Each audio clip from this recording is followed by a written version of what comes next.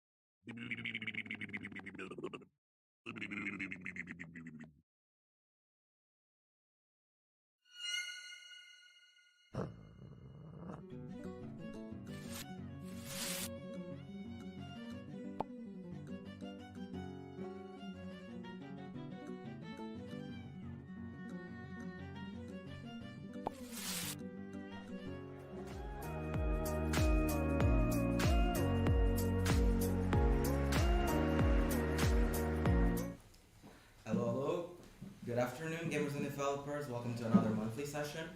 We have here two speakers from Miniclip, Sara and Pedro. If you guys would like to say what's your role in Miniclip, talk a little bit about your real position and stuff like that. Okay, Description. I can start. I'm an associate producer. I do the configurations on 8-Bubble. Basically what I do is I work on the tools that allow me to release configuration every week. So the game 8-Bubble has all the events that we see right now, and I work with my team and try to make the team as efficient as possible. I'm Pedro. I'm a client developer for almost a year now at Miniclip, and I work in the tabletop team. So it's for games Carom, which nobody's ever heard of because it's played in India mostly, chess, checkers, and Ludo. And I write the code that runs the game on your phone, basically. Yeah. Okay. So I have a few questions for y'all. So I first would like to start. What is it like working in the video game industry? Like, what were your expectations and the reality? So it's fun. Good. I can tell you that. And different from the other works that I had. I worked in different areas, but this one is way more fun than the other ones. I can assure you that. I don't know about you. Yeah, this is my first job, and it was my first company. So, I was a researcher here briefly for 2 years before, but wasn't a company. But it's really fun. Like you getting to develop something and then you see things happening on screen. That's really nice. And then also you get the feeling that those games you develop are played by millions of players potentially. So. Yeah. And also, part of my job is searching for other games, so I need to play other games so I can improve my game. So it's really fun. Yeah. That must be nice. Playing games as work. Yeah. That's really good. It's my L&D, learning and development. Yeah, that's really good. Yeah. So, if you guys would like to talk about your journey in the gaming industry, like getting your job, stuff like that, what interested you in this industry? You can start. So I started making games when I was 13 around. I started with Game Maker, so just making games by myself, and I kept up that hobby for all these years. Like I participated in game jams and things like that, and did things by myself. Then of course I took the master's degree here at Técnico in games. Yeah, so I've always worked in games and programming, development, and stuff like that. Yeah, and I think that really helped me get a foot in the door when I was applying for Miniclip. Like I said, it was my first job, but yeah, you could see from my CV that I really like games, and I've been developing them for a long time. Even though my technical skills and the particular technologies that they were looking for were not super strong, I think that's how I got the job. Yeah. Yeah, that's my journey so far. So my name's a little bit trickier. Okay. So I started in KPMG as an IT developer, nothing related, and then I moved to another company that makes management web pages, and I was a QA there, so I was a tester there, and then I moved to Miniclip, and I was a tester there as well, and then I moved to associate producer. So I have a different journey, a little bit rough and different from the other that we are used to here, but it's a way to go. I didn't know what I want from went out from the university, so I just explored all the areas that I could, and this is the one that I like. Yeah, that's great. That's always good. Like exploring and testing stuff out. That's the best way to do that. I feel like. Yeah. If you have the opportunity, do that. If you don't know what you want to do for the rest of your life and what you are expecting on the market, whatever, just try it and don't be afraid of it. Okay. Nice. That's great advice. Now, talking about developing games, so. You're a developer. Can you talk a little bit about what was the first game you developed that you remember? Like, what was the game like? First actual video game that I made was probably like a Pong clone. You know, the game with the rackets and Yeah.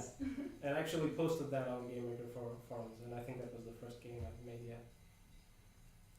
Yeah, the other ones before that were all in my imagination. I didn't actually develop them. The actual game was okay.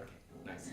But just a little curiosity, like you work as a producer, but have you ever tried like developing a game, like in your free time? But is it something that you would like to try just as a hobby, or you like more the producing part? No, the producing part. I don't know code. Okay, fine. Yeah. Nice. Yeah, as a curiosity, so I took software engineering, computer science here, and she took management and industrial engineering. Yeah, exactly. So different backgrounds. Yeah. I don't code. Sometimes you like to do stuff as our hobbies or something. Yeah. So curiosity. Now, what is like the best part of your job? Like something that you always look forward to? Me? Yeah. The best part of my job, I think it's the first one that I said already. Playing games for my job. It's super fun for me because sometimes I'm playing the game and I'm like, maybe I should change for something else. Search for another game because you get addicted from the one that you are playing, and it's okay. I love the job that I do because I play other games. Nice. So, about developing, what is like the best part for you? So I guess when I'm programming with someone else, like when we have a problem and it's a fun problem to work on, and we're all discussing it, and then we develop solutions, and when you're in a flow that it's not too hard or too easy or too boring, that's the best part. Nice. So now I have a bigger question. I think it's like, how do you think our GDT could influence future employees of your company? Like. That's a good one. Yeah. You want to start? Sure. I think it's important. Yeah, like I said, so I had a long history of making games before joining the company, and I think most of that time was spent by myself. So in my room, just making some stuff, going online and stuff. And I interacted with some people online, but I was mostly by myself. So I think these kind of communities that form around game developers and game development are very important because they sort of help bring people from their little cave, and if they're isolated doing their own thing, interacting with other people is very important because you get other perspectives on how games work. You can get people to play it. You can get the experience of actually developing things as a team and not by yourself, which is a very, very different experience. And I think just the fact that you make these events and help raise awareness to games is very useful. Also, you help promote the master's degree here at Técnico. There's master thesis as well. And bring awareness to all of that, especially to people outside of Tagus Park who might not know about it. It's very valuable, I think. Nice. Okay. I think it's important to keep in touch with other companies. Maybe you don't know yet what you want to do for life, like I didn't know. And maybe if you are if you have connections with other companies like Miniclip, Funcom, whatever the company is, I think it gives you perspective what you want for your life. Maybe they can share their experience like we are doing, and maybe you can see what you really want, and I think that's important as well. Nice. Great answers. Thank you. Now, thinking a little bit about your journey, like if you could go back and change something, is like a big moment that you change? Oh, definitely. I wouldn't search that much. I guess I would join Miniclip sooner. Yeah. For me, I guess I would try to not use Game Maker for so long because I'd use it for like 10 years and nothing else. And like when I got to Técnico in the first semester, I learned more than I had learned in 10 years by myself. Well, not 10 years. And also I would try to be more in touch with the community as well. Again, the thing of developing by yourself, you're very isolated.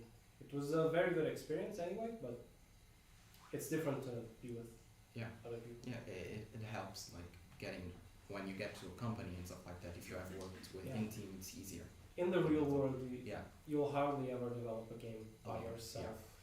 You just, it's really hard, if it's a big game, like you won't be able to do it. Yeah. Okay. So now I would like to think about your whole career until now, and what are some of the projects you are like more proud of? Okay, that's a good one. I didn't develop anything, but I'm proud of being part of it. I think I give ideas to change the product, and that's a good thing. I don't develop, but at least I'm proud of being a part of the Apple and share my ideas. Yeah. Cool. Most proud of. Well, recently I worked on the Checkers game, and that was built. It was a full game, and I was there from start to finish at Miniclip, which was a very cool experience. But it was built on top of another game, so most proud of. Well, I did make a game that was like played by a YouTuber 2 years ago. Okay. So this YouTuber has like a Christmas event where people send him things and he plays them. Okay. Nice. Yeah, that was fun. I for a few weeks I was developing the thing and then I sent it in. It was fun to see your work done like that. And also it was a thing that I finished. That's a big thing. A lot of games and a lot of creative projects, you just don't finish them, right? You start something and then you run into trouble or you get bored of it or something and then you just leave it there. Yeah. Definitely the things that I actually finished, and I can look at that and say, I finished this game, I started and did the whole thing, that's the ones that I'm most proud of. Yeah. As someone who also develops games, I think that's a big part of is the recognition. Like I mentioned the YouTuber, even when we just go to events and people play our games, and that's always nice seeing that people enjoy it in some way. Yeah, that's always nice. Oh yeah, never mind. Okay, the one that I'm most proud of is Mexican Standoff, which I developed it for the design course here, and it's very popular at events. Nice, great. Okay, so is there like anything you guys would like to share, like some I don't know, curiosities about the gaming world, something like that? or just some fun stories, I guess. I don't know. I don't know. You have a lot. We have a lot of parties at Miniclip. Oh, that's great. Yeah, it's a really nice place to I would work. like Yeah. an invite. So. Definitely. You can join and Yeah. go with us. Yeah, we'll talk later. I guess it's fun when there are like leaks in our games and things like that. So the Carom, this Indian game, there's a lot of Indian YouTubers and things. There's people talking about it. Yeah, and sometimes there'll be an update that has like an unfinished feature or something that players aren't supposed to know about. Oh. But somebody hacks the game and they see it and then they make a Yeah. video about it. Oh, next update there'll be 2 versus 2 mode. Yeah. And we're like, oh. Yeah, I we mean- had a Christmas event on Itwapel and it was like we had like a leak, like they hacked the game and saw what we are coming from the event, what is going on in the event, and they saw the emotes and they were like, no, we don't like the emotes, so we changed it before the event started. And released, and they were happy about it. So Yeah, it's really nice. So the leak yeah. was kind of good in a way. Yeah, I I guess. think the Yeah. It was hot for me. It was like, what the fuck are we doing? Yeah. Yeah, I think it's fun because it gives the players a chance to like be naughty. You know, they're like finding something out they're not supposed to, and that's what these hackers like. And also, I guess it's probably kind of fun for them to see us screwing up because it makes us more relatable, right? There's Yeah. actual people half a world away developing these games. It's not just a faceless corporation. Yeah. And yeah, I think that's fun. Great. So now I would like to invite you guys to play some of our games. Let's go. Sounds good. Okay, let me just set them up. They're already open. Okay, so here we have the first one. So this was a game that was made for Game Boy Jam. So basically, this jam they had to make a game that was like a game that could be on a Game Boy. So basically, they have I think it was 4 colors. They could only work with 4 colors because Game Boy only can have I 4 remember. colors. Yeah. And then it's the controllers. Basically, we have the arrows. Yeah, and then it's X and C, which corresponds with A and B from the Game Boy. So I'll just start the game. Ah, it's in Unity. Okay. Yeah. Nice. It was made in Unity. I think it's Okay, so arrows, A and B for select, basically. And this game is if I remember correctly, the theme of this jam was plant, and they decided to make almost like a Tamagotchi game Okay. where you have to take care of your plant. Basically. So when you guys would like to start, like, Let's go go. for it. Huh? It's A and B. Yep. So Okay. the arrows, they select stuff, and then this is a watering pan. Yeah. Yeah, this is the hardest part about taking care of plants is the Watering. it's always moving around. We have to time it. So there you can talk with your plant and be Cute. you can be mean to her if you want to. I can be mean. Oh. Yeah, you can be mean to her if you want to. Yeah, there was an option to say it was up. Yeah. So and the other things we have, it's this clock right here. It's like to pass time, and the door is to go to work because you need money to feed your plant. Basically. Oh. So that's X and C because it was the A and B of the Game Boy. Okay. That is the purpose of going to work every day. Getting food for your plants. And this one. Go to work or go to the shop Oh, okay. Let's go to the shop. if you don't have money. Oh, okay, I'm going to work. Miniclip, where are you? So the work, so there's different times of the day where you can go to work. So if you can't right now, you just jump. There's times where I you need can't to jump. run work. Okay. Yeah. So it's a time jump, and then I think right now you can go to work. I'm pretty sure. Yeah. So that's a rhythm game, Oh my god. and you are working and making money for your plant. Oh wow. I'm making money. Okay. Oh Jesus. This is hard. Yeah.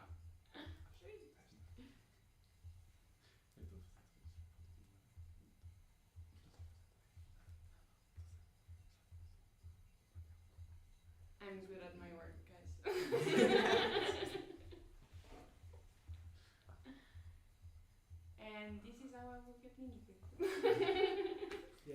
tell the guy on the screen is not a producer for exactly. And Yeah, now, now you can go to the shop. okay, and So I there's can buy different- nothing. Yeah. You need I'm to poor, do- guys. I need to go to work again. Which I think you have to jump Ah. time again. Time again. Yeah, basically. Yeah. See, your plant is already sprouting, so you're taking Oh, good care of her. Mm. I've played this game like I think about like 5 or 6 times, and I always kill my plant after the first day. So you're doing already Yeah. better than me. Wow, okay. Yeah. I'm good at my work, guys. I'm Yeah. seeing it.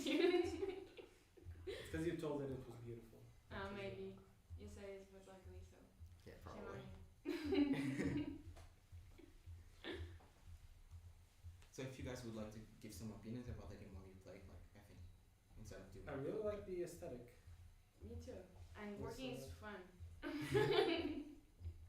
The Game Boy graphics are pretty accurately reproduced, I think.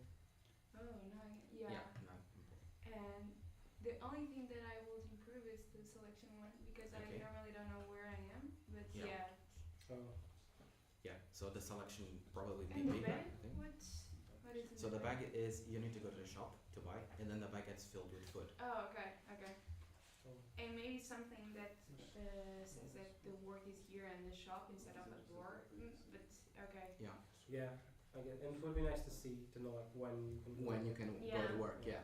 That's awesome. Also, like the door could just be on the screen, maybe. Well, no, yeah, would be hard. Yeah. But Because there's a door on window the already. screen. Yeah, you could have the window on the side and. And the windows is for what? Sorry. The window is to give light to the plant. Basically, Oh, you yeah. open the window, Yeah. so it's light, water, and food. I think yeah, that's the third. Yeah, and talking with your plants. Now. Let me see. See, probably it's a feature, not a bug, I guess. Let's say that. Okay, so I'll probably restart it. Oh, I'm it's sorry. excellency. Yeah, Embarrassing developments. we'll just restart. Yeah, this is your test of blood. Yeah. Don't feel bad, okay? I need this for more. Let me just check. No, it's fine. It's a really good If you want to game. give it a try now. Yeah, Oh, sure. Thank you. I think let me just select it. No, it's probably. So Okay. it's X and C Yeah. for selection. Action C. Okay. Yeah. Other options? Oh, some music. Okay. Oh, nice one. Nice touch. Ah. You're doing this thing as ugly. Doesn't speak. Not ugly, okay. Yes, I'll go to work because you were always low on money, right? So. Yeah. Don't forget the A, yeah, I just found out the A. Yeah, it's weird because Yeah. it's on the other hand. Yeah. Right? If this were a real Game Boy, it would make sense, but on the keyboard, Oh, maybe, yeah, we can change this because it's on the keyboard. yeah, it would be easier. Yeah. Or even better if you are playing this with a controller. Yeah. That would be ideal. Oh, yeah. Or an actual Game Boy, but I don't think. Let's play Probably Game Boy, couldn't. guys. Oh, they have them here for sure, but it can't run Unity, sadly. Ooh, Okay, want some coins? 25 like me. Yeah, I'm not. Put some water in the plant, come on. Can I have a water? Is there no water? No. Maybe I can't water now. Okay, I had to skip time. for some reason. Yeah, that's something that I agree with you guys. Like that should be an indicator telling me when I can do stuff Yeah. or that I can't do. At least something like that. Yeah. Also, I don't really get this minigame for the curtains. I think it's Can I just. fail at opening the curtains? Like, I don't think so. I've never yeah, tried okay. it. Seems a bit weird. Yeah. There's a shop. Yeah, nothing. No. You are too poor. Yeah, what? Oh, but I really like this game. It's really interesting. It's beautiful. Yeah. Yeah.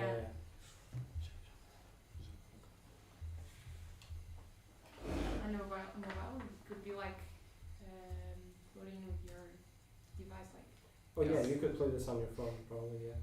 I don't know, change the position of your device. Yeah. Yeah. Yeah, it's brain parts. It's weird. Yeah. Yeah. Right. Can I just do this? But Oh. this time, I found an exploit. probably. Just spam all Oh no, I points. didn't miss that one. Yeah. But, It's really fun. oh, we can finally buy something. Oh. Let's buy something before. You can buy this one. Yes.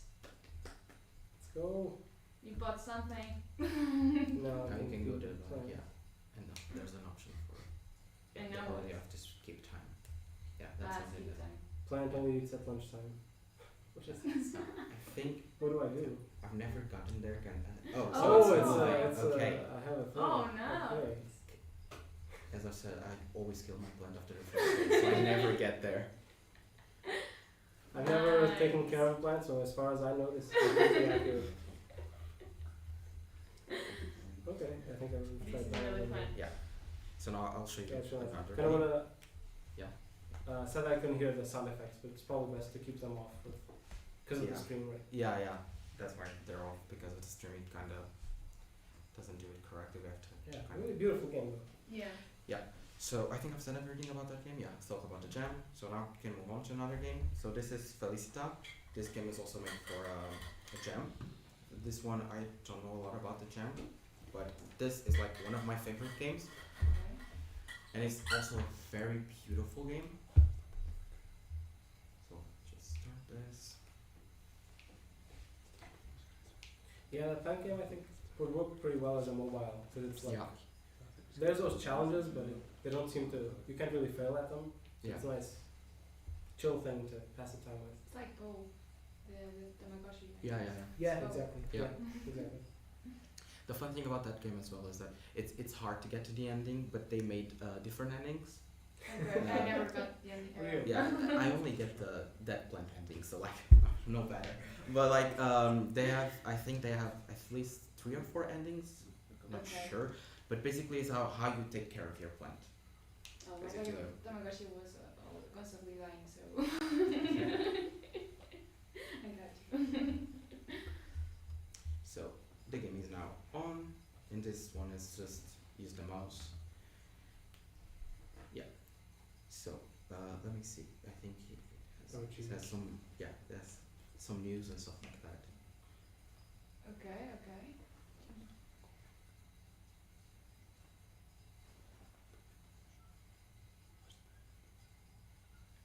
Okay. No. I think it says just press it. So basically this is a store, and you're trying to summon that demon, Okay. and you need to summon that demon by satisfying your client's needs, and basically they will give you like hints. I think it's let me see why it's not working. Let me check the controllers. I'm pretty sure it's like that. Let me restart it. I don't know. It's not working, but it's.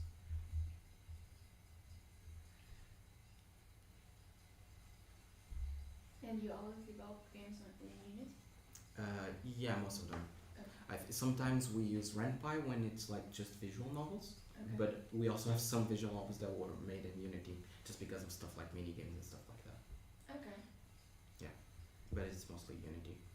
Yeah, it's still very popular. Yeah. Even in our internal projects, we have Unity and we have only one project using Unreal. Okay. Yeah, when I started doing game jams with other people, that was a problem because I only knew how to use Game Maker, Yeah. and then people would usually not even know Unity, so Let me see. it would be tough. Okay, I really this like the is art the style, by tutorial, the way, yeah. so far. I think the tutorial is easier because it explains stuff and I don't have to explain it. Let me see. Why isn't this working?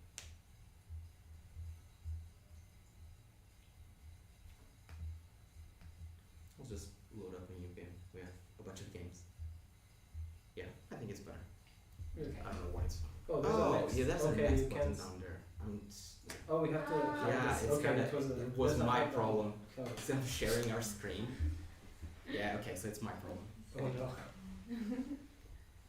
Shop, here goes. Okay. Okay.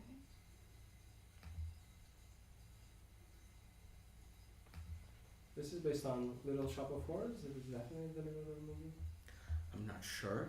Yeah, there's a movie where there's a plan. Was it? It's in the background Yeah. there. So we have one of People- the people that work on our game here. Okay. It's André Antunes, and you also okay. So, Yikes. yeah. Sorry, we have a lot of people.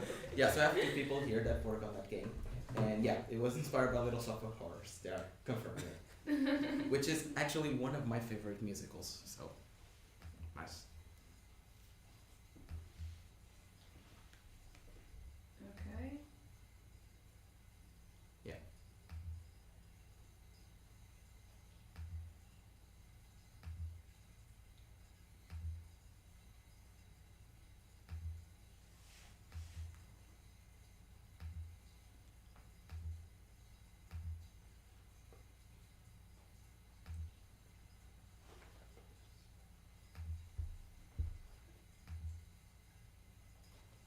Okay, so it's a card game, and you have to guess the card and the Yeah. clients. Yeah, we have to guess the card.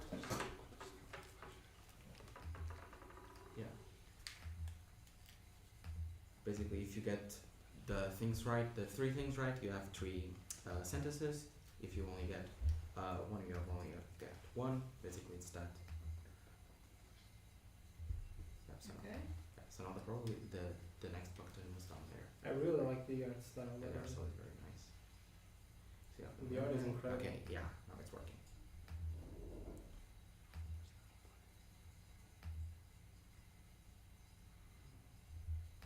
Yeah, so now you can change stuff here by selecting it. And now this cards, I think, yeah, so the cards say if it's a higher or lower number. Oh, geez. Okay, so Yeah, so you can select. you can say it's even, for example. You select that card and it says it's not even. So the number here, it's not an even number. Okay, so it's an odd number. You can choose Okay. one of those and it tells you if it's higher or lower. So it's lower than 5 Lower than 5, okay. and not an even number. So an odd number. Correct. Oh, so now you can click on the card, right? Yeah, you can click on a card and change it. 3, okay. Now you can try with the objects and with the colors. So you have card colors and it'll say, okay, it was Okay, that so color. it goes back. It was black. And now you just need the object, which I have an object card here, for example, and it's that medallion. So it's done. Correct. Yeah. That was So easy. I think now you click. So now he on dies, that. right? Now it gives you 3 sentences, and now you using the sentences, you choose what object you will use to kill, basically. Jeez. He's allergic to metal, okay. That's important. What do we have in here? It says perhaps some more bait will drop, so I Treats. guess. Yeah, the treats, yeah. Treats? Yeah. Let's go with treats. I'll get another customer. And your goal in this game is to summon that little gorgeous demon right Okay. there. It's like it's so cute. I like that the evil cultist has like a framed picture of the demon. Yeah. like a pinup. So it's one number. If you guys would Sorry, like what to was the card that you used? I think. 2 numbers again. it was 2? No. I asked if it was A double digit. No, double digit is here, so I'm confused now. But So it's not a double digit. Okay. so So it's 9 or less. what do you want to ask? Here? Yeah, sure. Lower? Lower. Like in this one? Okay, so it's 6. Okay. Stone. It's Like not one. black. It's white. Okay. Let's change. And let's this way. No, It's not a sword. it's not It's not this a one. medallion. So it's the flower? I don't know. Is there only there's only 3 objects? Yeah. Not Okay. sure. I Maybe. thought it was one thing. Yeah. Probably. But anyway. Okay. Technology. Okay. So maybe this one. Is the mic filled midway? When he's giving his speech, his file. Yeah, I guess the microphone. This is bad with technology. Oh, A gun is technology, right? Maybe he'll shoot himself accidentally. Oh, But this game is we'll really see. fun. So, do you guys have like anything to improve or stuff you like? The guard selection is they Yeah. could be a little bit more like Spread out. more Yeah, I guess so, because you have spare room. Yeah. Yeah. Okay. Seems fun though. So you can Yeah. run out of cards, right? Yeah. In that round, yeah. You can put like levels. For example, if it's advanced, you would have less cards than easy one. For Okay. example. There Just might be for levels, I'm ease. not sure. Because it said at the beginning that you have 30, you need to find 30 guys, 30 customers. I don't know if there's like an extra Gets level after harder. I Maybe, think there's yeah. multiple days, right? Yeah, and they get harder. Or they say, yeah, it kind of depends. Okay. Okay. Okay. I really like the art style though. Yeah, me too. It's really The art is pretty. really cool. Yeah, This is I pretty cool, yeah. really like the And art of this it's- game. Yeah, it's really cute. Yeah. Who created the demon on the dark board? That is so cute. Yeah, I would probably keep playing this just to see if there's like an animation Here the of the team demon that work, at the end showing up. the team that worked on this game, and they won best art direction in this Oh, jam. yeah, I'm Yeah. not surprised, yeah. Yeah, It's really good again. we were really proud of them. It was really good. Yeah, so I think that's it, right? I don't have any more questions. I don't know if you guys would like to give any more input or stuff like that. I just have a little Yeah. surprise Okay. that's on the bag. Yes, thank you. Miniclip sent gifts for you guys. It's just the games that we develop, pens, and that you can use. One more. And that's it. Thank you so much. Yeah, thank you for your time, guys. It was really good.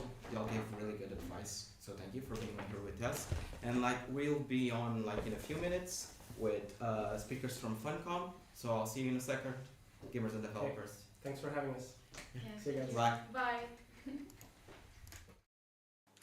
Hi gamers and developers, and welcome to a pre-vlog from GDT. We have Christmas Jam, it's occurring from 3 days, and we have an internal jam with a very cute gimmick. So we have 6 teams in total, and each team wrote a Santa Claus secret letter, and the other teams received the letter and they have to make a game inspired on that letter. So we have 4 teams here in total, and I'm gonna talk a little bit about the game today with them. So, like I said, the letter is secret, so they can tell us exactly what the letter says. So I'm gonna ask them first. Hi! This is team 1, this is team Tiki Tunj. And we have here Fabio e Mariana. And can you tell me what you're doing for this game? So what's your role? I'm programming and / technical, trying to be technical artist. Okay, what about you? I'm the main artist since we're a team of 3 and we have 2 programmers, Fabio and Guilherme, who's not here. So Shame. I'm Shame. taking care of art, the art department. Yes. Okay, so this is the hard part. Ooh. Tell me about your game without telling me the letter spoiler. Okay, so it says it all. So our game is an infinite runner with a parade in another country with very cute animals. Yeah, that's a great description. Okay, so like I said, everyone wrote a letter and everyone received a letter. So who do you think your letter is from? Is it from anyone here? No. No. Okay. I think our letter is from Team 4. No. It's the team with Eduardo Espadeiro, José Silva, Beatriz, and someone else. I don't remember who. Okay. You'll find out sooner because when you're watching this, we'll have the stream revealing each letter in each game later. So this is only a preview. You can find out who wrote each letter. So let's see if you're right. Okay. So let's go to the next team. And we have here just one person, unfortunately. This is team 2, so equipa do jogo. And we have here Ricardo. And what are you doing? So my main role is programming, and our team is made of 3 people. Afonso, who is doing level design and music, and Ivo, who is doing all the art. Okay, so describe me your game without telling me your letter. So our game is a classic puzzle game about unique characteristics of a brick. That's all I have to share. That's very nice. Okay, so who do you think wrote your letter? Who do we think? Personally, what's your team name? The Ferroviária Inacessível. Alright. So number 5. Yeah, Okay, number 5. so why do you think they wrote your letter? Just an assumption. I don't know, I guess the requirements. I guess I should have paid attention to what he was saying because I'm focused on the game. I have no idea what this game was, so I can't be like, is it? So if you got it wrong, we'll know that you don't know the people here, and we'll be very disappointed. Will we I'm have joking. And if you got it right, I won't be spoiled. So it's You'll have a gift if you we guess get it right. I don't know. Maybe I guess you'll have the love of your friends. That's all. Okay. So next team. So we have team 3 here, and this team's name is Team Scott Claus. Wow, such a wonderful name. Such a good name. I didn't ask her to do this. No. Yeah, I know. Okay, so what are your roles? Yeah. We have João and Gonçalo. I go first? Okay, sure. So I'm an artist. I'm doing most of the art in the game. I'm João, I'm doing the programming and the sound. Yeah. And we have Paulina, who's doing programming but online. Yeah. Okay. And Paulina also helped with a logo and the fonts and stuff like that. That's why I said most of the art. Yeah, so now you want me to give like... Yeah, I'm excited to see this one because I don't know how you're gonna describe it without the letter. No, it's easy. I can. Okay. I think I can. So our game, it's basically like, so it's a never end. It doesn't end the game. So it's like a bunch of levels, and you have to meet certain criteria. Let's say also you have a bunch of things to choose from. Yeah, that's easy. And I can also say that it involves blood in a way. Okay. So wrapping it up, it's a game. It's a game that does things, never ends, and then has blood. And has blood. That's important. Blood is important. Yeah, it sounds like a Christmas game, all right. Yeah. Okay. So who do you think wrote your letter? Given the content of the letter, I think it's a team that has more artists than programmers, or at least a lot of artists. Detective. Yeah. Yeah, and do you have a guess on that thing? So, since one of the teams that has a lot of artists is our sister team, so we know that they don't have our letter, I would either say, I think it's team 6 that has a lot of artists. I don't remember. Who is in number 6? So, Team number 4 and 6 didn't get a name, I'm sorry. They weren't 6, here, so... they have 2 artists there. yeah, so it's... It could be them, yeah. yeah, could be them. So it's Eduardo Barranco, right? Yeah. Also Evandro, team 2, I think. yeah, team 2, that's what I was gonna say. Those two. Team because 2, Team it also 2. has a lot of artists. It's Ricardo, over there. Yeah. Yeah. Yeah. Is it? Did you get it wrong? Okay, we'll find out later. So on to our last team for today. So we have here team number 5, and this team's name is Ilha Ferroviária Inacessível. There's a point to that. Yeah, but you won't know when you see this. So okay, so here we have Carlos only, and what is your role for this game? I guess I'm the designer.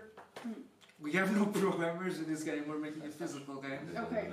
Which Oh, we don't that's know if cool, it will be that's cool. physical or if it'll just shove into tabletop simulator. I guess the budget gods from GDT will determine how this game will end up played.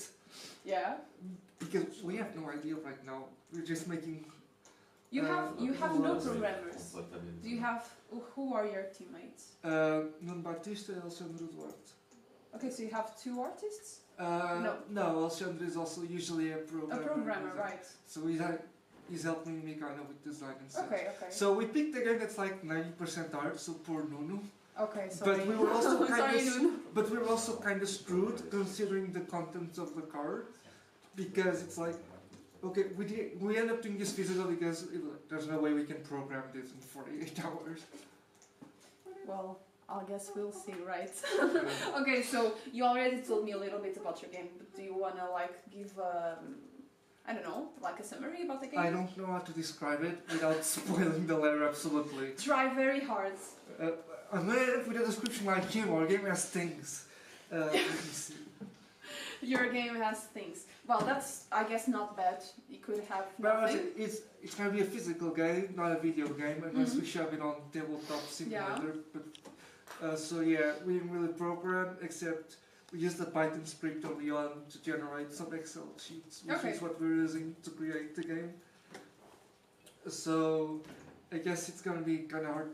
We'll see. We'll see. But I guess it's for you to guys to find out back at home.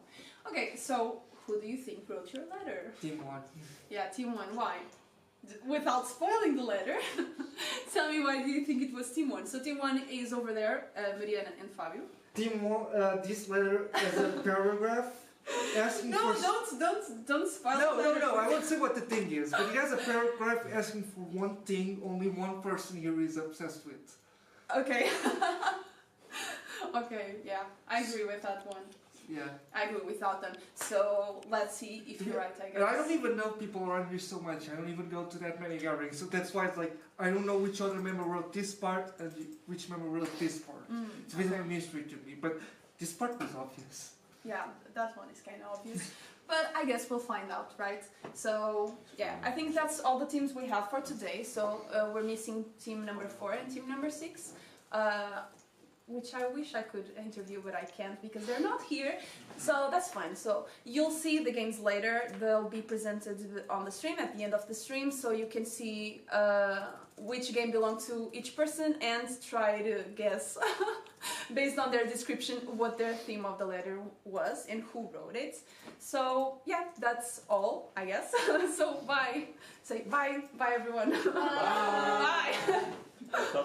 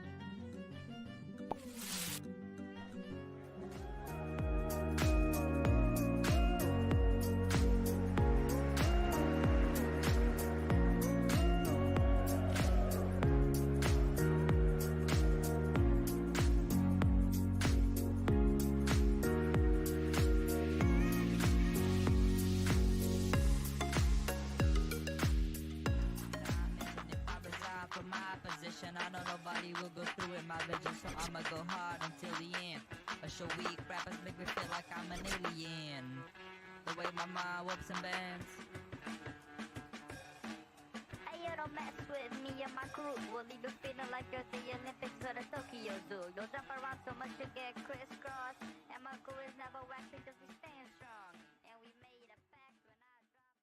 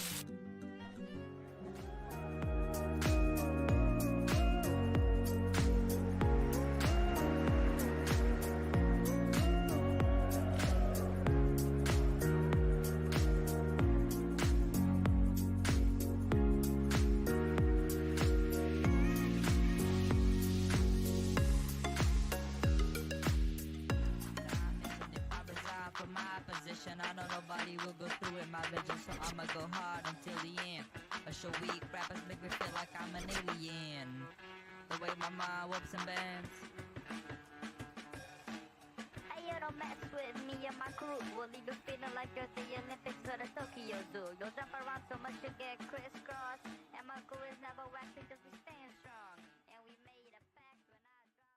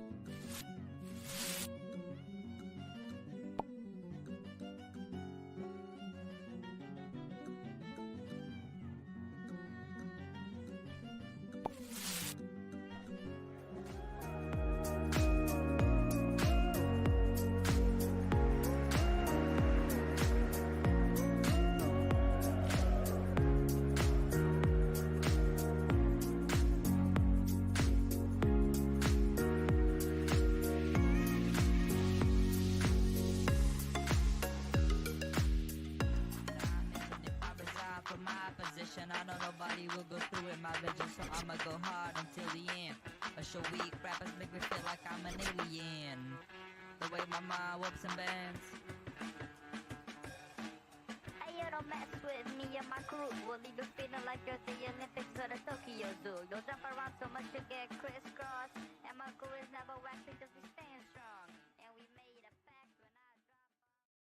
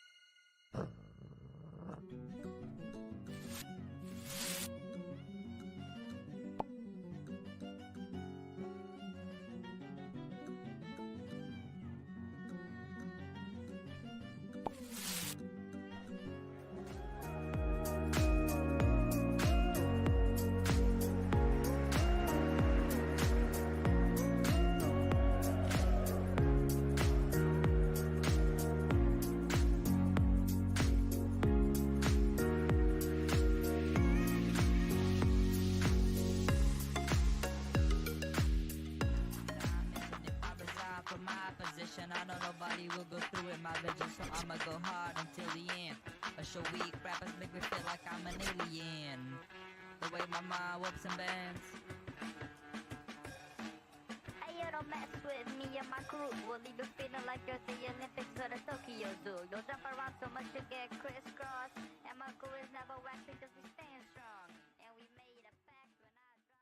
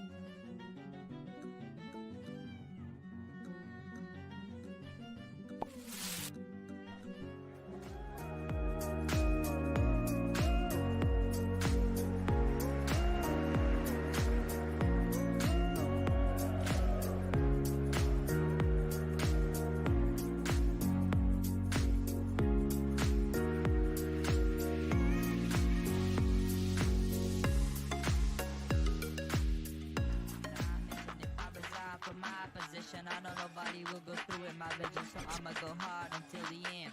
A show week, rappers make me feel like I'm an alien. The way my mind whoops and bends. Hey, you don't mess with me and my crew. We'll leave you feeling like you're the Olympics or the Tokyo Zoo. You'll jump around so much you get crisscross. And my crew is never whacked because we stand strong. And we made a pact when I drop off.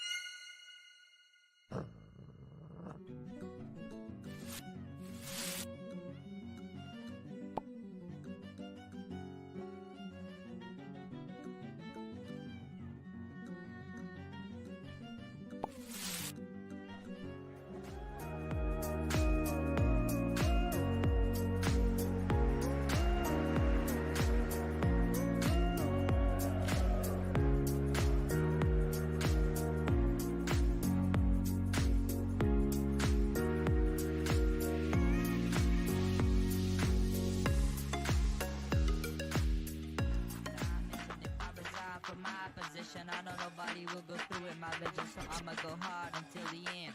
A show week, rappers make me feel like I'm an alien. The way my mind whoops and bends. Hey, you don't mess with me and my crew. We'll leave you feeling like you're the Olympics or the Tokyo Zoo. You'll jump around so much you get crisscross. And my crew is never whacked because we stand strong. And we made a pact when I drop off.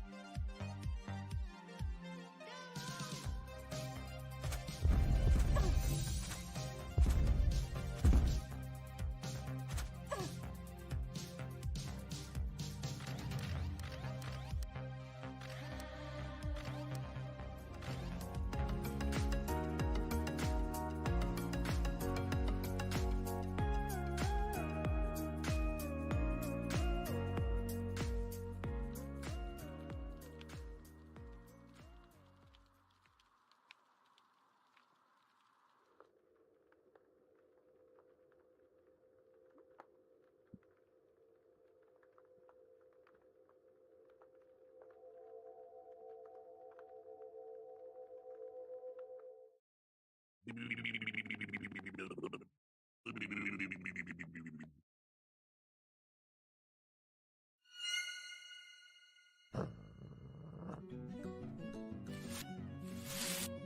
gamers and developers, we are here right now with two speakers from Funcom. We have Aled and Gonçalo. Would you guys speak a little bit about what your role in Funcom, what you do? I'm Aled, game designer. I work in the AI team currently. Designing AI. Yeah, my name is Gonçalo. I'm a gameplay programmer on Dune Awakening. I'm not sure if I should be too specific about the feature that I'm working on, but I'm working on certain features. Confidential. So I would like to first start. What is it like working in the video game industry? Like, what were your expectations before entering the video game industry, and what's the reality? I've worked at normal jobs before, and it's a different kind of stress. I like to say that the worst day doing this is better than the best day doing that. But it can be horrible and it can be amazing. If your expectations are that you're going to be sitting around playing games all day, then you're not going to last very long, I think. Yeah, it's not really bad. Yeah. Yeah, for me it's so my job at Funcom was my first job ever, so it's the only thing that I know. So far the experience has been great, and the expectations were also pretty high, so it's going well. Okay. So talking a little bit about your journey, like how was your relationship with video games before deciding working in the industry, and like what was your journey, like what made you decide I want to work in this industry? I guess I can start. So I studied here at Técnico. I took a master's degree in computer science, and when I joined on my first year, I didn't know that I wanted to do video games. I just knew that I wanted to learn programming. But then at the end of my first semester, I was really bored, so I tried a framework that our teacher had told us about, which was Pygame, which I then figured out was a game making framework. And I just spent like the entire Christmas break learning about it and doing things with it. And I enjoyed it so much that I decided that that's what I wanted to do. And ever since I've been dedicating my time to that.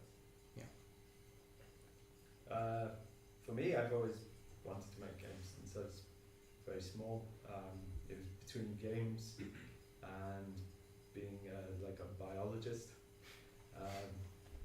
At one point I was thinking of becoming a programmer because when I first finished school there weren't game design courses. Yeah. So the path into the games industry was either through QA or as a programmer, and programmers get paid more. So I thought I'd be a programmer, but I'm no good at programming. So then I worked normal jobs till 26, and then I thought, go for it. And like, if it fails, then at least I tried. Yeah. So I went back to university in South Wales to study computer games design. Mm-hmm. And then, once I got that degree, managed to get a job and been doing stuff since. Yeah, great. Okay, so what was the first game that you guys worked on, either professionally or even before that? For me, I mean, other than Game Jam games, I think the first game that I made was in a Game Jam, probably. Other than that, I made this first-person and top-down puzzle game, and I worked on it for like a year. Then I put it up for free on itch.io. That was probably like the first game that I did from start to finish, quote unquote. That was probably it. That was back in that was from 2017 to 2018. My first professional game was a game called Turrets and Tracks, or Tracks and Turrets, I can't remember which way it was. It was a game like a kind of arcadey top-down tank shooty thing that we put on Steam Greenlight. It got floated through, and then nobody bought it. So it doesn't exist anymore because it's multiplayer only, and if nobody buys it, it's better not to leave it on Steam.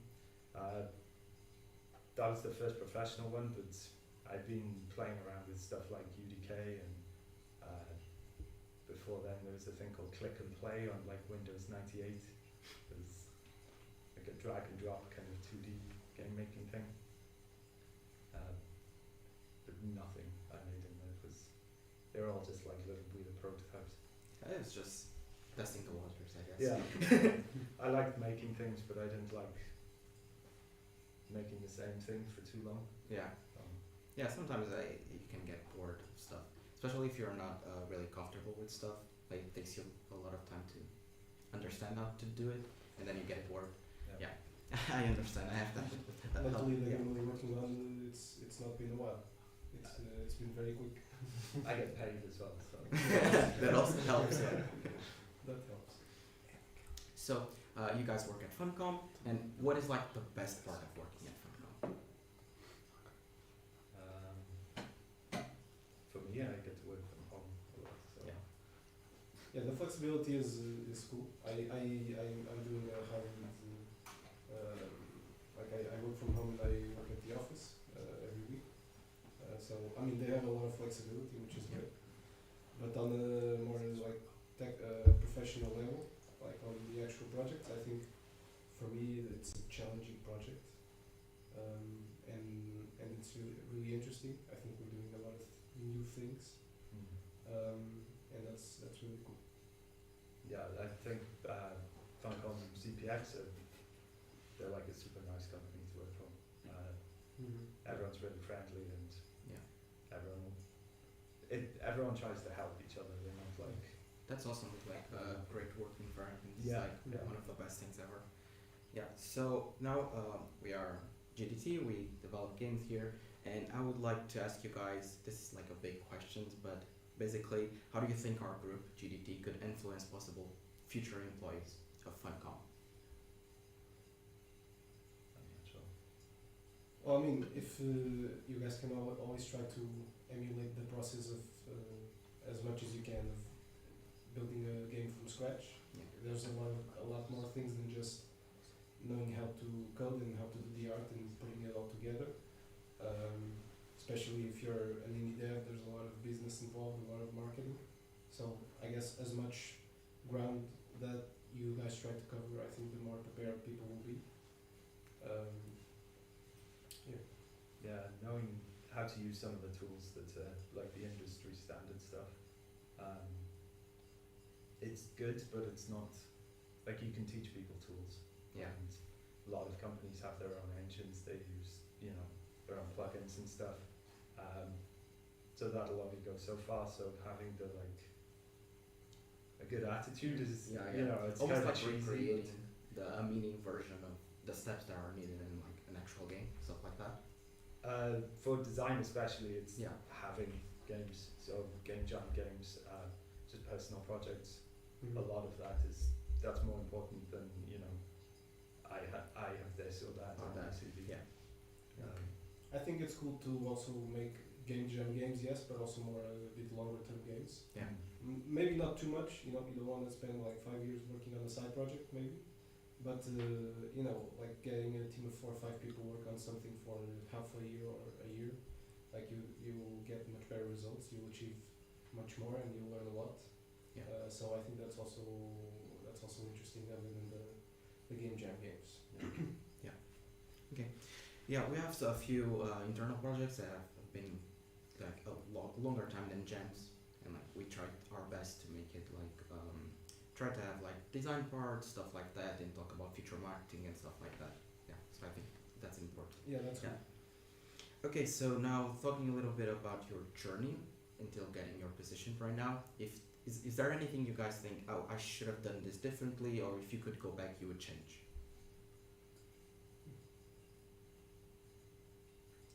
I don't know. my journey has been relatively short so far, and so far it's going well. So I don't really have anything to point out. I started my master's degree, and then shortly after I started my thesis, I started working at ZPX part time, and I was working and doing my thesis. Did you finish it? I did finish it. some coworkers of mine did not. Yeah. They were just like, screw with my thesis, I'm just gonna work. Yeah, I'm not sure if it would have been a bad decision not to finish, to be honest. But I did. It's finished, and I was able to get through it, and yeah, it went well. Okay. I don't know if there's anything I would do differently, but I think early on it's very difficult to become a designer. I would probably just applied for QA jobs to begin with, because my first job was a game designer, and then that company ran into difficulties. Yeah. So they let people go, and they saw designer as the most expendable. That was first, and then I went into QA at Rockstar because one of my friends was there. I should have just done that straight away. I think. Okay. So now I want to ask you guys, like, you develop games for like your work, but you guys still do something like in your free time. Like, do you have any projects that you want to work on? Yeah, I do. I have a plugin on the Real Engine Marketplace, which is a free and open source plugin. And at this point, there are quite a few developers who rely on it actively. So I still fix bugs, add small features, and give support people who are trying to use it, who want to do specific things. So I still do that. And I also do a couple side projects every now and then. You've also got a book. Oh yeah, yeah, that's done though. You should plug the. But yeah, for a while I was a co-author of a book published by Pact. There were 4 authors, and I was one of them. And that was probably a total of like 2 years. We did 2 editions. And yeah, that was also going on. I don't do as much as Gonçalo, but I mainly just kind of make little prototype stuff. Just try out some ideas, and then usually it's like one mechanic as a little demo, and then I don't like it, so I abandon it and do it with something else. And so I've got like a external hard drive full of just stuff that maybe I'll come back to one day. Yeah, me too. I was just I just a few months earlier I was working on a side project for like a year and a half. Yeah. And then I decided it's not the best time to do this right now. So I'll just shelve it for later. So yeah, many shelved side projects as well. Okay. All right. Now I want to ask you guys, like, now we're talking about developing games and stuff like that. What is like a game or 2 or 3 games that you guys are really proud of that you work on? Dune, I guess. Yeah, I mean, Dune is my first commercial project, and it's a pretty ambitious one. So I'm proud of the work that we've done so far and how it's shaping up. Yeah, it's easily the biggest game I've ever worked on. Yeah. Yeah, for me, I'm also really happy with the work that I've done with my plugin, because when I made it at the time, like, I had no expectations, but it ended up really like taking off, and a lot of people are using it now. So I'm really happy about that. Yeah.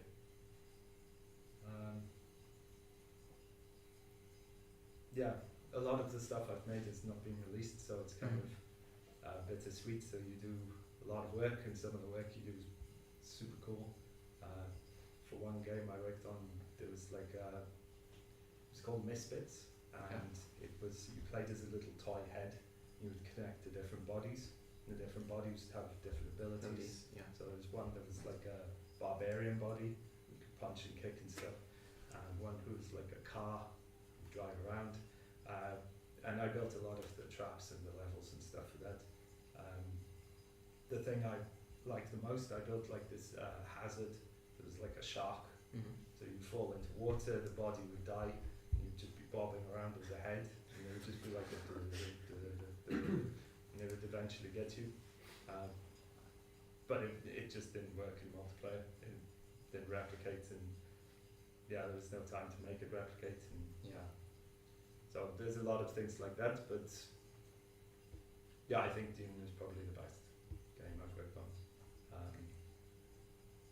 Although when I worked on GTA Online, I went to watch the Star Wars films, and there's a trailer for the pack I'd been QAing on before the film, and it was just that sounds awesome. So now I'm gonna show you guys some games we made, and you guys are gonna play them and give us some feedback. So I have the first one here. So this is Starloop, and basically this was a game that was made in a jam, and the jam was not online; it was in person. And they went to Copenhagen, and they had 48 hours to make this game. They made 2 games. This is one of them. So I'm gonna let you guys play it. It's very simple. It's basically it's just one button. You can use X. All buttons are configured, but like use X. I think it's the simple one. And basically it always travels in a circle, and you can change their direction. That's basically it. And this is like one of my favorite games that we have here. Yeah, I played this when I went to LGW a Yeah. few weeks ago.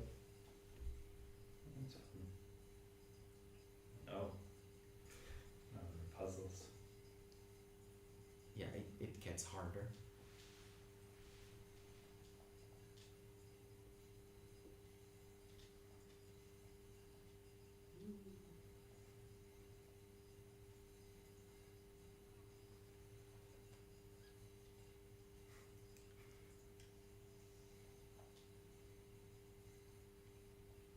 If you guys have any feedback or stuff like that, you can say it.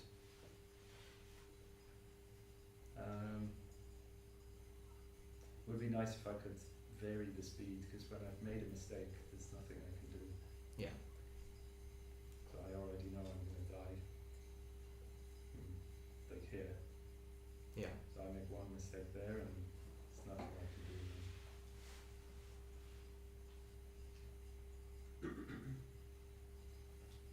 Yeah, one thing I did feel is that the radius was a bit too small, and I mean, it's a design decision, but it makes it much harder. Yeah. Actually, as you can see, I'm struggling with. There you go. Yeah, If I could swap the direction it turns as well, maybe. Yeah, so the changing for the other way. But then it complicates it a lot more if you can change the radius as well as the direction. Yeah, I like the fact that it's a one-button game. Like you can just play the game with one button, and that's it.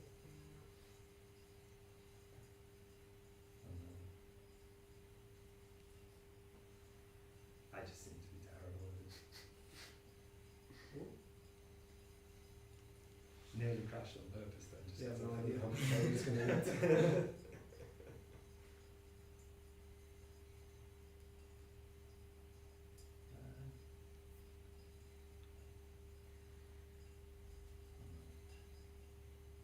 Go down.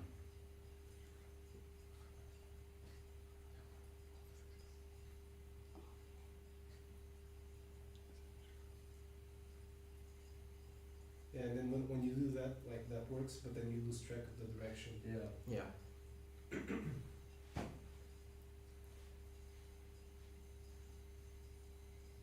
me try.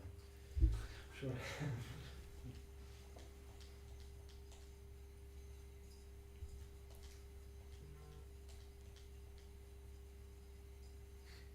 Yeah, maybe you could put power-ups and stuff to kind of vary it instead. Yeah. So then you wouldn't have to put Yeah. If you put the No. power up or like makes the radius bigger or makes the ship faster. Faster, yeah.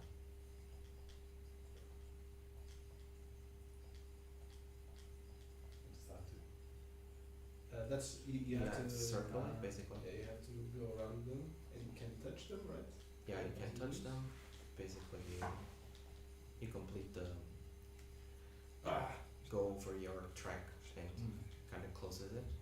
I like to try to do a full loop, but sometimes that's hard to do. Yeah, do a perfect circle. Yes.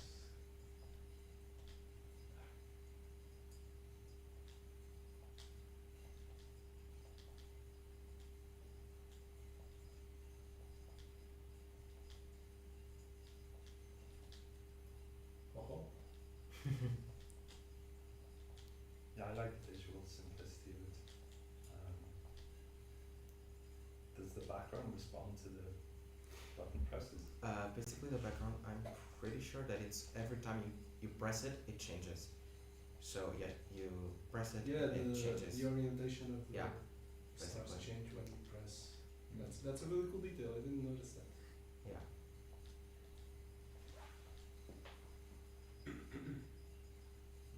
With the asteroids, yeah. Oh no.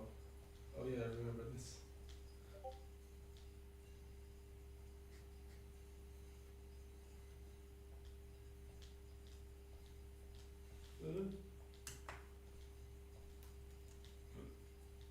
Yeah. That was very lucky. Yeah, and this is like an enemy that follows you around. Basically, it has a little load, and it goes. Yeah. Ah. That's fun.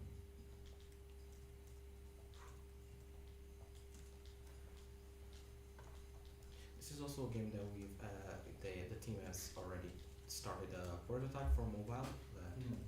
Because we think it will work really well on mobile, basically. Yeah, the one button controls just like- makes it really easy on mobile. Yeah. Yeah, I think for mobile I would either make the circle bigger. Yeah. Basically tune it to be a little more casual. You can always do some area when you enter the circle gets the radius gets smaller, Okay. a bit harder. Maybe it would be interesting to vary a bit on the radius. Yeah. Yeah, definitely. This may be a bit hard for. Yeah, because your screen's so big Yeah. as well. Yeah. And you don't want to make the ship harder to see. Yeah.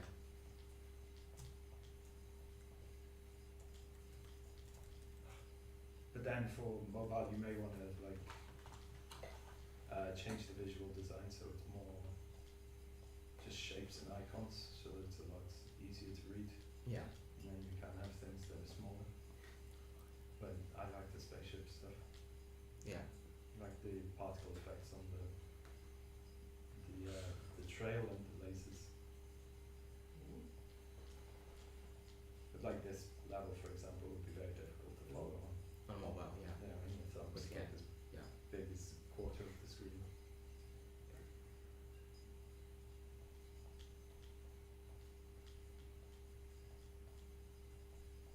Are there any different ships? No. The actual player ship. Yeah. Yeah. No. That was actually something that I just suggested to the team. Like, if they keep working on the game, having like different ships and stuff like that. Even if you unlock it per levels or stuff like that. Yeah, you could frame the different puzzles around the different ships. Oh, You that's have nice. a ship that turns the other direction. Yeah. You could have ships that have a different radius but go Yeah. faster or slower. Yeah. That would be interesting. Yeah. Yeah. Or ones that are just bigger, so it's a little more difficult. Yeah.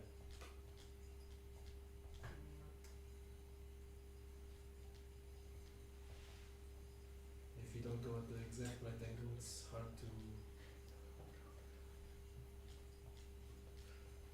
Yeah, you can't correct yourself very easily. Yeah. Yeah. That was lucky. Yeah. That was really That cool. was completely planned.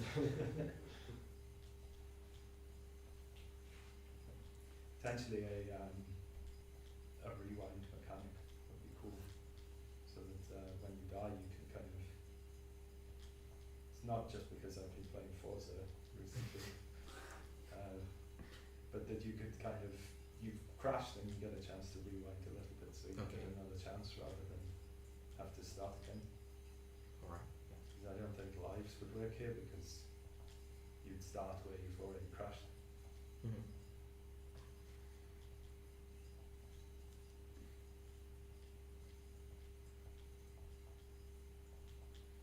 Oh no. Yeah, that was gonna be really close.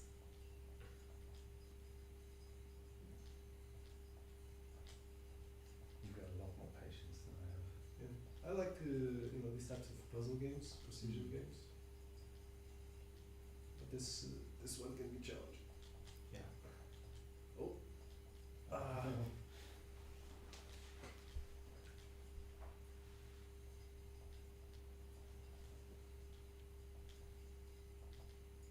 I think one with a fat trail would be good for the circling things because the line was thicker, it'd be easier. Yeah. Okay, you want to give it a try? I always want that one, but Yeah.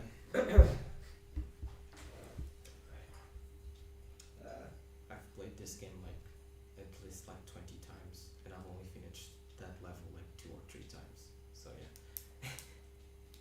it's hard. it's got a laser. Yeah, it's definitely challenging. If this is going on mobile, you probably may want to what's the word? Smoothen the difficulty a little bit. That was also the feedback that I gave on LGW to have more introduce mechanics more slowly and give the player a bit more time to process all the mechanics. Yeah, generally you do it. Oh, that was so close. You do it in threes. So you would have you introduce the thing in a very simple way. Then you have one way you kind of add the twist to it. So with this laser. Oh yeah, those you have to Yeah. do all Yeah. of them At once, at yeah. once. I'm no good at this. That's why I'm not a live streamer. There's people that make a career in being bad at games. Yeah. So sometimes it can work. Give it one and we'll go. Yeah. Yeah.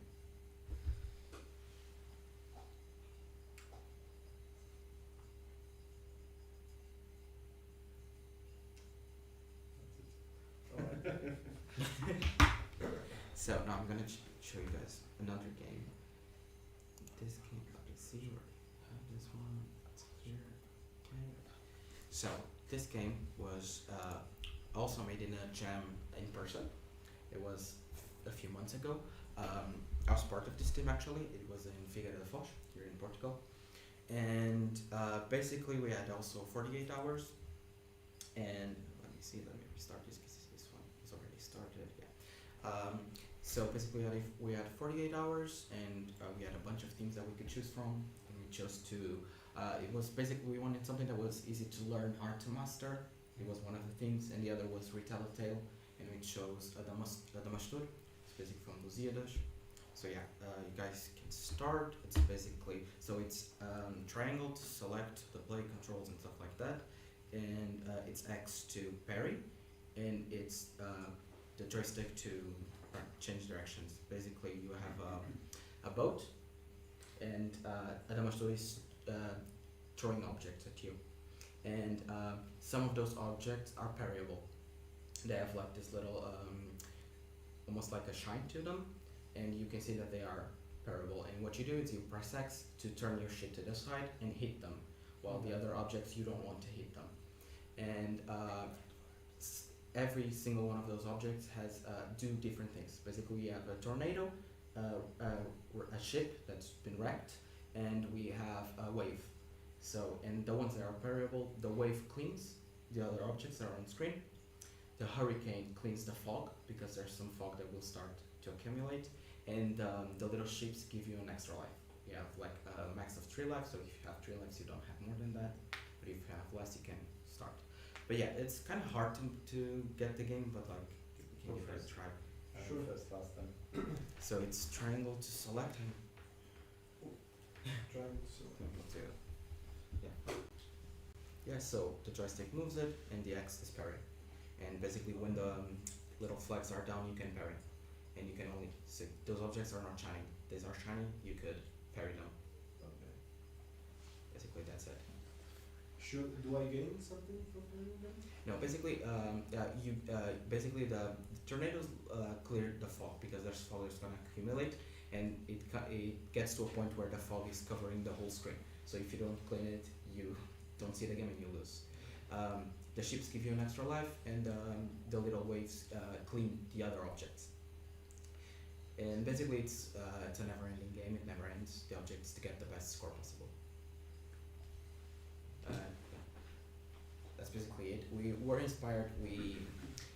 I was one of the artists in this game, and basically when we decided what art style to use, since we were following Portuguese style, we wanted to be inspired by our mosaic, so and so we were inspired by that. Yeah, the tiles. That's how we came up with the art style. And just for context, Yeah. another story for Al. So Yeah. in the 1400s, when we were exploring the sea and the continent of Africa, there was a part of Africa that it was really hard to get across on the big boats that we had, and so they gave they made this challenge a character, which is a Damastor. Yeah. And so when you went there, you had to beat or to face a Damastor so you could cross to the other side. Something like that. Yeah, that's exactly it. It's a very well-known Portuguese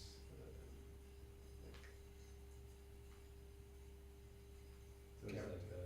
A mythical character. Yeah, kind of. Yeah. Basically, it was almost like the personification of this part that no one could get across. And what we wanted to do, we took that tale, and since we had this idea for a game that never ends, and you always die, depending, like you either get more points or less, but the game never ends, so you always die. So we wanted to represent the trips that never got those all the boats that died, and no one, and only when we got there we could cross. I see it gets harder. Yeah, it gets really hard. It's one thing that I noticed is it's that it's hard to tell which things I can parry or not. Yeah. I think I can tell the difference, but I have to be paying very close attention. Yeah, I think if the parry color was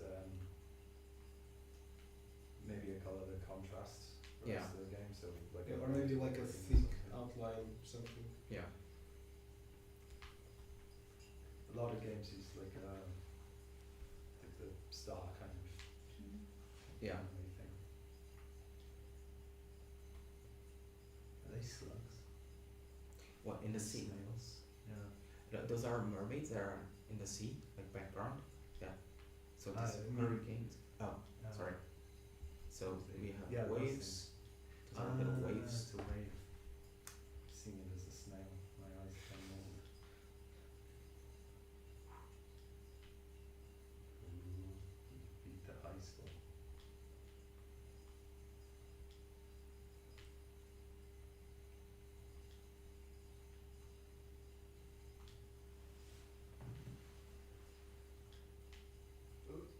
Beat the ice wall. Yeah, I'm pretty sure. Yeah, I think it was 2004. It's on there. Yep, you beat the high score. Okay, I think it's a good time to switch. Yeah. See if I can beat the low score. So triangle to select and get extra carry. Can I parry everything? You can like if you parry, I think you deflect them, invulnerable.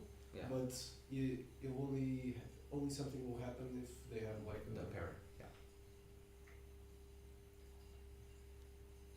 I need this. Yeah. Those ones claim the fog. What happens if I touch the man? Will I die? No. The man doesn't kill you. I'd maybe put him with more of a fixed thing. Yeah. Because he covers a lot of the screen objects. Yeah. Although they spawn in front of him. Yeah, but maybe move him a little bit out. Yeah, so it's more like like some of the bosses you see in bullet hell shooters. Yeah.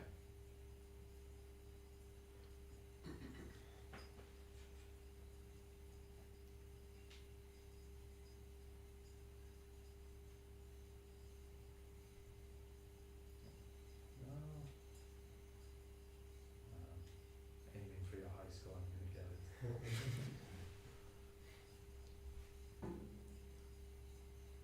If I go on his face. I can't go further forward. Yeah, I think there's a limit that you can't go forward more, I think.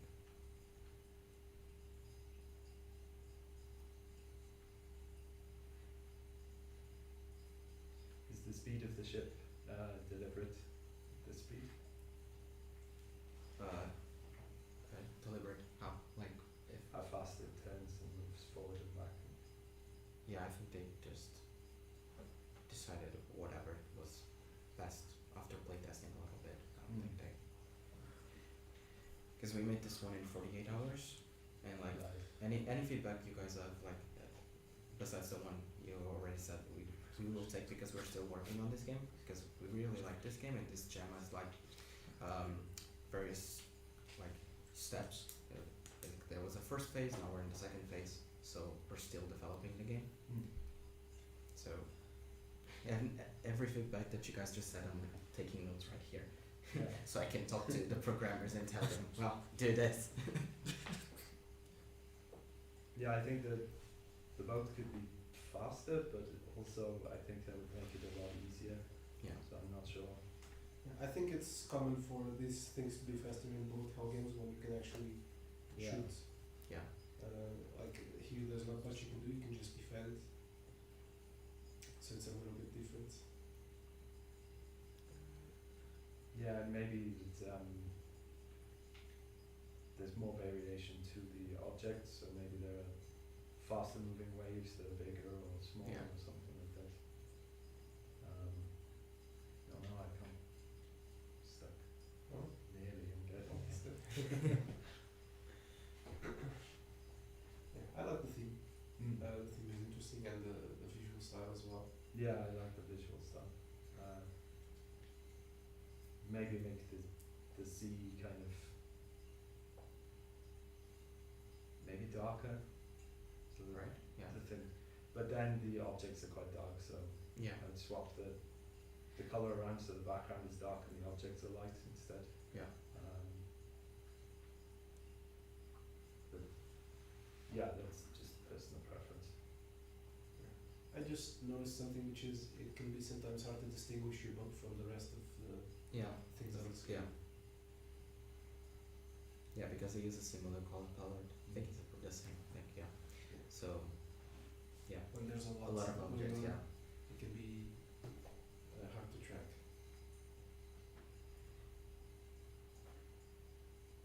Yeah, I like that it's very Portuguese game. Yeah. You don't really see many. Like Europe tend to just be lumped into one just big Yeah. mass in games. So like I think Blasphemous is a good one as an example of like it's a very Spanish game. Yeah. But most of the other games that come out of Europe are all just kind of, it could be from anywhere. Yeah. And I think people should make more of an effort to, well, not an effort, but like, To represent their own culture. yeah, Yeah. Unique culture, yes. Yeah. Yeah, I just on a similar note to the other one is that a lot of the obstacles look very similar, Yeah. but it's important to distinguish them because they have quite different effects. Yeah. Like if you parry a hurricane, like if the screen is being covered, it will unblock all the screen. Yeah. So it's also important to be able to distinguish visually which element will, how each element will help you. Yeah. The classic is Doom, that they every color, every enemy has its own color. Yeah. So then you can tell what each one is. Is there a cooldown on the parry? Yeah. Basically, when the flags are knocked down, you can't parry. So only when they're down. So the I would say that might be too long. Okay. Because as the game gets harder, there's more stuff. Yeah. And you just get into a unwinnable situation. Yeah. So either the ship needs to be faster or the parry needs to be shorter. Yeah. Yeah. Can I just hold it down forever? No. Yeah. You can also, like, one thing you could do is increase the speed as the intensity of the weapon goes on. Yeah. So, like, you still have a big cooldown, but at least you can use it more effectively because you can travel longer distances. Yeah, probably main menu or something like that. Not sure about triangle being the select button. Yeah, I said the same thing to the programmer that did that. I don't know. You said, well, I mean, the controller has so many buttons, we have to use them. Yeah, basically it. Originally, the PlayStation, the icons in Japan, they meant X is yes, circle is no, because red X. Yeah. Red circle is no. Then triangle was meant to be like a menu button, and the square was meant to be a map button. That was their original intention. Because Japanese games tend to have the buttons the wrong way around. So jump is often circle, and it just feels wrong. And the cool thing is that the next button means different things for different controllers. Yeah. Right. I think for different controllers, X is on for different positions. Yeah. Which helps a lot. Nintendo and Microsoft have the same button layouts, just in different places. It's X, Y, B, and A. Yeah. I'm just gonna avoid everything. See how far I can get without doing anything.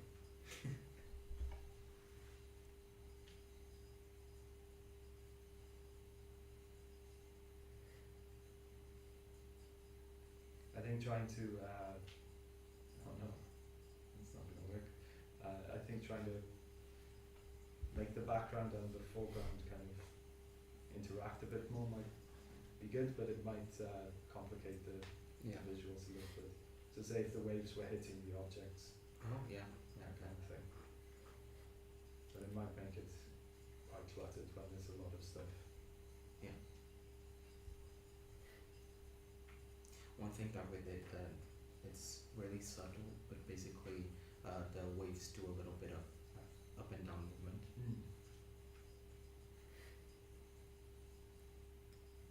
See if I can see full fog. There we go. Just gonna rest that. And pin down. Oh man, you have no idea where you are. There. Okay. Maybe I've just developed a winning strategy. Yeah, that's just. Oh, what? I was gonna say that. Yeah, what? Okay, that doesn't last very Got long. better than I thought. Yeah, it's good. Yeah. Thank you. So, I don't know if you guys have anything else you'd like to add or say, not necessarily about the games, but in general, or if you have any tips for our developers watching. I don't know. Anything you guys want to say?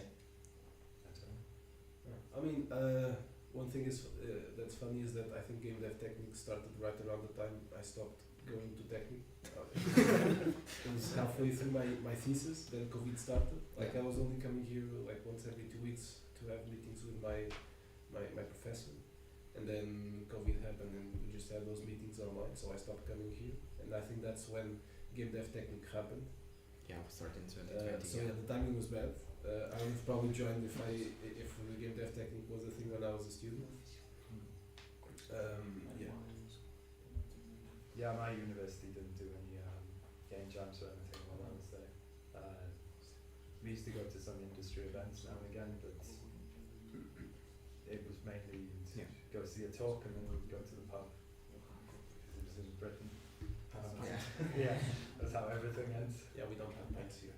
No, it's not very like this big things. Yeah. So they don't get warm, right? Is it because you're all Really driving? just we're not alcoholic. No. Okay. Could be it. But yeah, when I went to the UK a while ago, and I looked up how much a pint was, and it was like more than half a liter.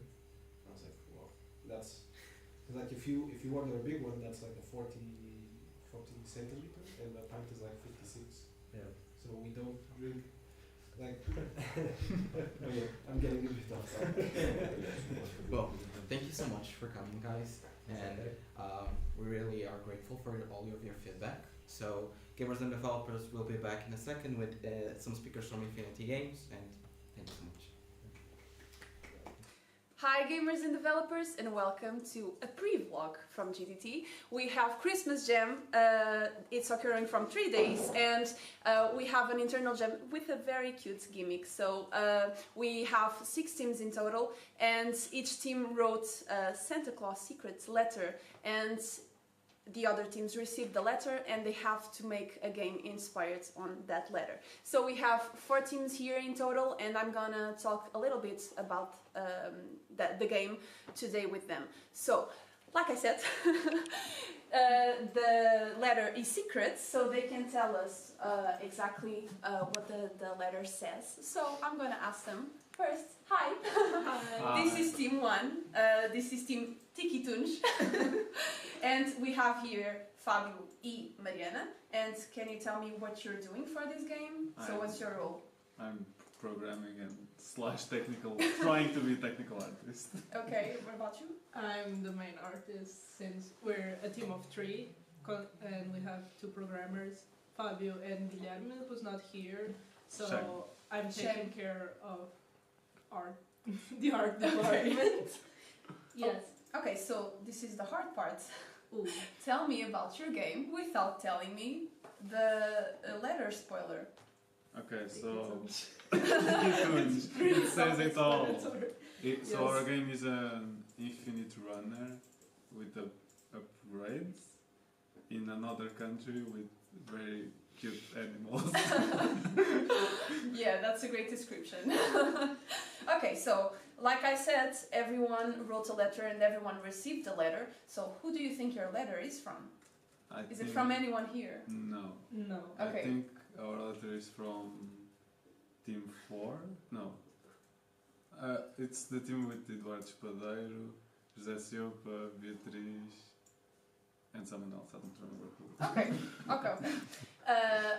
You'll find out sooner because when you're watching this, we'll have the stream revealing each letter in each game later. So this is only a preview. You can find out who wrote each letter. So let's see if you're right. Okay. So let's go to the next team. And we have here just one person, unfortunately. This is Team 2, so Equipa do Jogo. And we have here Ricardo. And what are you doing? So my main role is programming, and our team is made of 3 people. Afonso, who is doing level design and music, and Ivo, who is doing all the art. Okay, so describe me your game without telling me your letter. So our game is a classic puzzle game about unique characteristics of a brick. That's all I have to share. That's very nice. Okay, so who do you think wrote your letter? Who do we think? Personally, what's your team name? Le Ferroviário Nacional. Alright. Ferroviário This is number 5. Yeah, Okay, number 5. so why do you think they wrote your letter? Just an assumption. I don't know, I guess the requirements. I guess I should have paid attention to what he was saying because I'm focused on the game. I have no idea what the game was, so I can't be like, is it? So if you got it wrong, we'll know that you don't know the people here, and we'll be very disappointed. Will we I'm have joking. if you got it right, I won't be spoiled. So it's probably You'll have a gift if you we guess get it right. I don't know. Maybe I guess you'll have the love of your friends. That's all. Okay. So next team. So we have Team 3 here, and this team's name is Team Scott Claus. Wow, such a wonderful name! Such a good name. I didn't ask her to do this. No. Yeah, I know. Okay, so what are your roles? We have João and Gonçalo. I go first? Okay, sure. So I'm an artist. I'm doing most of the art in the game. I'm João, I'm doing the programming and the sound. Yeah. And we have Paulina, who is doing programming but online. Yeah. Okay. And Paulina also helped with a logo and the fonts and stuff like that. That's why I said most of the art. Yeah, so now you want me to give like... Yeah, I'm excited to see this one because I don't know how you're gonna describe it without the letter. No, it's easy. I can. Okay. I think I can. So our game, it's basically like, so it's a never end, it doesn't end the game, so it's like a bunch of levels, and you have to meet certain criteria, let's say. Let's say also you have a bunch of things to choose from. Yeah, that's easy. And I can also say that it involves blood in a way. Okay. So wrapping it up, it's a game. It's a game that does things, never ends, and then has blood. And has blood. That's important. Blood is important. Yeah, it sounds like a Christmas game, all right. Yeah. Okay. So who do you think wrote your letter? Given the content of the letter, I think it's a team that has more artists than programmers, or at least a lot of artists. Detective. Yeah. Yeah, and do you have a guess on that thing? So, since one of the teams that has a lot of artists is our sister team, so we know that they don't have our letter, I would either say, I think it's team 6 that has a lot of artists. I don't remember. Who is in number 6? So, team number 4 and 6 didn't get a name, I'm sorry. They weren't here, so... They have 2 artists there. Yeah, so it's... it could be them, yeah. Yeah, could be them. So it's Eduardo Barranco, right? Yeah. Also Evandro. team 2, I think. Yeah, team 2, that's what I was gonna say. Those two. Team 2. Team 2 also has a lot of artists. It's Ricardo, over there. Yeah. Yeah. Yeah. Is it? Did you get it wrong? Okay, we'll find out later. So on to our last team for today. So we have here team number 5, and this team's name is Ilha Ferroviária Inacessível. There's a point to that. Yeah, but you won't know when you see this. So okay, so here we have Carlos only, and what is your role for this game? I guess I'm the designer. We have no programmers in this game. We're making a physical game. Okay. Which we don't know if it will be physical or if it'll just shove into tabletop simulator. I guess the budget costs from GDT will determine how this game will end up played. Yeah. Because we have no idea right now. We're just making. You have no programmers. Do you have? Who are your teammates? Nuno Batista and Alexandre Duarte.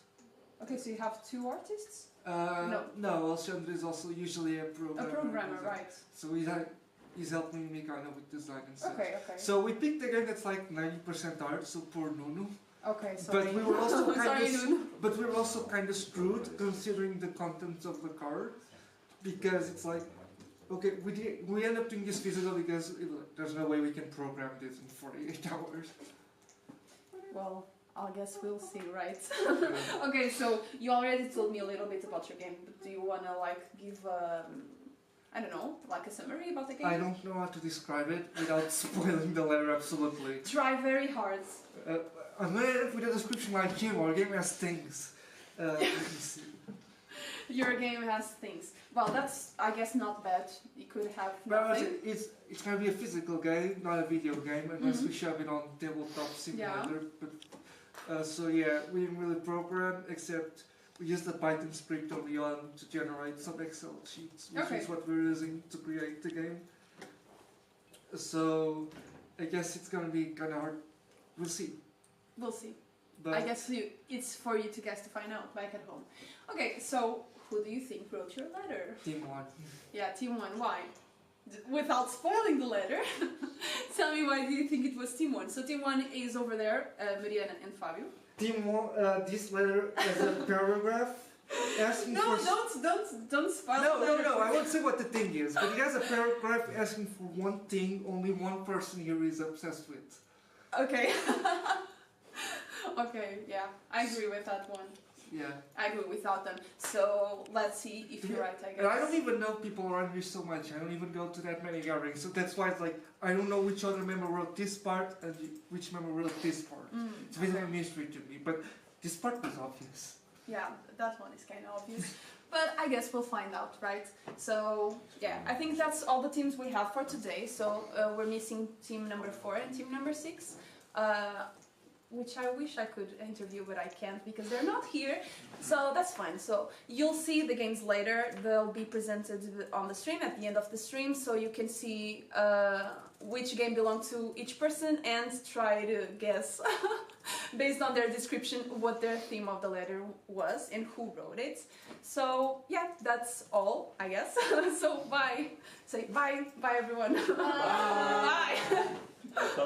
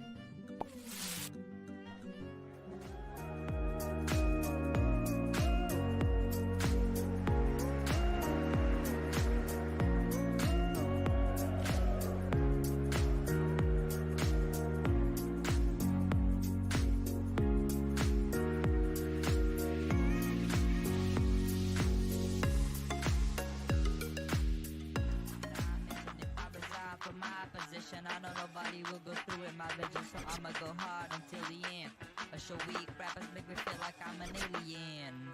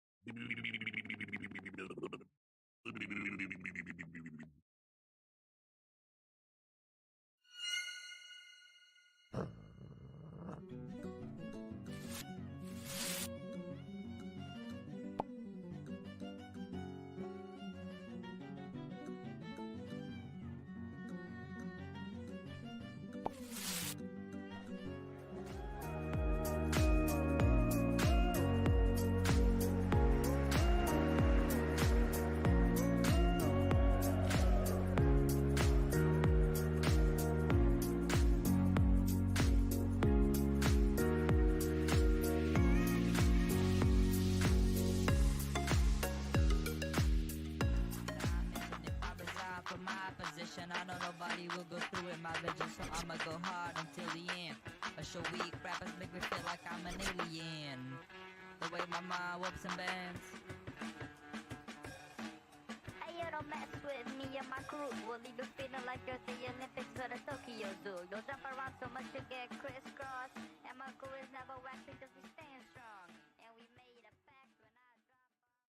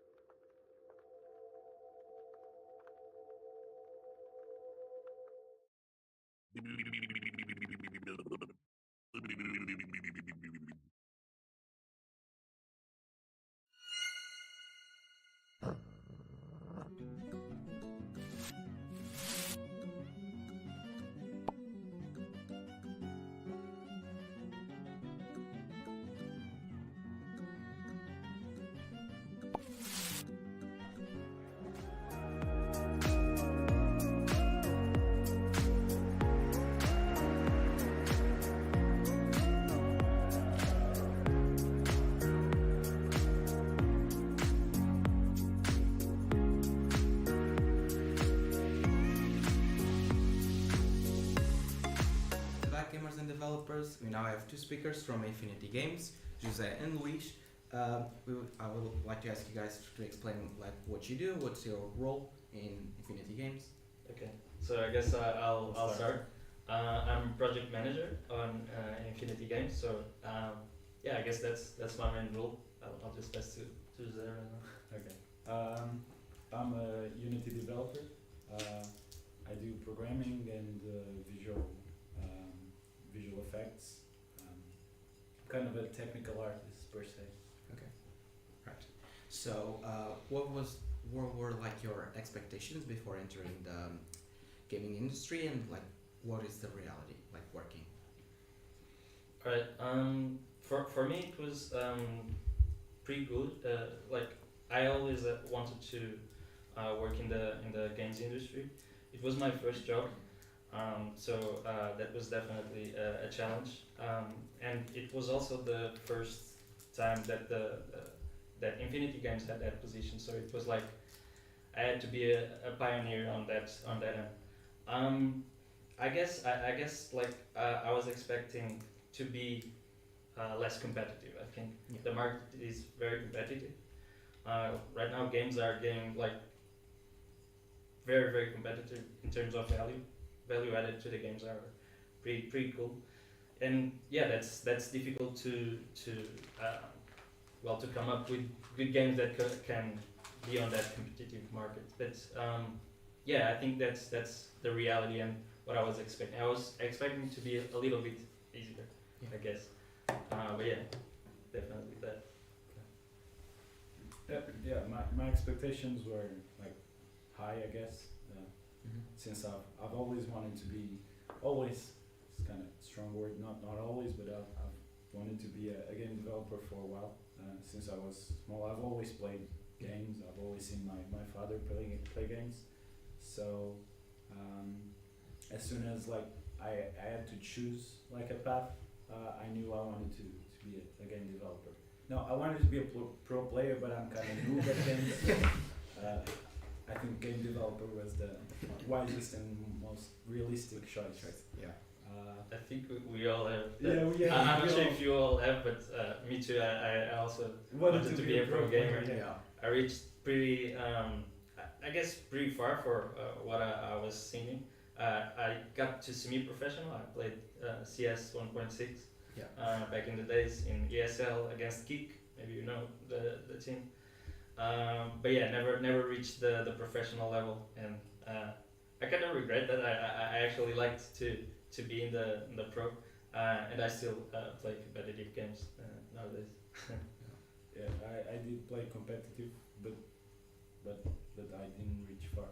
Just yeah, I was kind of bad, so I decided to go for the most realistic option, which is game developer. So I like as soon as as soon as I had an option to choose a path to choose, I went into game developer. Initially, I wanted to be a 3D artist. That was my goal, to be a 3D artist and a visual effects artist. So I did come from arts, from the arts side. But when I got to college, I started like looking into programming deeper, and we used Unreal Engine and visual scripting for Unreal Engine. So that kind of got me like interested in programming and in the logic of things. So I ended up like kind of switching to the programming side. I still do 3D, and I do like visual effects with computer graphics and everything. That's why it's kind of like the thing I do at Infinity Games. I'm mostly on development, but I'm like the person everyone goes to for visual effects, for shaders, for everything, which is a plus, since it kind of mixes both of the technical part and the hard side, which I pretty much enjoy. So I guess that the expectations so far have been met. Like I'm not thinking of staying like in the same place forever, but to start like Infinite Games is a pretty good place. And the expectations are up to par to what I thought it was going to be like in my first job. So. Yeah, that's awesome. Yeah. So you guys have talked a little bit about like your journey and stuff. So do you guys remember what was the first game that you developed, not professionally, just like? You remember like what kind of game it was? So yeah, I'm more on the management side, so I do not develop. You never touched on developing. No. Yeah. I'm into production, of course. Yeah. So I guess my first developed game was on Infinity Games. Okay. Yeah, it was a bit. So I was put into the project when it was already going. Yeah, it was just adaptation. Definitely not one of my biggest expectations. It was Puzzle Twist, the game. Yeah. But yeah, that was my first game. Yeah. Developed. Okay. Yeah, for me it was I think my first like actual game development was in the Global Game Jam of 2018, I think. I saw a poster back there, so I think it was 2018. And it was just a Global Game Jam game, like weekend game, and pretty simple 2D platformer kind of game. Yeah. Alright. Talked about being a product manager, right? Yeah. So can you explain a little bit what's like your function, like what you do exactly? So yeah, as Infinity Games, we are a small company. We are about 25 collaborators. So you always end up to doing something that it's not your core. But my main core is just making the sprints, making the milestones, making sure that we make the project in the defined constraints. So it's more of the management of the resources, which is the people, the time, which is the cost, and then the scope, which is normally what we plan, right? The GDD, sometimes it ends up to be developed fully, right? Or what we plan, we develop fully. Sometimes we have to cut up because scope getting bigger and the time was a lot to do what we planned, right? Yeah. I guess it goes a bit by that, and then it's basically doing the whole management of the tasks. We use the platform Asana for it, and making sure we are on track, basically. Okay. I wanted to ask you guys, what is like the best part of your job? Something that you always look forward to? Either as a task or something bigger, like. I think for me, the best part of my job is developing something new. Yeah.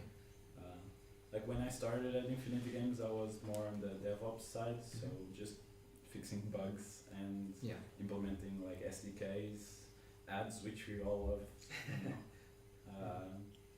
and in-app purchases, everything.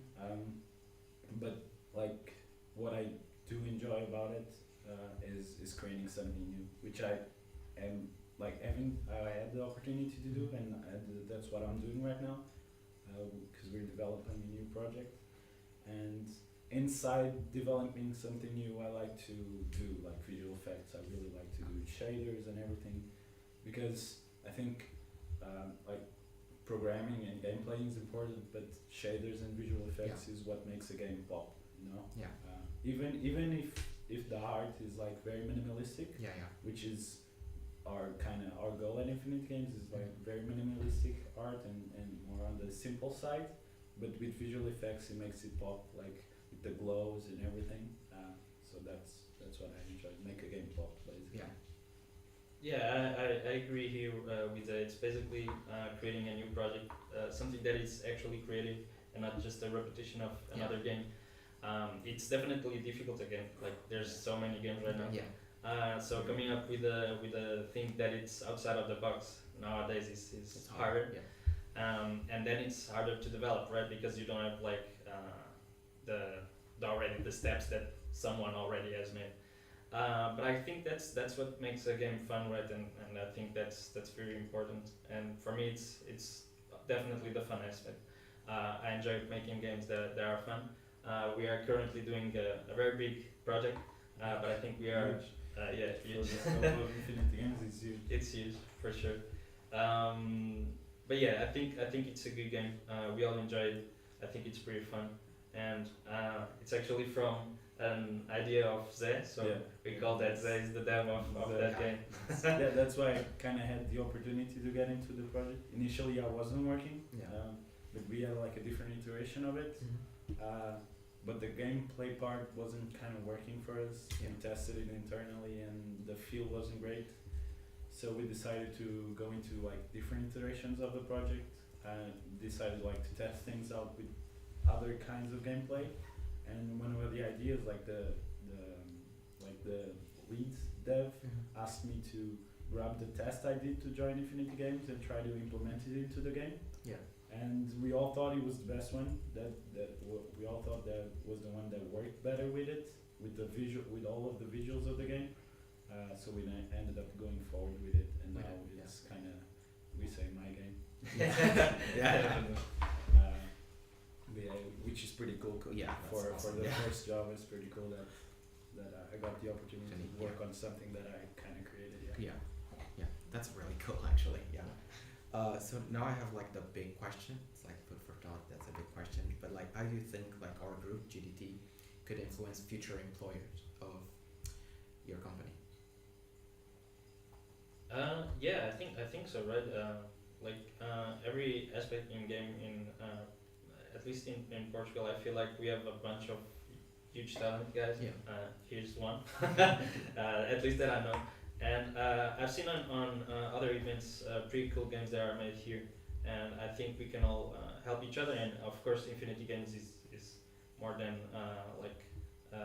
happy to receive more talent, and I think definitely for sure.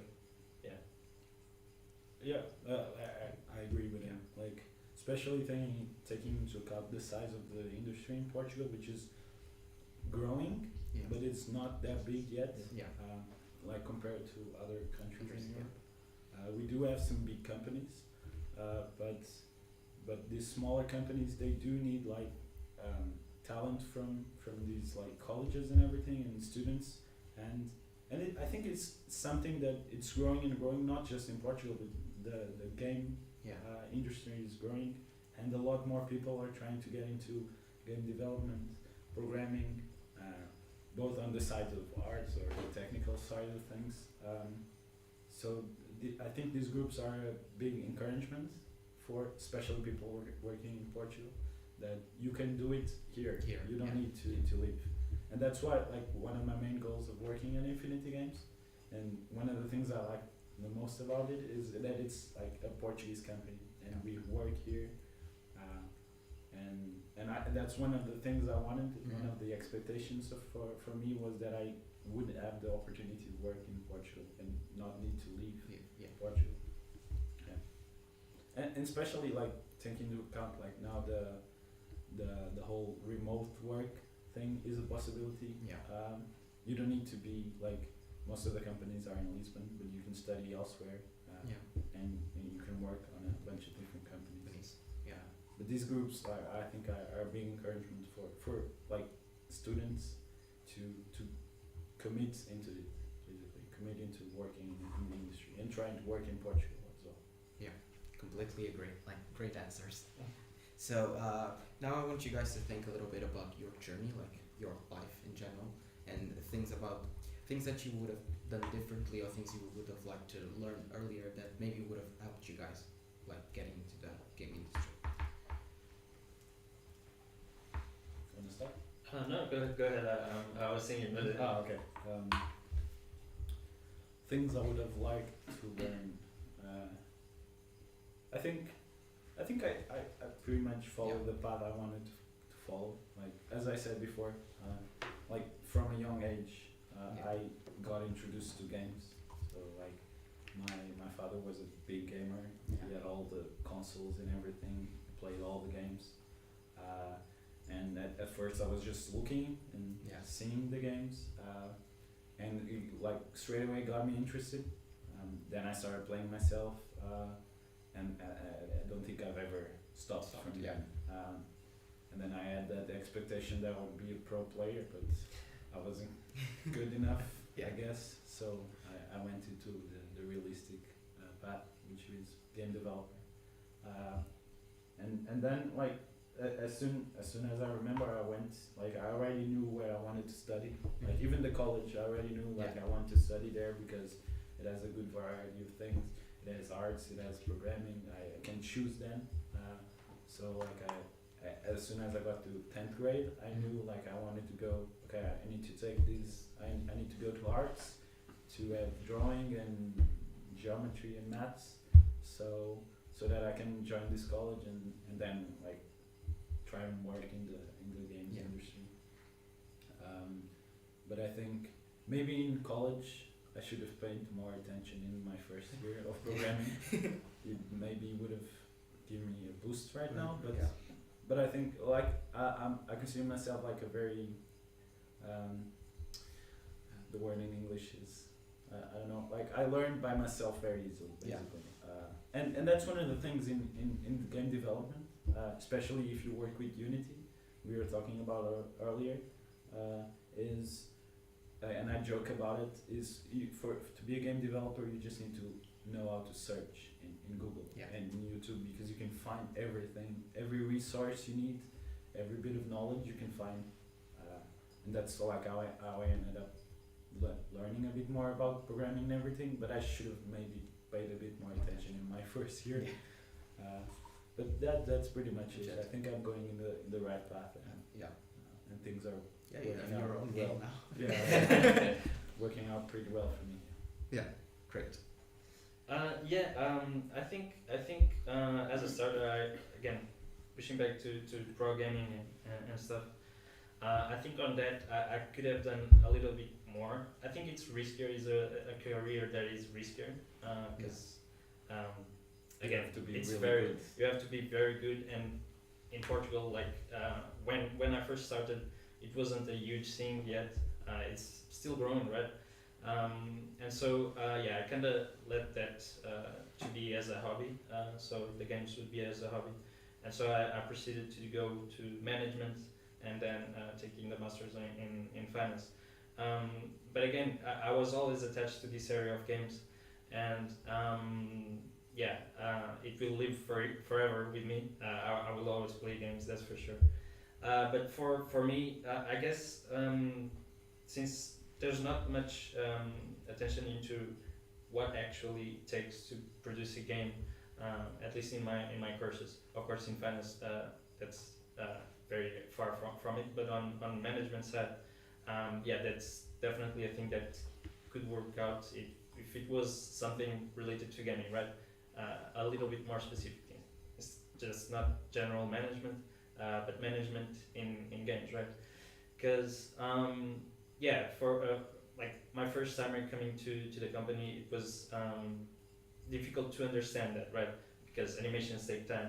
That's the thing. Like, and knowing all that, it was just coming from experience that I had in the company, and definitely having like something that could enhance that part, that I know how production in games actually work, would be a bust.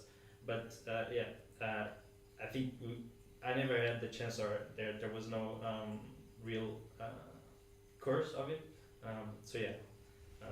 But definitely like having something to know more about production in games and management. Yeah, for sure. Alright.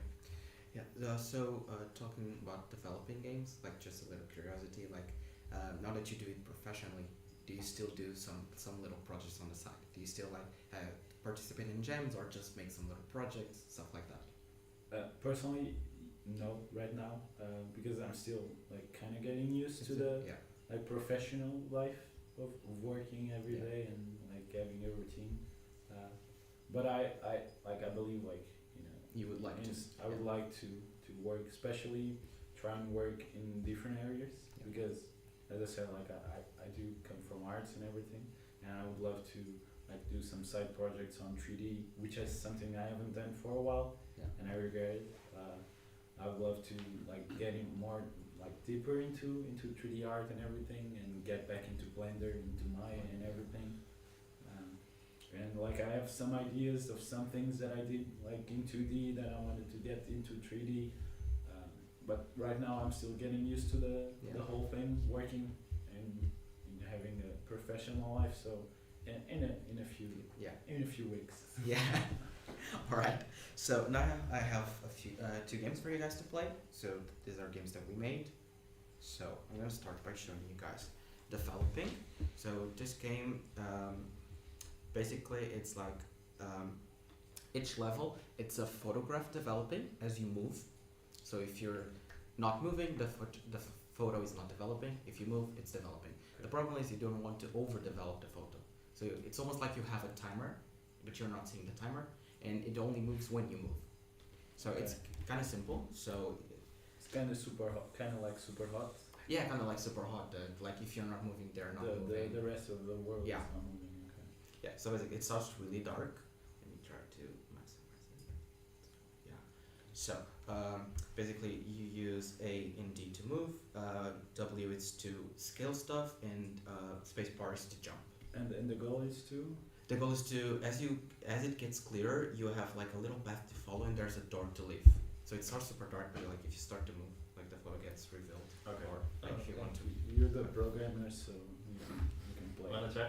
No, you can play. You're the pro. You're diamond, so. Yeah. Okay, it's a 2D platform. Okay. Yeah. Okay. So for example, it's books, right? You can scale them using the W. So you jump there, and then you scale them. Okay. Climb. Yeah. Yeah, the photo gets overdeveloped if you move a lot. So it resets. Okay. Yeah, it presents. Yeah. Okay. So W. Okay. Oh, scale them, And climb. Yeah, I was not using thinking the about correct- like yeah, scale scaling as in them, making size, them yeah. smaller. Yeah.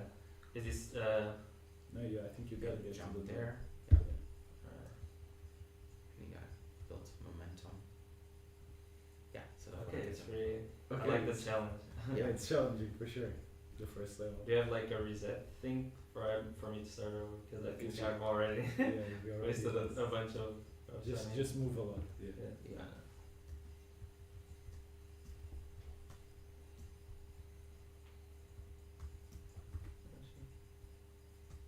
No. God damn it. Alright. Would you say you were pro player? I'm a pro player. Okay. I'll fake that. So that's one track. Okay, it's got it. I can't even jump on the chair. Okay, let me reset this.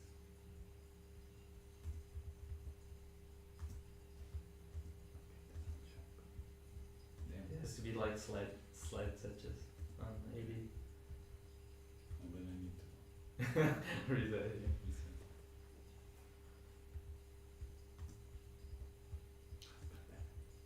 Okay. What's the speed run on this game? Yeah. I think I only managed to get through the first level, I think. But I'm also not very good at playing games in general, so. Right. I think you can see I'm either good. Yeah, I'm a very casual gamer. Oh, I thought it would be jumping together. it wasn't? So I need to grab onto the lamp? Not sure, but I can check.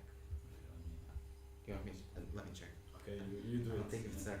No, because he grabbed onto the. Yeah. Oh, you can grab into it, but like, you jumped in and grabbed, or did you have to press something? I don't know. I Okay. think he just grabbed it. Check the controllers still. So I think you just jump in and it Oh, grabs restart itself. level. Yeah. Okay. Okay, you have a restart. Yeah. I think it's just. Oh, Yeah. you just press R. Okay. I think when you think I jump can to do it, it now. yeah. Because I know how to restart. And that was the missing piece. Yeah. I got to at least do this one. Huh? Is he dancing? Yeah, I thought it was a winning animation. Like, no.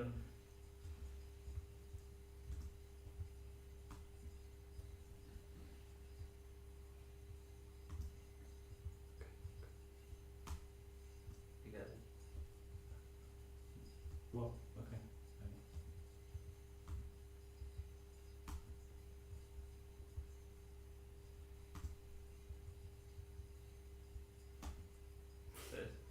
You can try. I think it's Yeah. pretty hard.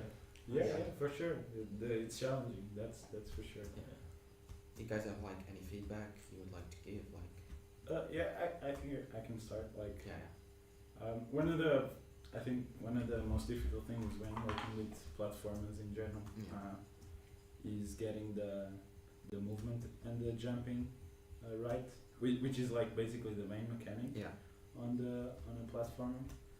But it's very hard. Like you see the biggest platformers in the industry and the considered the best platformers. What they have is like a really good jump. The jump is essential in a good platformer. I think the idea of the game is great. I really like the fact that of it being like developing and everything. Like it's very trendy right now. Those photos and everything is really trendy. Even yesterday I took a photo of it. And the idea is great, but I think like the movement needs some fine tuning. Like you saw over there, like it has a lot of momentum. I think it has a bit too much momentum. So when I was trying to jump on the chair, I couldn't really jump on the chair because I pressed just once on the right key and it would just go past like very easily. And the jump feels very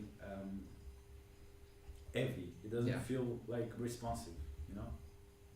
But like it's something that you can like tweak with I don't know, like if the jump they're working with rigid bodies or like gravity or anything. It's something you can tweak the values for. And to make the jump seem more responsive, another thing you can do is like have a jump animation, which makes it feel a bit more responsive. But other than that, like the mechanics, I think like are simple, and like there are enough mechanics for it to be simple but intuitive and everything. But those few mechanics they need a bit fine tuning. I think. But the idea I really like it, and I really like the idea that the game like is being played on the picture. Like I didn't quite understand why you were explaining it, but I like the idea that the game is being played in the picture, and the fact and like the reset or you lose when you over reveal the picture. Which is pretty. The idea is cool. I like it. For sure. Yeah, I think the concept is pretty cool. I also like it. I agree. I also agree in the movement. I think like the mechanics that he has are enough for the game to be fun. There just need to be some tweak and polishment here on the movements. But yeah, definitely could be a very cool game. I'm not sure if this then whole creates the story of the whole pictures or not. I think they have like that is moving like along a board. I don't think it has like a story. I think it has more like a little bit of information and stuff like that. But it's like it's a good thing, a good pathway to implement like a good narrative. I think it's a good base to have a good narrative on top. And another thing is like it's a simple game, but the learning curve, like especially I think there should be like a first level that would be a lot simpler because we like the first one is only a pro player could complete it. The second level is way easier than the first one. So level design here needs a bit of a curve. Tweaking also. Fine tuning as well. But I think the take I think for me the strongest point of it is the concept. The concept is great. And I like it. And it's a good base for a good narrative as well.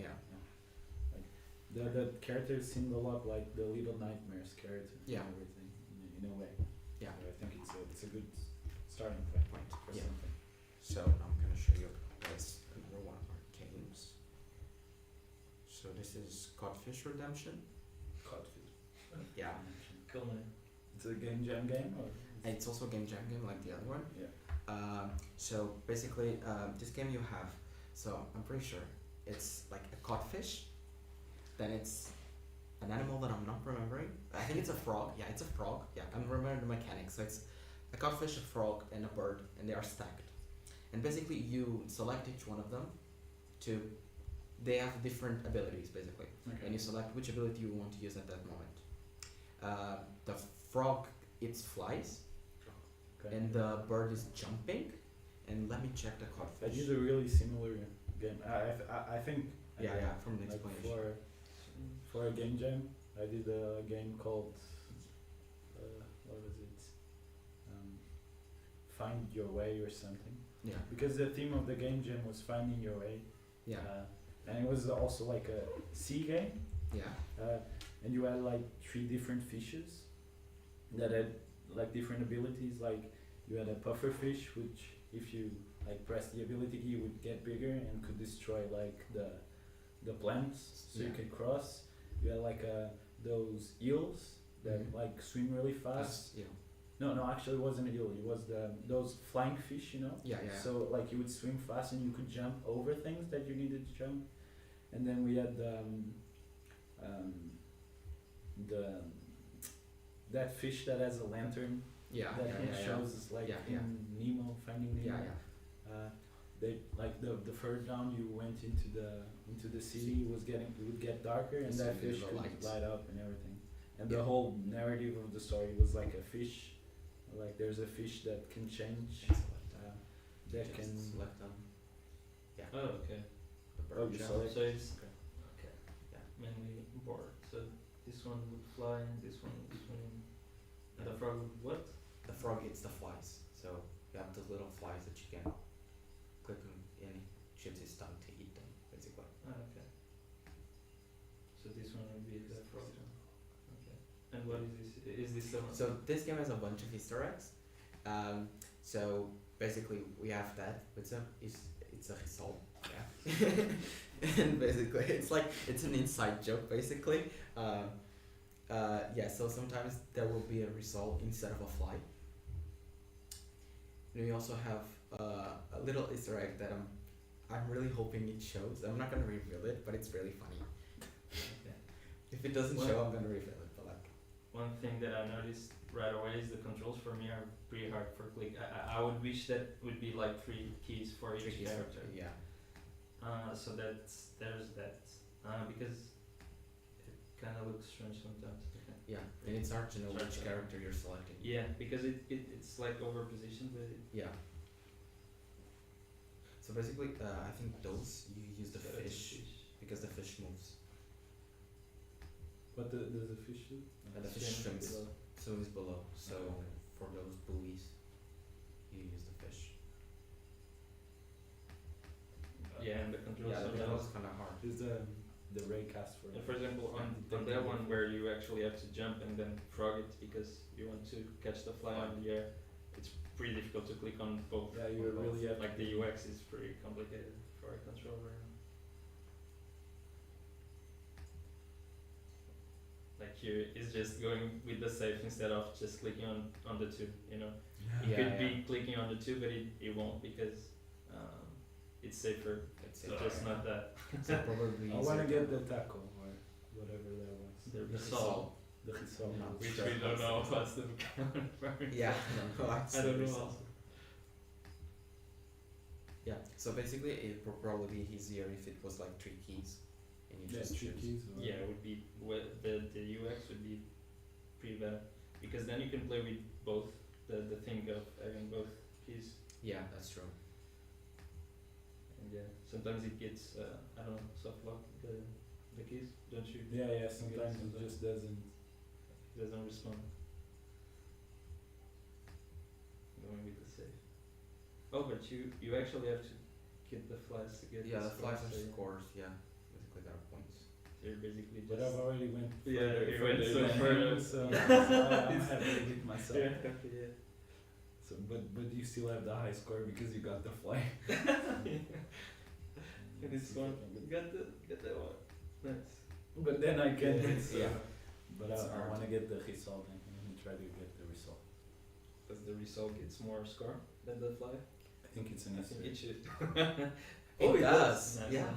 nice. It wasn't an Easter egg. I think I was thinking something would show on the screen. But I got the result and I beat you already. That's true. I'm happy.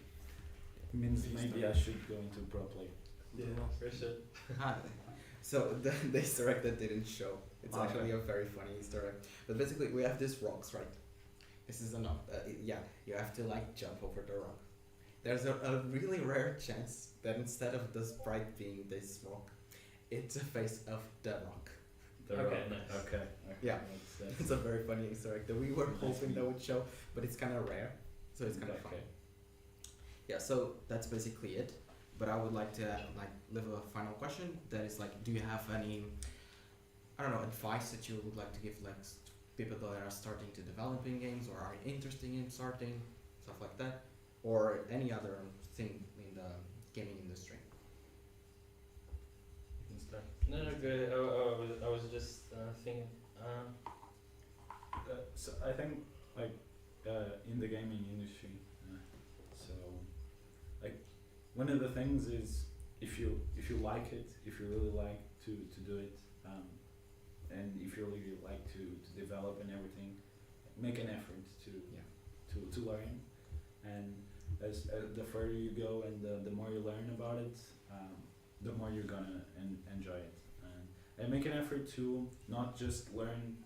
For example, if you're doing programming or the technical parts, make an effort not to just learn programming, and learn a bit about everything else that goes into making a game, because you can give an helping hand, you can give an opinion, an informated opinion, which is pretty crucial, and you and I think above everything, you know the limitations of the people you're working with, because if you're gonna work in the industry, you're most likely gonna work with other people, unless you have a one-man company and you're doing all yourself, but most likely you're gonna work with other people and other people from different areas, so artists, programmers, game developers, game designers, level designers, project managers. So it's good to know the limitations of what other people can do. So for example, for artists, it's good for them to they make a concept of something, but it's good for them to know the limitations of what a developer can do, or the time it takes for them to do it. And if you learn a bit about it, that's something we do at Infinity Games. We have a Unity for Artists class that me and the lead dev do. We can introduce our artists into what's working and how it's working with Unity, so they know a bit of our limitations, and they also can speed up some process doing animations and everything. Sometimes we let our artists do it. Instead of being us that they give us a concept of the animation, we do it in Unity, they already know how to do it, and it's a big plus to have this knowledge about other areas and game in general. Even for the project manager, it's key I think it's key for you to know how everything goes into development, every area, so we can give a good estimate of time and everything. I think it's key. And make an effort, basically. Don't just sit back. My advice, I guess, is just for people that actually want to have a professional career in gaming and actually don't play games, because I think that's the thing. I think it's important, even though, to actually play the games, play more and more games, and it doesn't need to be necessarily specific to the area that you're that you have the career on. So, for example, as it is more on mobile, we are more focused on mobile development. I think neither of us plays mobile games. And we all play. He plays professionally, I play amateur, but we all play shooter games and everything.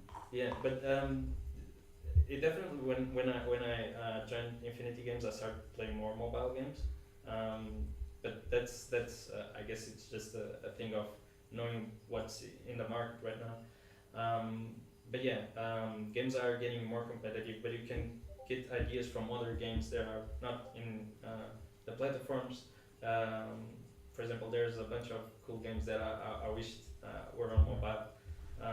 I'm not sure if you know Speedrunners and Forks. It's a game on Steam. It's a pretty cool games outside of the ordinary, but there's no mobile games for it, and normally there's always a port for those games, but that doesn't happen. Anyway, I think it's just playing more and more games, being in vision of what the market is right now and what it could be.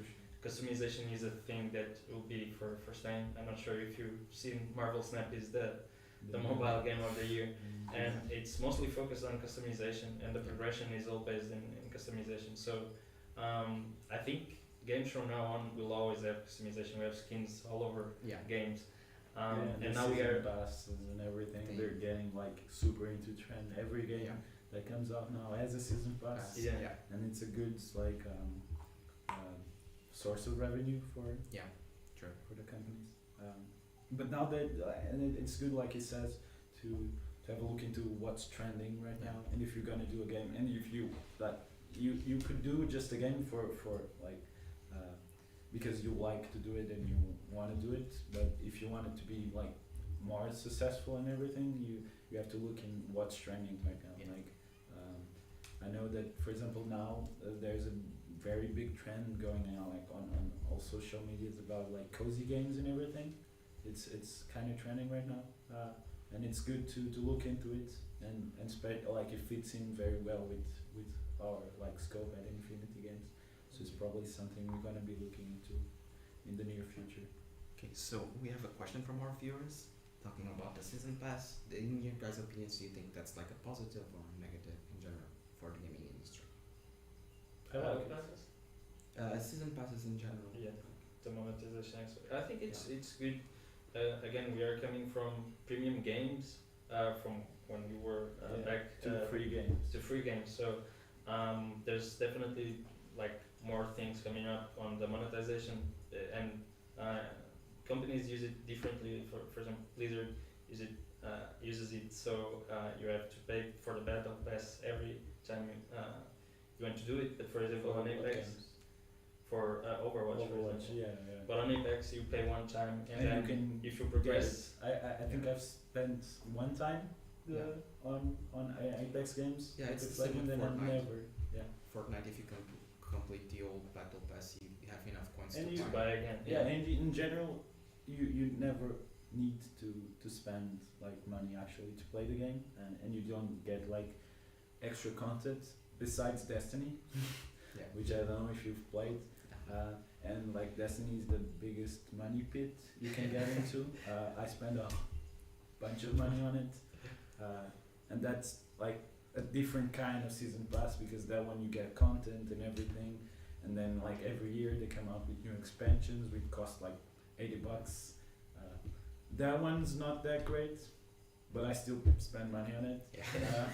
I don't know, my issue I guess.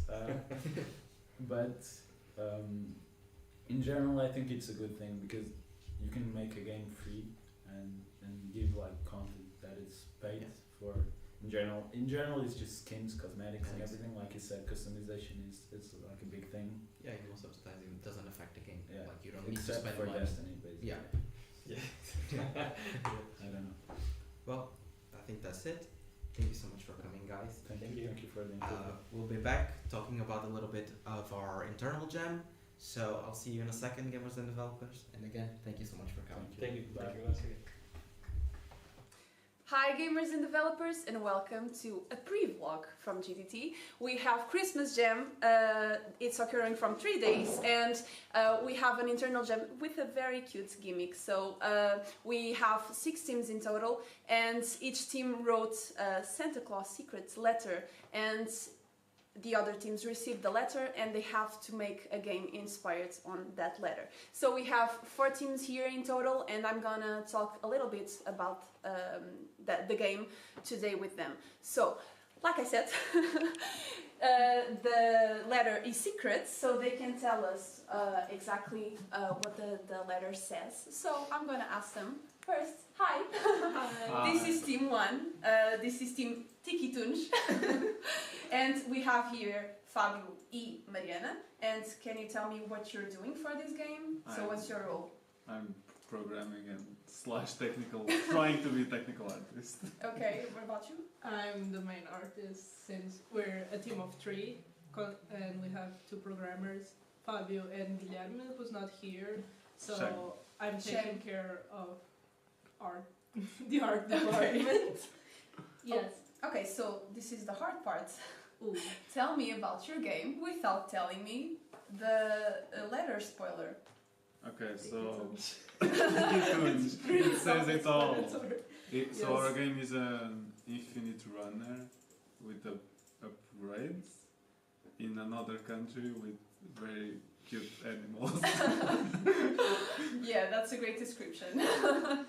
Okay, so like I said, everyone wrote a letter and everyone received a letter. So who do you think your letter is from? Is it from anyone here? No. No. Okay. I think our letter is from Team 4. No.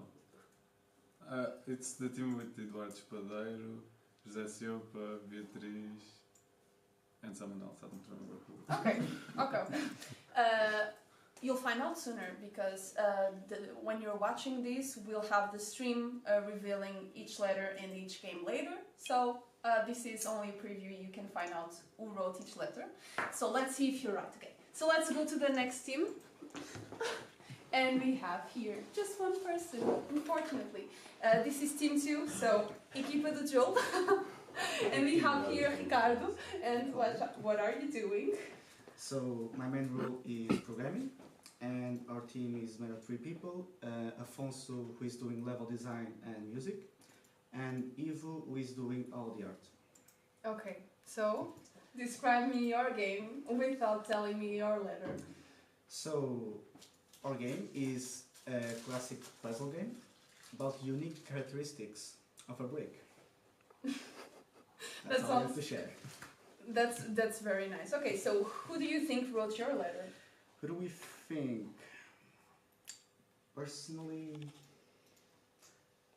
what's your team name? Le Ferroviário Inacessível. Alright. Ferroviário Team number 5. Yeah, Okay, number 5. so why do you think they wrote your letter? Just an assumption. I don't know, I guess the requirements. I guess I should have paid attention to what he was saying because I'm focused on the game. I have no idea what this game was, so I can't be like, is it? So if you got it wrong, we'll know that you don't know the people here, and we'll be very disappointed. Will we I'm have joking. And if you got it right, I won't be spoiled. So it's probably You'll have a gift if you we guess get it right. I don't know. Maybe I guess you'll have the love of your friends.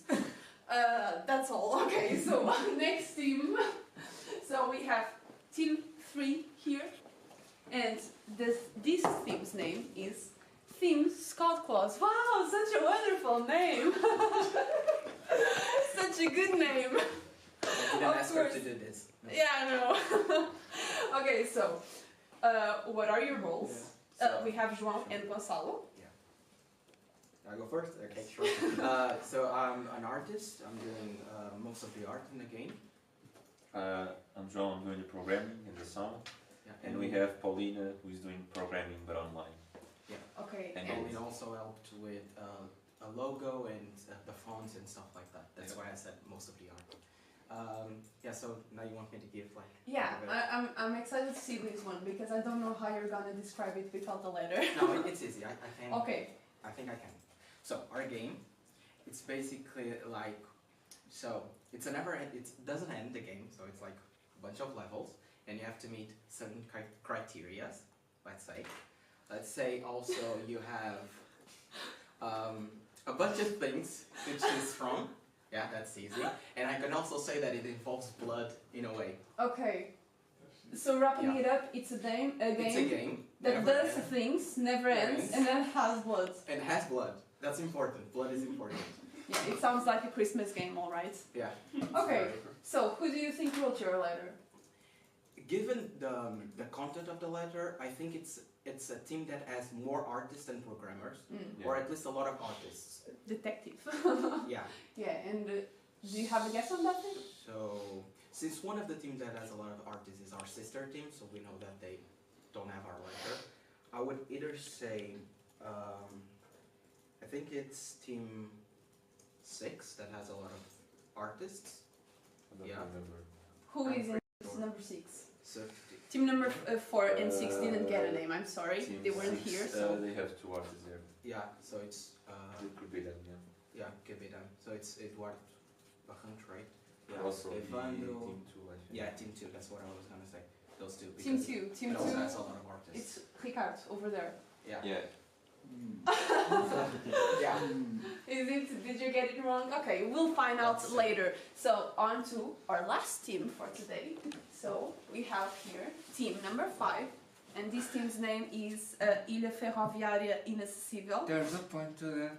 Yeah, but you won't know when you see this. So okay, so here we have Carlos only, and what is your role for this game?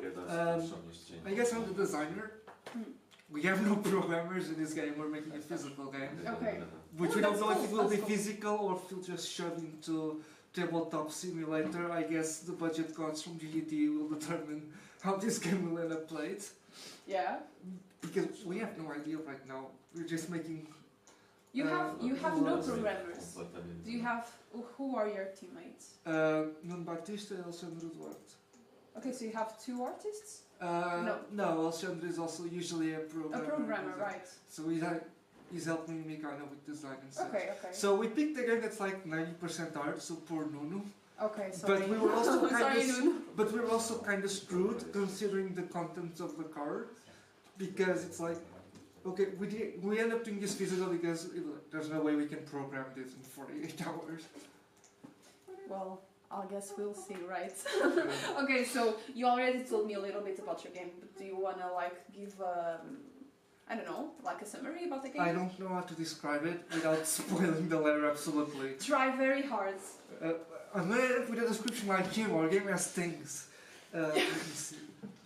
Your game has things. Well, that's, I guess, not bad. You could have But nothing. it's gonna be a physical game, not a video game, unless we shove it on tabletop simulator. But so yeah, we didn't really program, except we used the Python script early on to generate some Excel sheets, which is what we're using to create the game. So I guess it's gonna be kind of hard. We'll see. We'll see. But I guess it's for you guys to find out back at home. Okay, so who do you think wrote your letter? Team 1. Yeah, Team 1. Why? Without spoiling the letter, tell me why do you think it was Team 1? So Team 1 is over there, Mariana and Fabio. Team 1, this letter has a paragraph asking No, for... don't spoil the No, letter. I won't say what the thing is, but it has a paragraph asking for one thing only one person here is obsessed with. Okay. Okay, yeah, I agree with that one. Yeah. I agree without them. So let's see if you're right, I guess. And I don't even know people around here so much. I don't even go to that many gatherings. So that's why it's like, I don't know which other member wrote this part and which member wrote this part. It's a bit of a mystery to me, but this part was obvious. Yeah, that one is kind of obvious. But I guess we'll find out, right? So, yeah, I think that's all the teams we have for today. So we're missing team number 4 and team number 6. Which I wish I could interview, but I can't because they're not here. So that's fine. So you'll see the games later. They'll be presented on the stream at the end of the stream, so you can see which game belonged to each person and try to guess based on their description what their theme of the letter was and who wrote it. So yeah, that's all, I guess. So bye. Say bye. Bye everyone. Bye.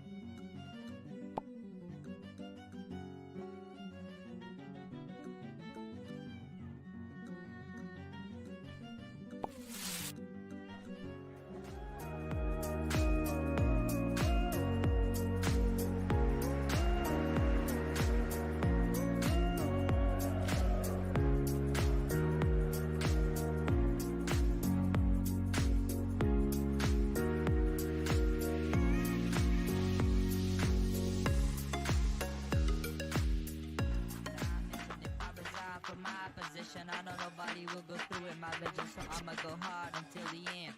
A show week, rappers make me feel like I'm an alien. The way my mind whoops and bends. Hey, you don't mess with me and my crew. We'll leave you feeling like you're the Olympics or the Tokyo Zoo. You'll jump around so much you get crisscross. And my crew is never whack because we stand strong. And we made a pact when I drop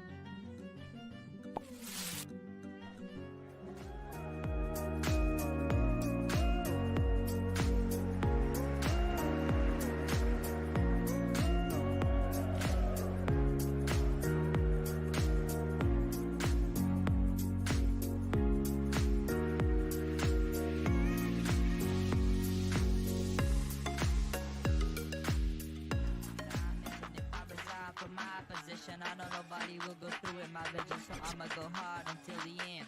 A show week, rappers make me feel like I'm an alien. The way my mind whoops and bends. Hey, you don't mess with me and my crew. We'll leave you feeling like you're the Olympics or the Tokyo Zoo. You'll jump around so much you get crisscross. And my crew is never whack because we stand strong. And we made a pact when I drop off.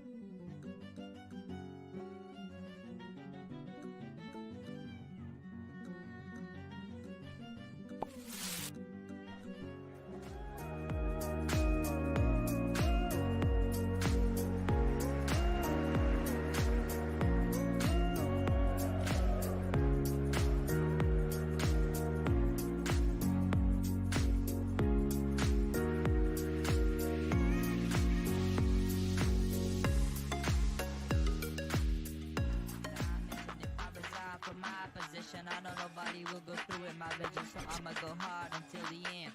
A show week, rappers make me feel like I'm an alien. The way my mind whoops and bends. Hey, you don't mess with me and my crew. We'll leave you feeling like you're the Olympics or the Tokyo Zoo. You'll jump around so much you get crisscross. And my crew is never waxing because we stand strong. And we made a pact when I drop off.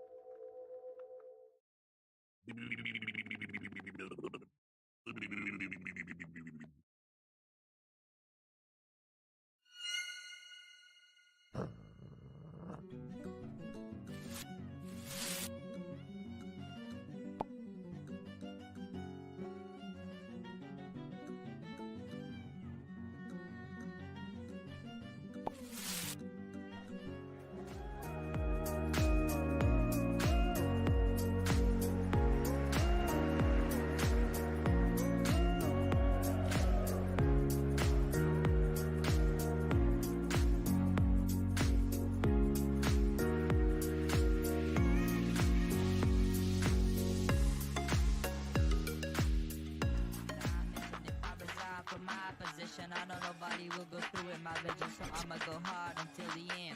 A show week, rappers make me feel like I'm an alien. The way my mind whoops and bends. Hey, you don't mess with me and my crew. We'll leave you feeling like you're the Olympics or the Tokyo Zoo. You'll jump around so much you get crisscross. And my crew is never whack because we stand strong. And we made a pact when I drop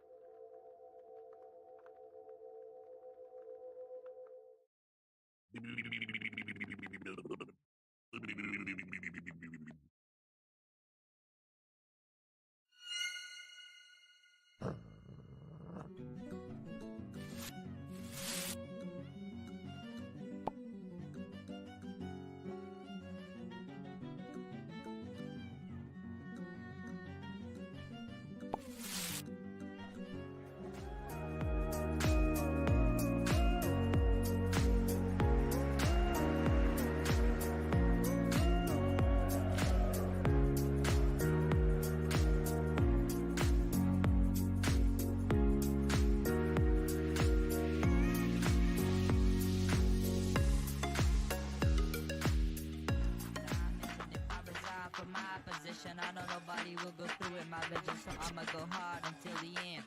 A show week, rappers make me feel like I'm an alien. The way my mind whoops and bends. Hey, you don't mess with me and my crew. We'll leave you feeling like you're the Olympics or the Tokyo Zoo. You'll jump around so much you get crisscross. And my crew is never whack because we stand strong. And we made a pact when I drop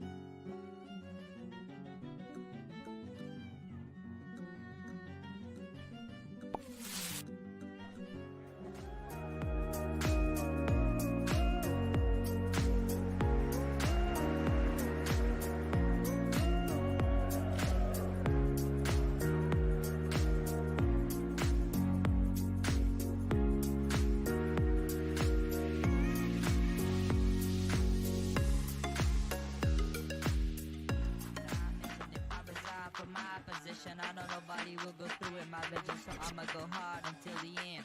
A show week, rappers make me feel like I'm an alien. The way my mind whoops and bends. Hey, you don't mess with me and my crew. We'll leave you feeling like you're the Olympics or the Tokyo Zoo. You'll jump around so much you get crisscross. And my crew is never whacked because we stand strong. And we made a pact when I drop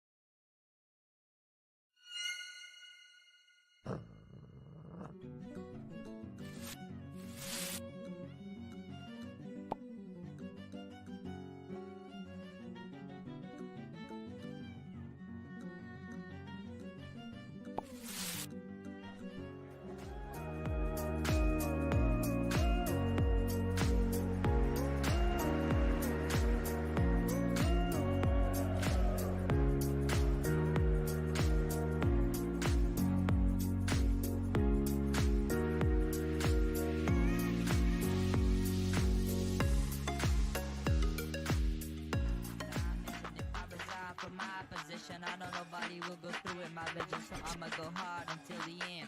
A show week, rappers make me feel like I'm an alien. The way my mind whoops and bends.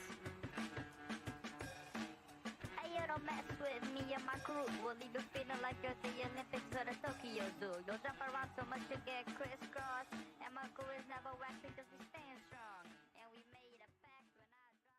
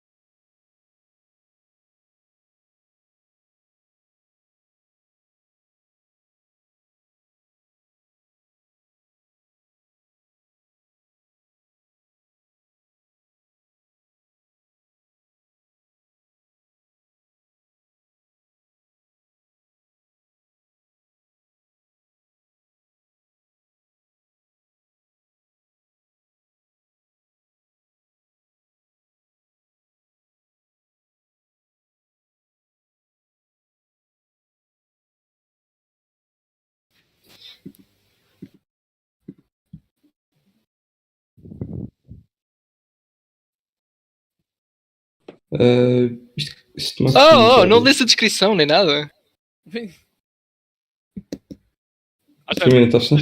Espera, nós não devíamos ler a carta. Devias ler a carta, já. Exato. Quem é que lê a carta? A nossa equipa?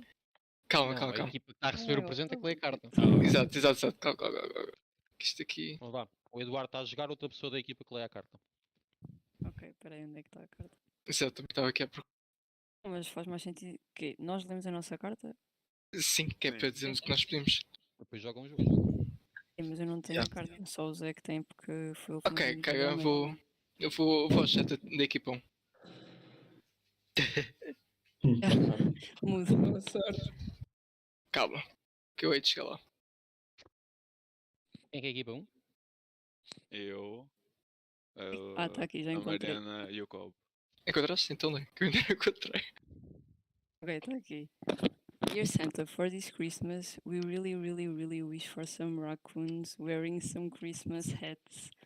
The cutest stuff, as we all know. Ok, falta ali ponto, I'm sorry. As we all know, raccoons are hungry creatures. Even though they are so fat, they still want more, always. With this said, we all know Hawaii is the place to go when craving some exotic foods. We want airplane tickets for us and our raccoons so we can go there. We only hope they aren't hungry to the point of harming people. They can be real trouble when starving. But they are smart enough to go for the right food, right?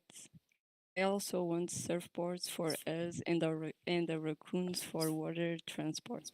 On land, we want a shopping cart with fire extinguishers to move faster than the speed of light. Santa, we asked for a lot. We don't need everything, but we must have the goddamn raccoons with the Christmas hats. And remember, we've been some awful good kids this year. Didn't even poke our friends' eyes out when they tried to steal our sniffing glue stick in class. Thank you very much, the children from Team 4. Agora já toda a gente sabe. Então vou escrever. Sim, agora tenho que ler a descrição do jogo. Tá bem, eu posso. Queres que eu leia? Sim, lê. Tá. 2 raccoons were sniffing glue by some trash bins when all of a sudden 2 plane tickets to Hawaii fell from the sky. After giving it no thought, they jumped into the plane to sniff some exotic glue and eat some exotic snacks. Too bad the plane landed in the middle of one of the islands, leaving them stranded away from the beaches and even more exotic goods. Together, our little mischievous mammals decide to decide to hijack a shopping cart and some fire extinguishers in hopes to getting to the coast. With the help of the local store, Ticketoons, will you be able to lead these raccoons to their goal? Os sínios não são marsupiais. São. Não, são mamíferos. São marsupiais. São mamíferos. Marsupiais são na Austrália. Acho que sim. Mas os marsupiais não são mamíferos. Eu sei o que ia perguntar. Marsupiais são tipo cangurus, têm aquelas bolsas. Pois, eles também têm. Mamam das tetas, não. Oh, vejo Marsupiais podem ser mamíferos, cangurus são mamíferos. Não estamos a falar dos mesmos coxinhas, então. Peço imensa desculpa. Para quem pediu guaxinins para o Natal devia saber. Estou desapontado em ti, camarada da equipa. Já vá. Ok. Vamos lá ver o que é que isto é. Mas pronto, agora podem jogar.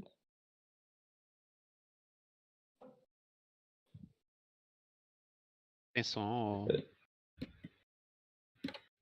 Isto tem som? Tem, mas streams que não sejam em Windows não têm som. Isto é música. Oh, podes replicar a música, Eduardo, se faz favor? Eu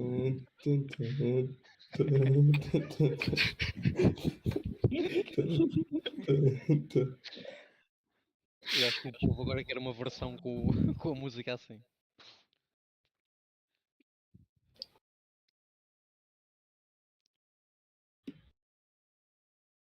E outros efeitos sonoros? É só música ou tipo, quando tu apanhas qualquer coisa? Eu com o gajo. Ai, dá muito fixe o efeito. Tá, demoram 3 horas a fazer.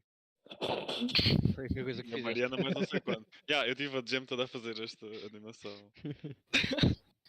Valeu a pena, valeu a pena. Não o desenho, porque o desenho foi a Mariana, só a pôr do Unity.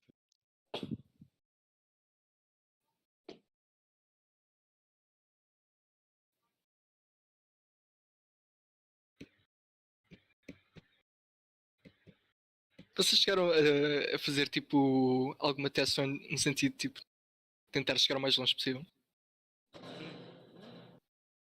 Mas o jogo é tipo um Infinite Runner, por isso não há. I mean, daí estar a perguntar qual é que foi o vosso máximo. Eu acho que cheguei aos 1000 e tal. Chegaste aos 1000? Ok. Ih. O abuso. Mas faz tipo 5 minutos a jogar. Mas gostam da nossa banquinha onde vão comprar os power-ups. Ainda não consegui ver muito bem, só vi o menu. Não perdi uma tarde inteira a fazer. Tá ótimo, eu ainda não vi, mas sei que tá bom. Foi um asset É literalmente o nome do jogo, Tiki Toons. I mean, imagina que você... I'm sorry, tipo, o Raccoon, tipo, Buff Raccoon tá muito bom, actually. Ele tem uma t-shirt havaiana, agora que eu estou a ver. Yes! E tem calções. Gosto que a t-shirt fica tipo menorzinha, estás a ver? Tipo, apertada. Não fica buff. Claro, é para caber o músculo todo. Olha, Não, atenção, é perceptível. Também é uma coisa que me acontece. Olha, isto foi um Raccoon, não foi? Foi. Sim.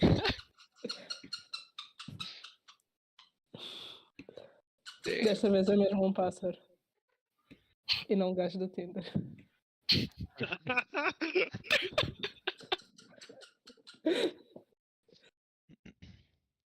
Isso ainda não percebi uma coisa. Diz. Qual foi o vosso máximo? Foi menos do que isso, porque eu só joguei 3 minutos. Então pronto, eu tenho recorde temporariamente, let's go. Mas qual é que é a gameplay do jogo? Eu não percebo. Eu só estou carregando no espaço. Ele está a carregar no espaço, ok, era isso. É um que é tipo coisa. Ok. Ok, portanto. Quando o Guaxinim sai cá para fora, estás a fazer alguma coisa? Tipo, clicar um botão. Não, é ali. Chega que estava surpreendido. Hey, I'm fine with that. Acho que isto vai ter para sempre, porque já não posso. Agora tens que perder, Eduardo, é assim. Não podemos sair daqui enquanto não acabares o jogo. Fuck. Se quiseres perder, podes só não andar e ele dá reset. Deixa carregado. Ui. Ou então para mesmo nos 2522. 2500 e quê? 22. 22. Calma, para! Oh. Perdeste. Calma, deixa só ver o barzinho. Aí, agora está. Não dá para ver aqui. Isto é o que é Eu acho, mas está fofo. Eu acho que está na página do Witch, não? Tá, é a nossa capa. Está na página do Witch. Vamos ver a capa. Mas o que é cada coisa? O extintor é o speed atrás? Podes dar over em cada upgrade e aquilo diz o que é que faz. Yeah, isso tem tooltips. Eventualmente. O tooltip do de cima está um bocado bugged, ou seja, só dá no canto superior esquerdo. Ok. Calma, aquilo é o gajo quando se cola. Ah, está tão giro. Yeah, ele fica buffed. Maximum speed, not Not implemented. implemented. Eu estive a gastar moedas nisto. Exato. Good job, José. Se tivesses visto. Not optimized gameplay. Skill issue. I'm sorry. Ok. Consegues mostrar outra vez a capa? Se sair escape e carregar na capa do itch.io? Ou tipo, se der scroll para baixo é a primeira Já imagem. está ali. Yeah, exato, era isso. E do lado direito? Não, mas Isto é estava autoplay. Eu gosto que os controles são speed. Speed. O que é que a equipa achou da prenda? Nunca, Fantástico. nunca tive uma criança interna tão bem satisfeita. Ótimo. Não estava à espera do Guaxinim buffzão. Acho que só isso já ganhou Só o ouvi jogo. um detalhe que eu estava à espera que se acontecia ou não, porque na carta foi dada a pista que os guaxinins podiam virar canibais, isso não aconteceu, mas está fixe. Estava no Era um plano buffzinho. para fazer isso. Honestamente não estava à espera de um Infinite Runner, mas foi uma surpresa muito fixe. Nem estava à espera, actually. Nice. E da presença especial do Antunes. Que Camisa havaiana. Era eu o Estás Guaxinim? literalmente... Não, estás literalmente a gerir a loja. Não. Eu vou explicar. A Mariana tentou desenhar o Nuno. Só Isso é quando que ela desenhou, eu olho para aquele. Não, isso é o Antunes. E toda a gente concordou que era o Antunes. Então ela mudou o nome para Tiki Tunes. Ah! Yeah. Ok.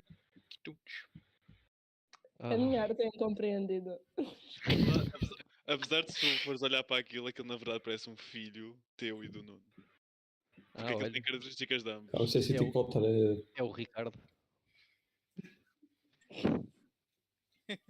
Olha lá. É a minha cara chapada, foda-se, nunca vi de alguém. Oh my god, eu não tinha reparado no protetor solar. Está bem giro. Sim, senhor. E como podem ver, ele nem está a comer glúten. É suposto parecer alguém do grupo, é isso? Era suposto ser o Nuno, mas parece mais o Antunes. Yeah. Claramente. Ok, muito bem, sim senhor. Então agora a equipa que recebeu o presente, a equipa 4, se calhar está na altura de dar o seu presente à equipa 2. Mas realmente se calhar está... A equipa 2 pode chegar à frente. A equipa 2 não se vai chegar à frente porque não está cá. Precisamos de um representante então. Que Eu acho que esse é o Antunes. Antunes, abre a tua prenda. Está bem, está bem. Então eu vou tentar exemplificar o melhor que eu consigo. O Ricardo e o Afonso. Está a ver um eco. Sim, são os três a falar ao mesmo tempo. Yeah. Então mandei aí o link para a equipa. Yeah, vou dar aqui. Se bem que o meu computador tem uma net da merda. Mas vamos lá ver.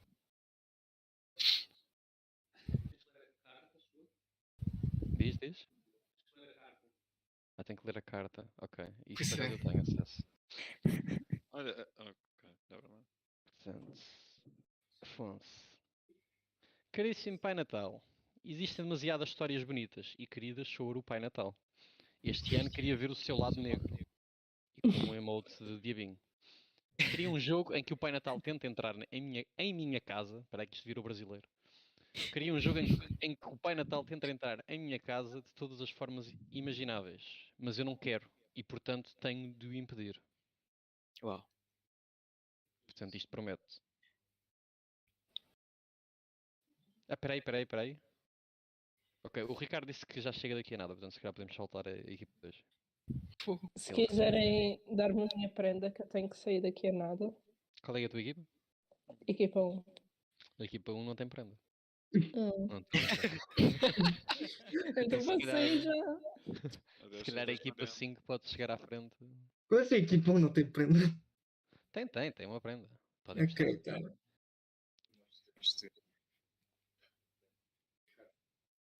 Força, força.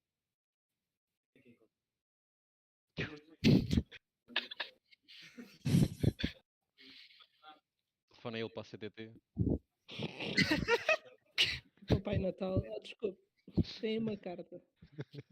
Eu mando de volta, se faz favor. Ela também tinha, eu pensava que essa.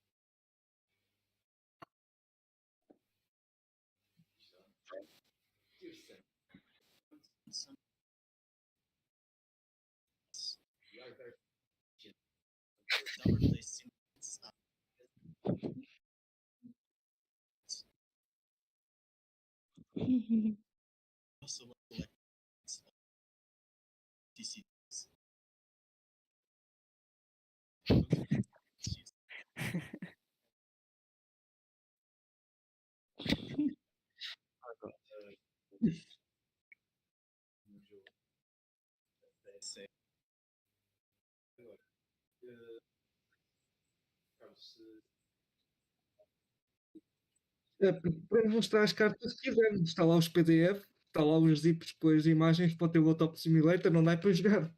Mas a equipa 1 ou a equipa. Qual é que é a vossa equipa, Mariana? Oh! Mas a equipa 1 pode ir ao link e abrir o PDF e ver as cartas. Que aquilo tem muitos easter eggs, ouvi dizer. Podem mandar o link. Eu lembro já carregadas de bens de pássaros e carregadas de cartas. E ainda incorporamos o cheesecake, portanto. A parte mais importante da carta. Está tudo no Witch. Ok, espera, eu vou buscar o link porque eu esqueci de meter como colaborador a ti ou Nuno. Portanto, tu não deves ter acesso ainda. É assim de meter, vá. Portanto, eu vou meter aí no General da Jam. Está aí. Deixa eu mandar para o nosso. Consegues lá imprimir e jogar no próximo Gathering? Sim. Eu vou fazer isso. Printer. Isso tem 3. Ok. Então não devia ser eu a partilhar. Sim, é a equipa. Quem recebe. Deixa a equipa um. Deixa-me ter algum live moment. Andamos a querer roubar as prendas já. Que é isso? E já era a equipa que recebe que lia a carta, mas ele quer fazer tudo. Exato. Eu só não disse nada que não apetecia ler. Ok. Então. Ok, espera aí. Raspa, estou indo raio. Quando é que eu ganhei até comprar a licença? Ok, temos um rule set que é. Que é texto. Adoro. E está a plagiado do rule set de Yu-Gi-Oh! Portanto, não apetecia escrever, mas pronto. Ok. Parts. Os jogos são inspirado. Que. Flávio, começa a ler. Isto é 12 Só são 12 páginas, Fábio. Eu vou só ver as cartas. Tipo, eu não. As cartas tens aí dois tipos. Tens o do print and play, que é tudo em PDF, e o outro é para tipo. Tens imagens separadas em PNGs, que é para importar para o Tabletop Simulator. Portanto, não sei como é que queres mostrar. Só vou ler as cartas. E depois no próximo gathering imprime e jogamos. Vai-te só custar tipo 70€ ou assim para imprimir, segundo as minhas contas. What? Tenta onde? A secção de folhas isso fica barato, pá. São 10 cartas. Nós não fizemos poucas cartas. São 10 folhas, frente e verso, mais as outras cartas, tipo, imagina. Nós temos dinheiro. Coitado do Nuno. O plano é desenhar os Nuno não está pássaros. aqui, ele morreu. Ele está no mate, acho que é a semana dele a trabalhar, mas tipo, o plano é vamos usar fotos ou a arte ou um filtro, tipo, qualquer coisa para não desenhar os pássaros. E depois ele teve um amok e desenhou os pássaros todos. E é por isso que há 20 cartas no nosso jogo que nem tem arte. Então, para não estar a ler as 12 páginas agora, queres dar um TLDR do que é que são estes status nas cartas? Deixa-me cá ver. O ícone do campo. Devias ter aberto o gol 7, tem lá o esquema e tudo com a legenda. Oh meu Deus. Realmente, Fábio. Vai para baixo. Já, está aí o gol 7 e tem aí tipo a legenda toda. Jesus. Card type. Ok. Bird name é o. Pronto, isto é o tier. É o tier, ok. Toda broken air, a tier atacar, temos fazer tudo. O que é que o tier interessa? Tipo, uma carta de tier 1 tens de sacrificar uma carta antes de chamar, uma carta de tier 2 tens de sacrificar duas. É como o Dark Magician, Fábio. Ok. É tipo os níveis de Yu-Gi-Oh! Só que em vez de tipo 8, tens só 2, que é realmente o que precisas. Eu acho que este vai ser o jogo que o Cobb vai adorar, certo, Cobb? Se ele estiver aqui, eu não sei se ele está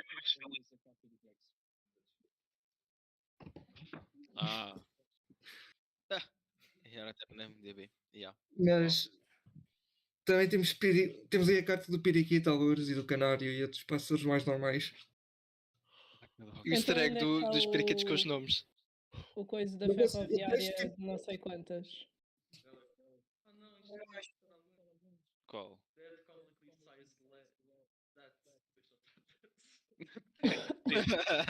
That's it. Não, tem lá That's It.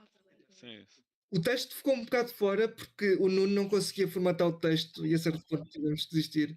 Porque aquilo. A ferramenta que usámos para fazer isto tinha um free trial de 3 dias exatamente. Portanto, $9 por mês. Conseguimos utilizar mais isto. Já escutou. Para continuar este jogo temos que curar a GDT. Olha ali o coisa. Cassowary. Conheces? Conhece? Andaram juntos na escola. Contigo na Eu escola. costumo ir ao jardim zoológico. Mas sabem que quiser imprimir isto ou deixar no Tabletop Simulator, eu dava a ver, porque fizemos 0 playtesting. Eu não faço ideia como é que este jogo está. Foi tipo a olho. Mas na próxima Gathering nós Podiam arranjamos. fazer de novo Vassal para experimentar. Não sei, é que a coisa que eu gostava de ter feito era ter 3 cartas de cada tipo em vez de 2, porque acho que isso era mais justo, mas a certo ponto é tipo, não, é por papel. O pato é muito bom. Este aqui devia ser só de rubber duck. Tem que ver o kiwi. Tem que ver o kiwi. Tem que ver o kiwi. O kiwi vai ser o kiwi. Ficou tudo mais agressivo. Anda para baixo. Calma, deixa-me ler as cartas. Mas nem em voz alta, Fábio. Não. Então querem que eu para baixo ou ali em voz Eu alta? fiquei confuso. Quem é que escreveu a parte do TCG e quem é que pediu cheesecake? Eu fiz cheesecake. Aquele cheesecake. Ok, Fábio, há uma carta relacionada com cheesecake porque os cheesecake são os teus life points. Portanto, os pássaros estão a tentar comer fatias de cheesecake. Cada jogador começa com 20 fatias de cheesecake e esses são tipo os life points dele. Portanto, para jogar é preciso ter um cheesecake inteiro. Ok. Ok. Possivelmente não, mas acho que aumenta a experiência, possivelmente. E quem ganhar o jogo ganha diabetes. Yeah.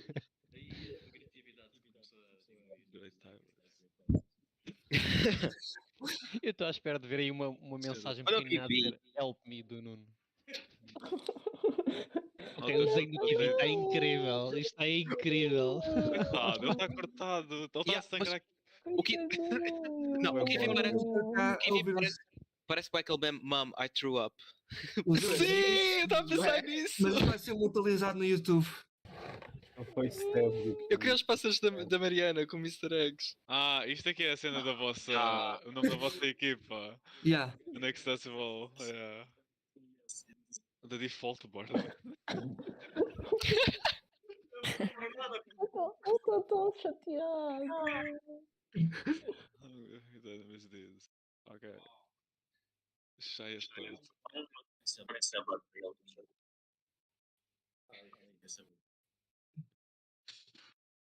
Lucifer.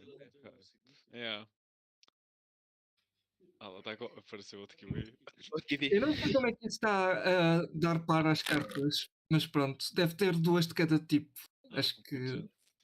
Isto parece um pigeon do filme. Parece a vida dos animais de Dos animais, yeah. Sim.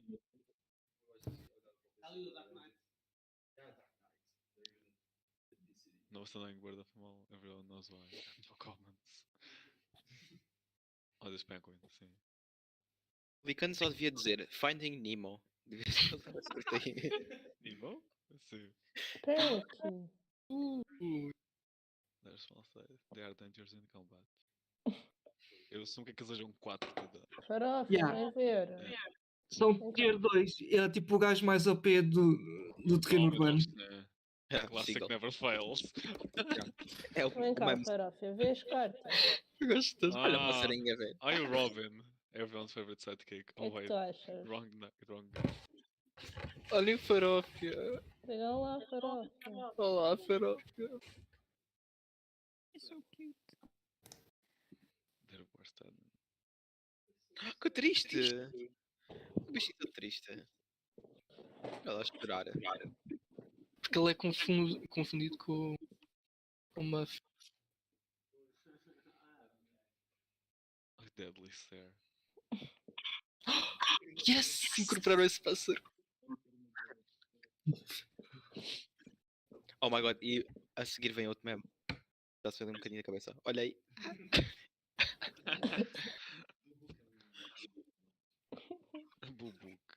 Quantas cartas é que vocês têm? 42 pássaros únicos, 20 feitiços e 20 armadilhas. Duplicados por 2. Isto é só um dos PDFs. Isto é um dos PDFs, ainda há outro PDF. É que, uma coisa, eu nunca pensei. Eu nunca pensei que o Nuno fosse desenhar 42 pássaros. Isso não fazia parte do plano. Ele foi rogue. Oh meu Deus, o Nuno tem esteroides. Isto não tem. E a cena com o Nuno ainda é Não, noob. isso não foi pintado. Isto é logo O por Nuno mal. ainda é noob. Cheesecake. Assumo. Tasty. Tadinho do Nuno. Modern slavery. O Nuno está aqui. Oh, passarinho no carro. Part of the city. Esse metemos no Witch e no manual. Essa carta é demasiado boa. Battle Cry. Yes. Oh god. A arte está muito boa. Eu tenho que dar um abraço ao Nuno quando ver esse talento. E eu a achar que tinha desenhado muita coisa. Mesmo. A quantidade de arte que ele tem. O Nuno desenha bem rápido. É tipo a coisa dele. Mesmo na Metroid vem tipo, ok, faz esta coisa. E depois de repente. Acho que depois encontraste que giro. As traps não têm arte, não tivemos tempo para isso. Mas pronto, se quiserem ver os efeitos. Agora eu quero que vocês deem continuidade a esse projeto.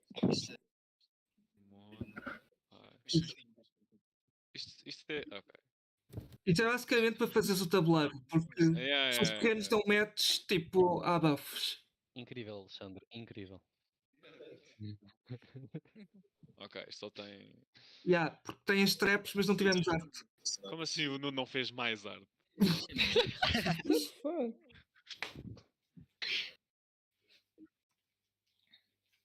Lesser attack.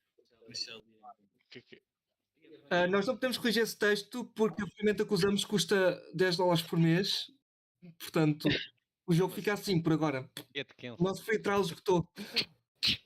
Foi que não usaram uma ferramenta melhor, que é o Paint.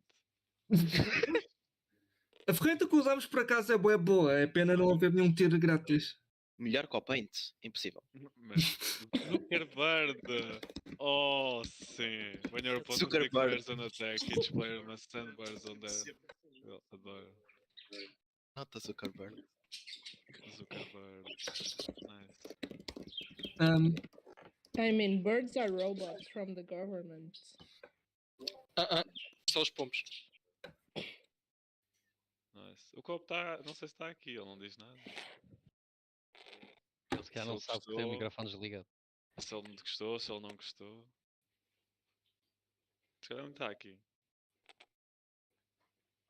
Oh well. Eu gostei da prenda. Eu adorei. Gostei muito dos comic relief ao longo das cartas.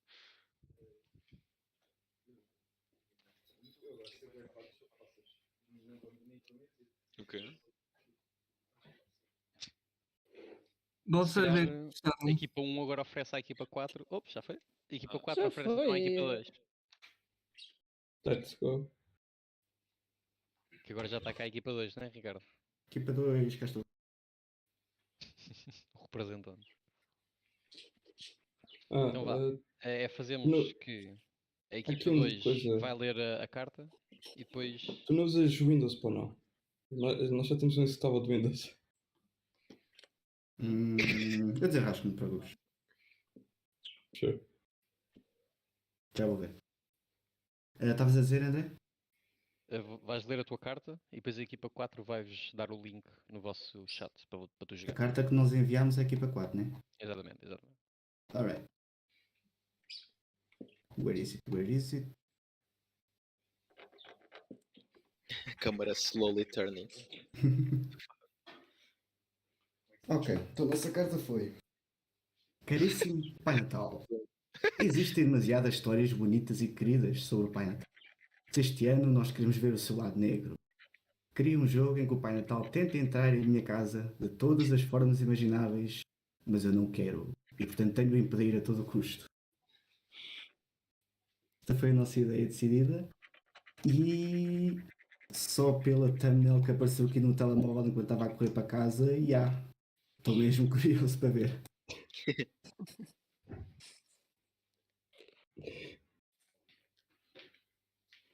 Lembra de partilhar com o som. Tá, É importante. aqui preparar o setup.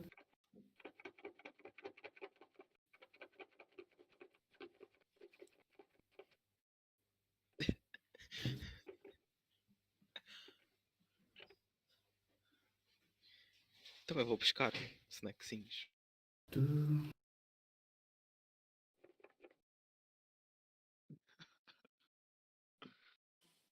Ok, este acho que infelizmente não dá som. Pois, Fica só o ecrã. Se não estás em Windows, fazer não o som. consigo. O Eduardo fez Pois, eu não sei se tem som, já. Sem som não dá. Oh. Pá, dá para ele é que está a jogar. I guess. Mas vais ter que replicar o som. Sempre é difícil. Alright. Pois convém ler a página 2 para ter um bocado de contexto. Pois se calhar é melhor. Então, espera aí. Para o jogo antes de leres. Não tenhas aquilo a correr, que senão perde-se e percebes o que acontece. Sr. House Leader Present. Naughty this year. Vai deixar carvão. Oh não. Ok, tarará. Holy shit. Alright. É o jogo. Tomar esse corre.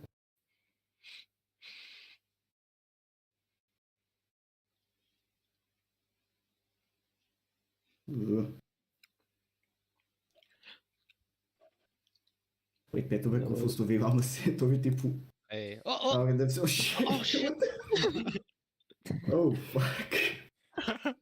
Holy shit! Oh fuck, that's scary. Ele morreu? Morreu. Yeah. Não morreu. Agora basicamente vai ser traficado para as minas de carvão do Pai Natal. Exatamente, porque o carvão vem de algum lado. Ok, não morreu. Vai ser explorado. Vai trabalhar para as minas. Ok. Tentar outra vez. Ele não morreu. Não? Ele é muito valioso vivo. You know. Está cá até entrar.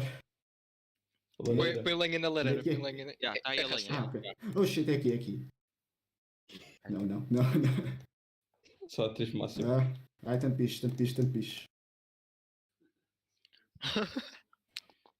Shit, que mais? Esperem dar um sítio. Estou cheio de lareira. O gajo vai entrar pela... O que é que há aqui? E aí, o que é que há? Nada? Será? Shit, quantos gajos? Shit, tantos gajos. Okay. Ou não? Oi, ou não? apagou? Oi? Eu adoro com Ratchet os elfos ficaram.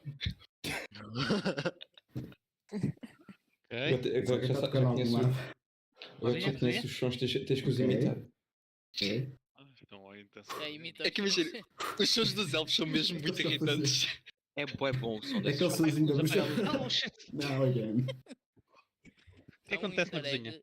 A cozinha basicamente era uma secção que nós tínhamos planeado, mas que não tivemos tempo para implementar porque haveria tipo um copinho de leite que seria bebido pelos elfos do parental quando tu estivesse a olhar nas outras divisões. Então tu terias de ir à cozinha reencher o copo de leite. Pronto, era mais um desafio. Há um easter egg na sala quando ficas sem tábuas na janela. Uhum.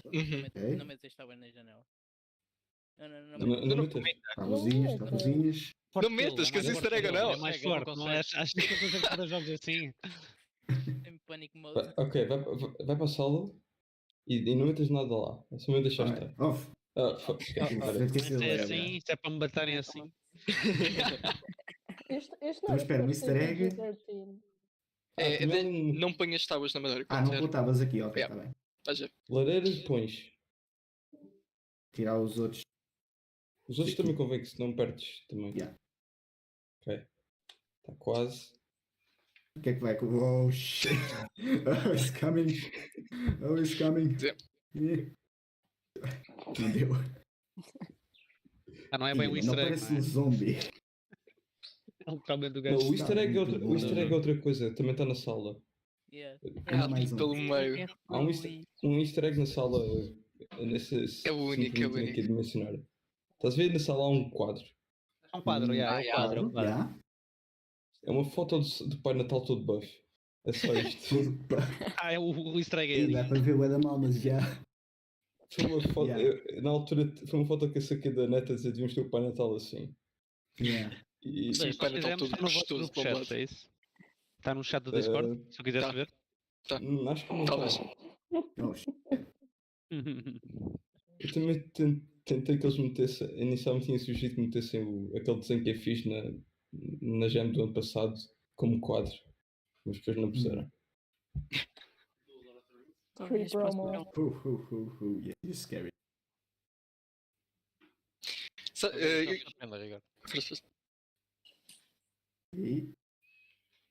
Ok, acho que já. Não sei se há mais alguma coisa que não vi. Ele continua a jogar, moleque. Eu acho que isso é a resposta. Está a gostar. Mas olha, está espetacular. Isto é engraçado, estamos a testar o jogo e estamos a cagar com os sons.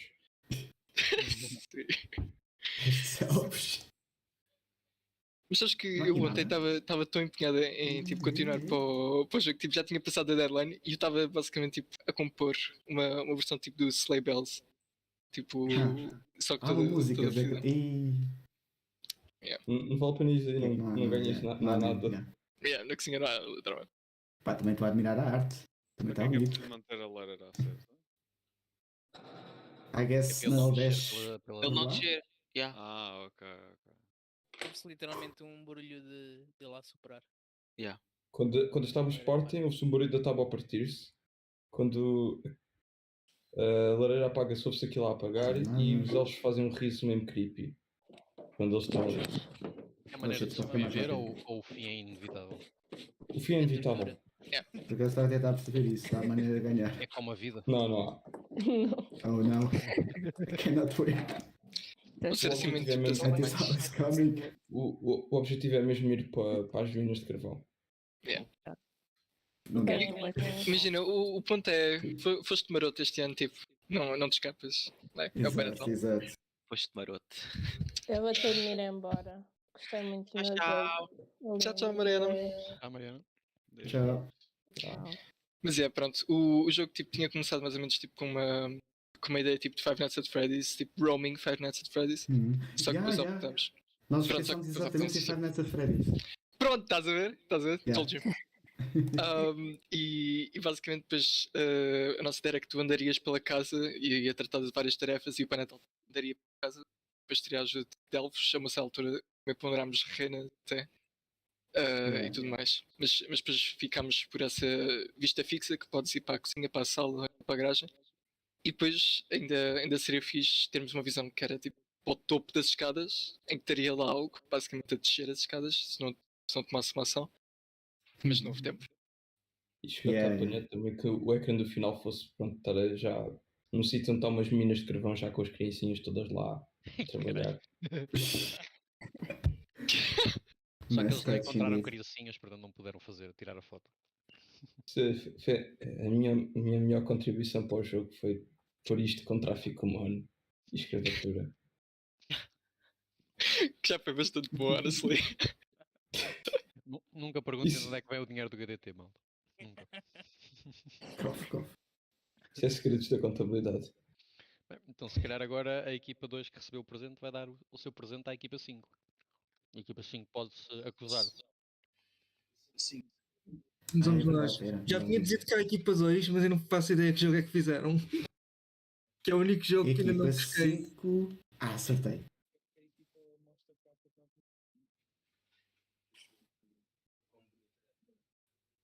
Não, vocês é que têm que ler a vossa carta. Alexandre, é por isso que eu tinha dito que eu não tinha a carta. Sim. Se não tiveres, vai às DMs com o André que lhe mandaste. Pronto. Mandaste para mim, Alexandre. Está no Discord.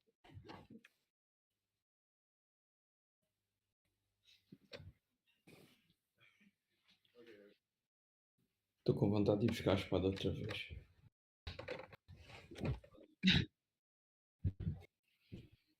Mas, afinal não.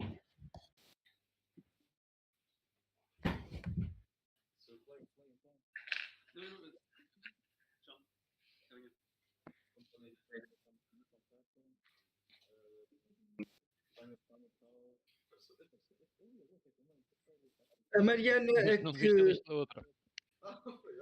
A Mariana fez batota, enganou-te.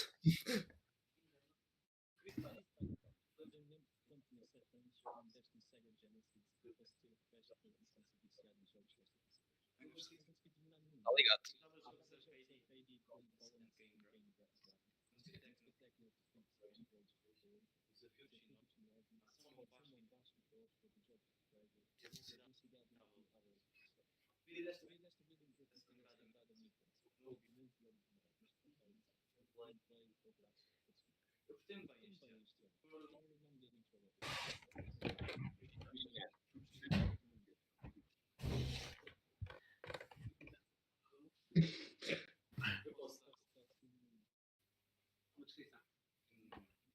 Pesquisa o nome. Estás a partilhar DMs privadas, cuidado.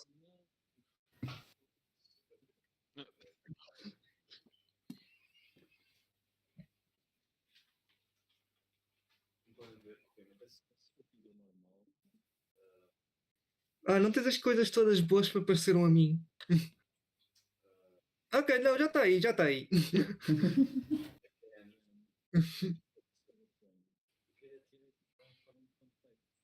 Ok, Insider Trading, é só isso? Pensar que era uma coisa muito pior. Sinceramente. Yeah. Estava à espera de algo tipo. Entre isto e tráfico humano de crianças em minas de Se carvão. fosse pior, se calhar O não jogo sei. anterior era sobre escravatura, este aqui é sobre Insider Trading. Será que Há um aqui um crime vale tema. a pena quando não envolve tráfico humano? Acho que há aqui um tema nesta Game Jam.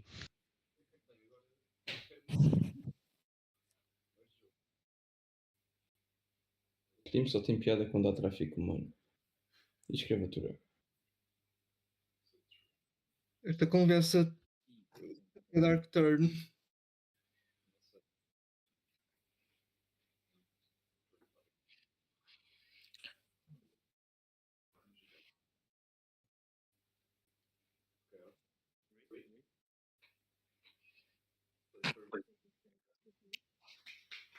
Não me dê um tijolo.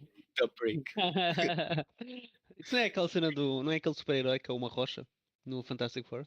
Não é o da Brick? The Thing. Ah, ok, eu estava mesmo próximo. Oh. Espaciesco.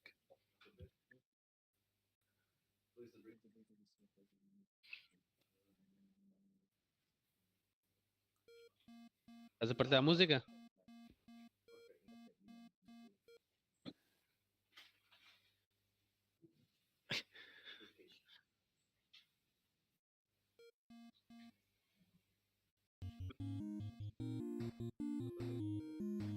Sim. Estou a ouvir, já. As animações está fixe. Muito fixe.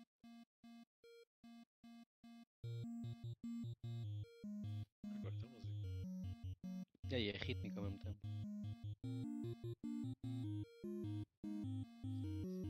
Está mais rápido ou está a ficar mais rápido? Não? Acho que não. Sim. Puxa, está bem giro. Está bem decente. Já te fodeste. Vais-te lembrar da tua infância?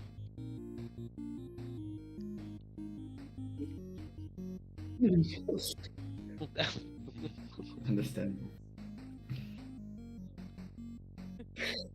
Yeah? Talvez.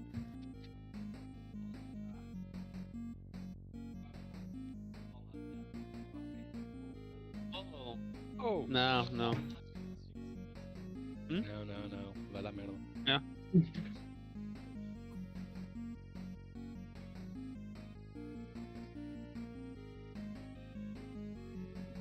Let's go.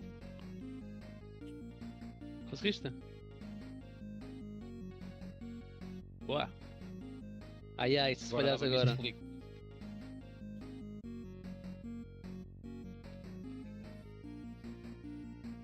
Tens que ir em pé. Só deitar, andar para trás. Atira-te agora, atira. Entende foi baixo. Era mais uma.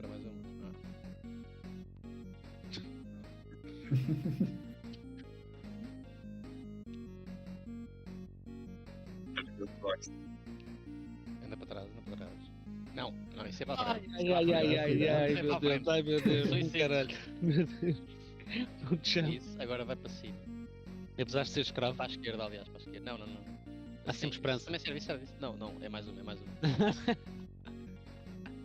Não, caralho, foi. Tá, vamos embora. Não, estava a fazer bem. Pode meter de pé, mete de pé. Agora, anda para baixo. Deita-te para baixo. Isso. Agora, deita-te. Não. Eu acho que ele diz, e depois... Mais uma. Não há pressão nenhuma. Eles fizeram um jogo difícil de propósito, ainda por cima. É para estar mais tempo a jogar, né? Então vai ter um nível secretamente, é isso. Deita-te de cima. Não. Isso. Boa. Não. Só está a ser para o porco que se tem. Ele legitimamente só a baralhar, ok? Era literalmente só mais uma jogada. Há mais níveis, E agora? Quantos níveis é que tem? É boa Tem vezes. 3. Podes ficar exato. Consegues andar mais rápido. Eu vou ser honesto, eu não percebi como é que da nossa carta acharam isto. Também não sei. Tem o tijolo que vocês tanto queriam. Exato. Não demos um tijolo.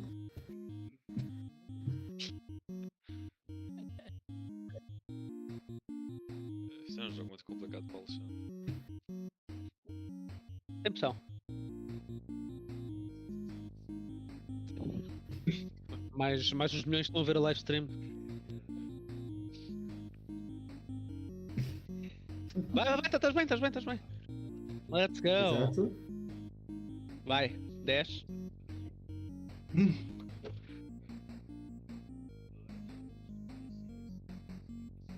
Avança um para a frente, põe de pé, rola, depois para o lado. Não, calma, volta para trás. Agora volta tipo para cá, roda para cá. Ok, endireita-te. Não, para a frente. Não, na cadeira, rapaz, endireita-te. Agora deita-te para lá, deita-te para lá. Meu. Deita-te para lá mesmo. Não. Para lá, não para lá, para lá, isso. Ok, isso. Isso, deita. Isso, agora para lá. Isso, está quase. Isto é a melhor prenda de Natal que eu podia ter recebido. Vai, agora, mais um. Não é a música. A música é diferente, interessante. Ele nunca vai conseguir acabar este nível, esquece. A fé. Esquece, ele vai suicidar. O que eu disse?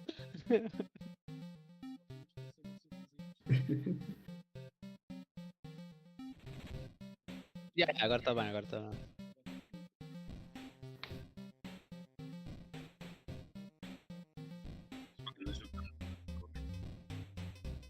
Cuidado que... É?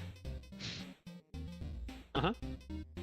Mas tu neste aqui não tens de estar tipo literalmente...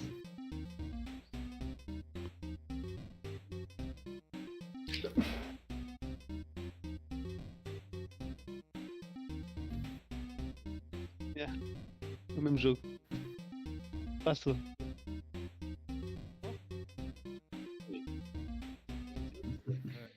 Se alguém esperasse alguma coisa? Menos jogos existentes? Não? Na carta? Não. Sim. Ok, tá bem, é um padrão, um jogo de puzzles há muitos. Sim, joguei basicamente. Não, está aqui a haver alegações de plágio. True. Epá, é bué parecido a um jogo Flash, é. Yeah. Foi a nossa inspiração principal.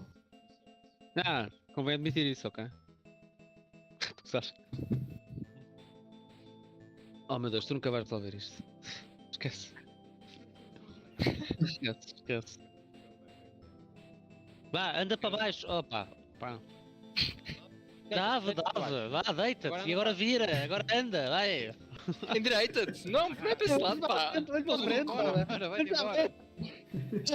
É touro, Ainda bem que deixou o Alexandre tocar isto. Tu não precisas de clicar no botão para nada, rapaz. Para nada. Não, eu só não percebo o que é preciso o botão neste nível.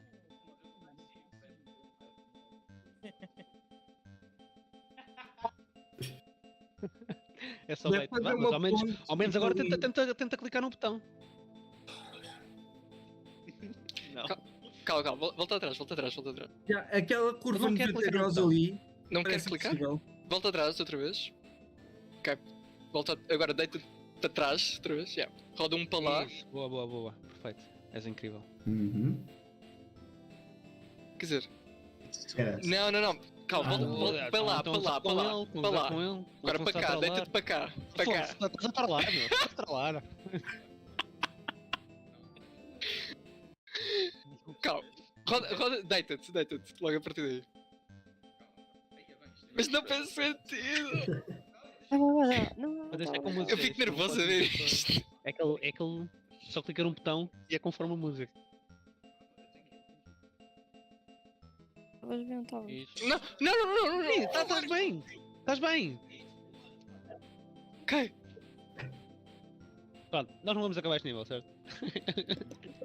A stream está Há uma parada. prenda no final? A stream está parada? Não está, não? Não está. Não está. A stream no YouTube está Eu não disse parada. nada. Guarda-se a apertar o jogo. Não, mas o Também estava.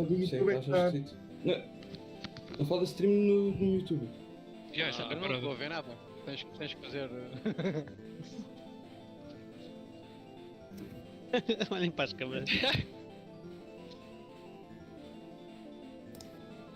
Porque é que estás? Ok. Boa. É isso mesmo. Eu não faço ideia se é isto, eu só estou a dizer o que acho. Tens que voltar para trás, tens de meter melhor.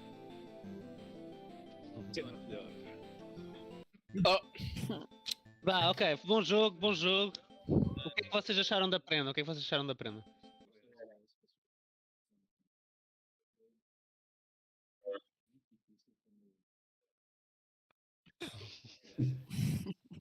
Lembrar um bocadinho do Sonic ou não? Não. Admito, o jogo é bom, mas é explicitamente o que não pedimos. Por isso é que fizeram. Tu não escreves ao Pai Natal a dizer o que não queres, senão ele vai-te dar isso. E aí ele pensa que vocês estão a utilizar a Acho psicologia que o inversa. Pai Natal é conhecido por dar às pessoas o que querem, mas pronto, se calhar tenho o lore errado. O Pai Natal é conhecido por levar as crianças para as minas de carvão. Exato. Que forma é que este jogo envolvia a escravatura? Vocês saíram com sorte.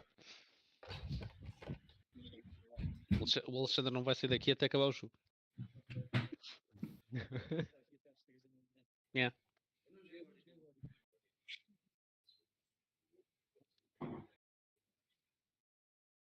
Então se calhar está na altura da equipa 2, dar a prenda a 5, certo? Isto não aconteceu. Ou já aconteceu? Quem é a equipa 5? Isto foi agora, cara. Então faltam as últimas duas equipas que vão trocar de presentes uns com os outros. Oh, Que é a equipa 3 e a equipa 6. que lindo. Quem é que começa? Eu acho que a equipa 6 devia ser a última. É? Certo, a tua equipa é qual? Eu sou da equipa 3. A tua equipa 3 é a última. Ok. Mas somos a última a dar ou receber? A dar. Ok. Recebem fine. agora e depois não. Sim, pode ser. Então vá. Equipa 6, dê-nos o nosso presente.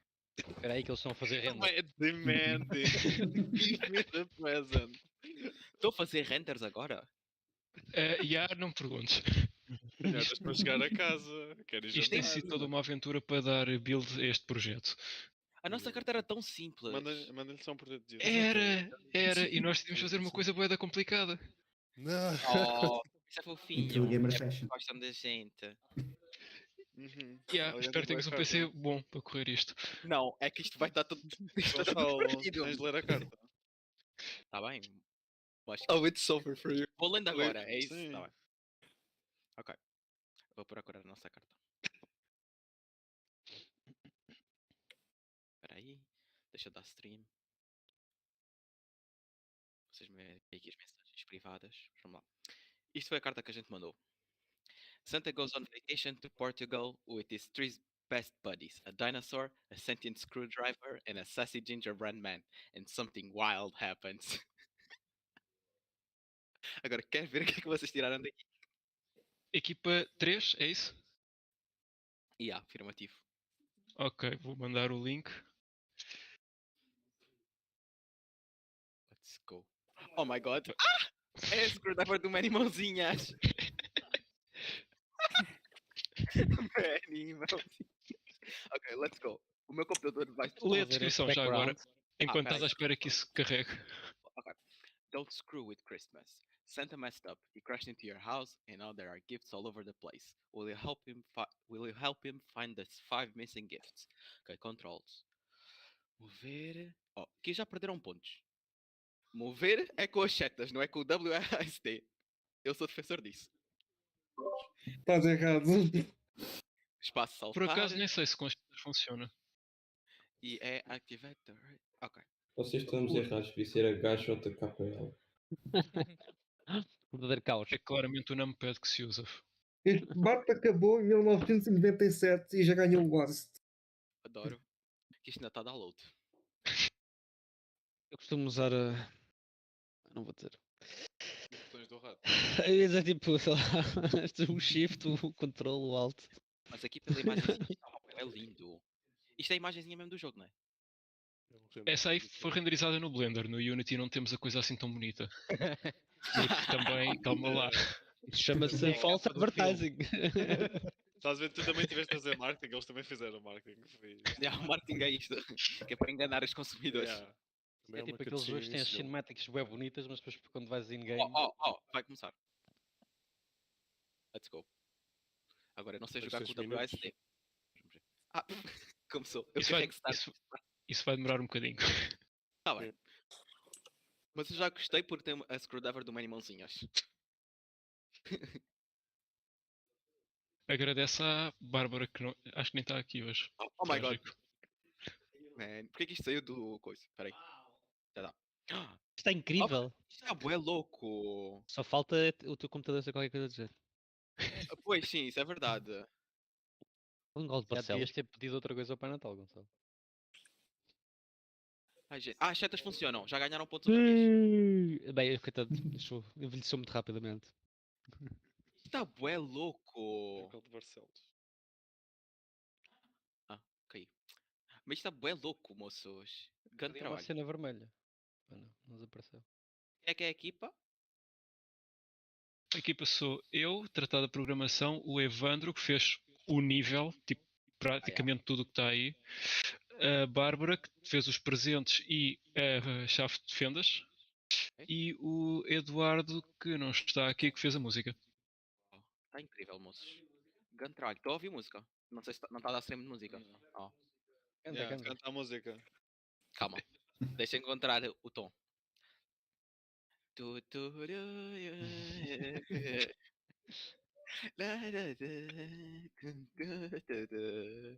Tem aqui, falta aqui uns agudozinhos, mas esse é difícil. É que eu estou só a passear. Isso é um presente, não está aí no chão. Oh my god, é. Aquele ali de baixo, não é? Não, aquilo é um bug. Não vi nada. Basicamente tens de fazer parkour em alguns sítios para chegar Mas olha, parafusos adorei o executivos. galo de Barcelos e a bandeira. Porque eu Ali vi, um presente, tá? eu vi, mas eu não consegui chegar lá acima, desisti. Olha, o meu computador agora já ficou um bocadinho melhor. Porque isto já está fez um bocadinho melhor. Isso depende do ângulo para que olhas. Ah. Se tiver menos vértices no ecrã, ele fica um bocadinho melhor. Ok. Isto está bué bom. Tens que jogar sempre a olhar para baixo. Ui. Isto é som de salto. E me podes imitar o som do salto, se faz favor? É tipo. Está parecido. Não, bem Para a próxima vez chamamos-te para gravar os áudios. Olha, não é a primeira vez que eu faço voice acting para um jogo. Giro. Bom. Olha, eu não sei como é que Vá, tenta lá subir o escador que estavas a subir há bocado. E o que é isto? Vá. Gonçalo, arranja um presente, por favor. Vá. Procura um presente. Mas eu jogo Sims. É muitas mecânicas para mim. Vá, tenta lá subir essa cadeirazinha. É que para o Gonçalo, vocês podem só fazer um walking simulator com um ambiente giro que o Gonçalo já gostava. Yeah. É que, tipo, isto é o que eu faço, isto é o que eu passo horas a fazer no Assassin's Creed, é andar nas ruas. Isto é basicamente um walking simulator. Isto é Está igualzinho ao Alexandre a jogar há bocado. Isto é basicamente o Assassin's Creed. Anda para trás. Let's go, peraí. Estava quase. Calma. Gonçalo, olha, tens ali uma coisa vermelha no canto. Onde? Calma. Roda para a esquerda, para a esquerda. Para além da cadeira. Nesse canto, yeah. Let's go. E aí à direita, está ali. Uou, o que é aquilo? Se calhar é algo mais fácil. Bora. Mas olha, gostei dos galos do Barcelos. Onde é que está o Gingerbread Man? Onde é que isso anda? Isso ficou só no Marques. É o jumpscare, Gonçalo. Ele está a vir para a cutscene. Que é? Ele está a ser renderizado. Vai ter que ser. Tem que A maçaneta ficou. Ok, apanhaste um? Já sou bué bom. Pro. Há um total de 5. Caralho. Eu ia pensar que a gente ficou aqui muito tempo para o Sobe aquela porta. Aquela ali, né? Sure. Pode ser. Estou a apontar. E vocês não veem para isso. Olha, tens um em cima da porta principal também, acho. Quando haver uns presentes estão lá mesmo em cima, eu não faço ideia como é que ele vai lá chegar. É um parkour intenso. Uau. Vá, olha aí o prato. Uou! Ai. Cai da Ele vai cair. Calma, Gonçalo, consegues recriar o ângulo, por favor? É isso que eu vou tentar. Podes usar a roda do rato para aproximar a câmara, se quiseres. Calma. O Gonçalo não tem a roda, ele não está a usar um rato, ele está a usar o todo espeto para Calma que jogar. faz Tem sobrancelhas. Oh meu Deus. É como o do Mary Mãozinhas. É exatamente igual. Screenshot para o jogo. Olha, mas eu acho que está bom, já podemos passar. Eu gostava só de focar como ele está a usar o touchpad para jogar. Olha, pronto, estão a mandar a cortar, mas eu adorei o vosso presente e tenho a certeza que o resto da minha equipa também gostou.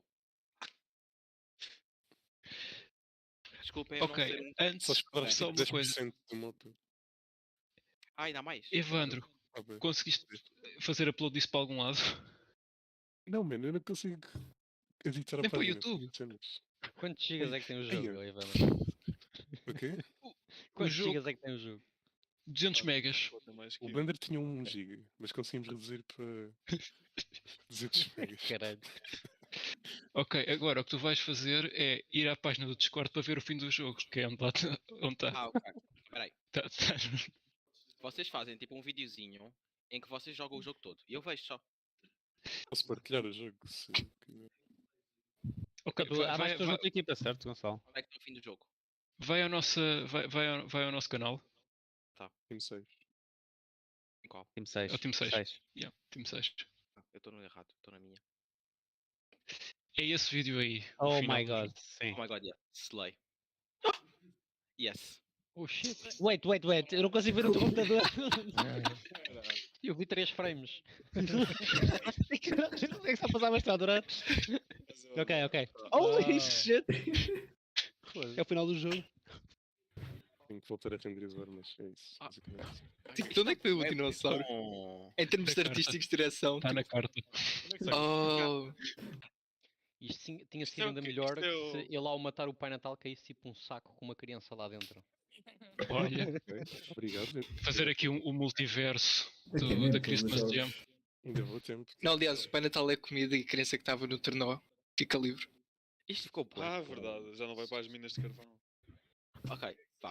Eu vou-vos dar a vossa prenda agora. Posso só pegar o jogo para tipo mostrar o resto dos mapas?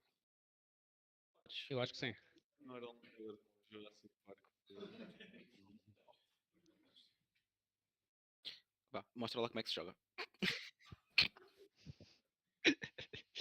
Vou colocar um outro mundo tipo no topo.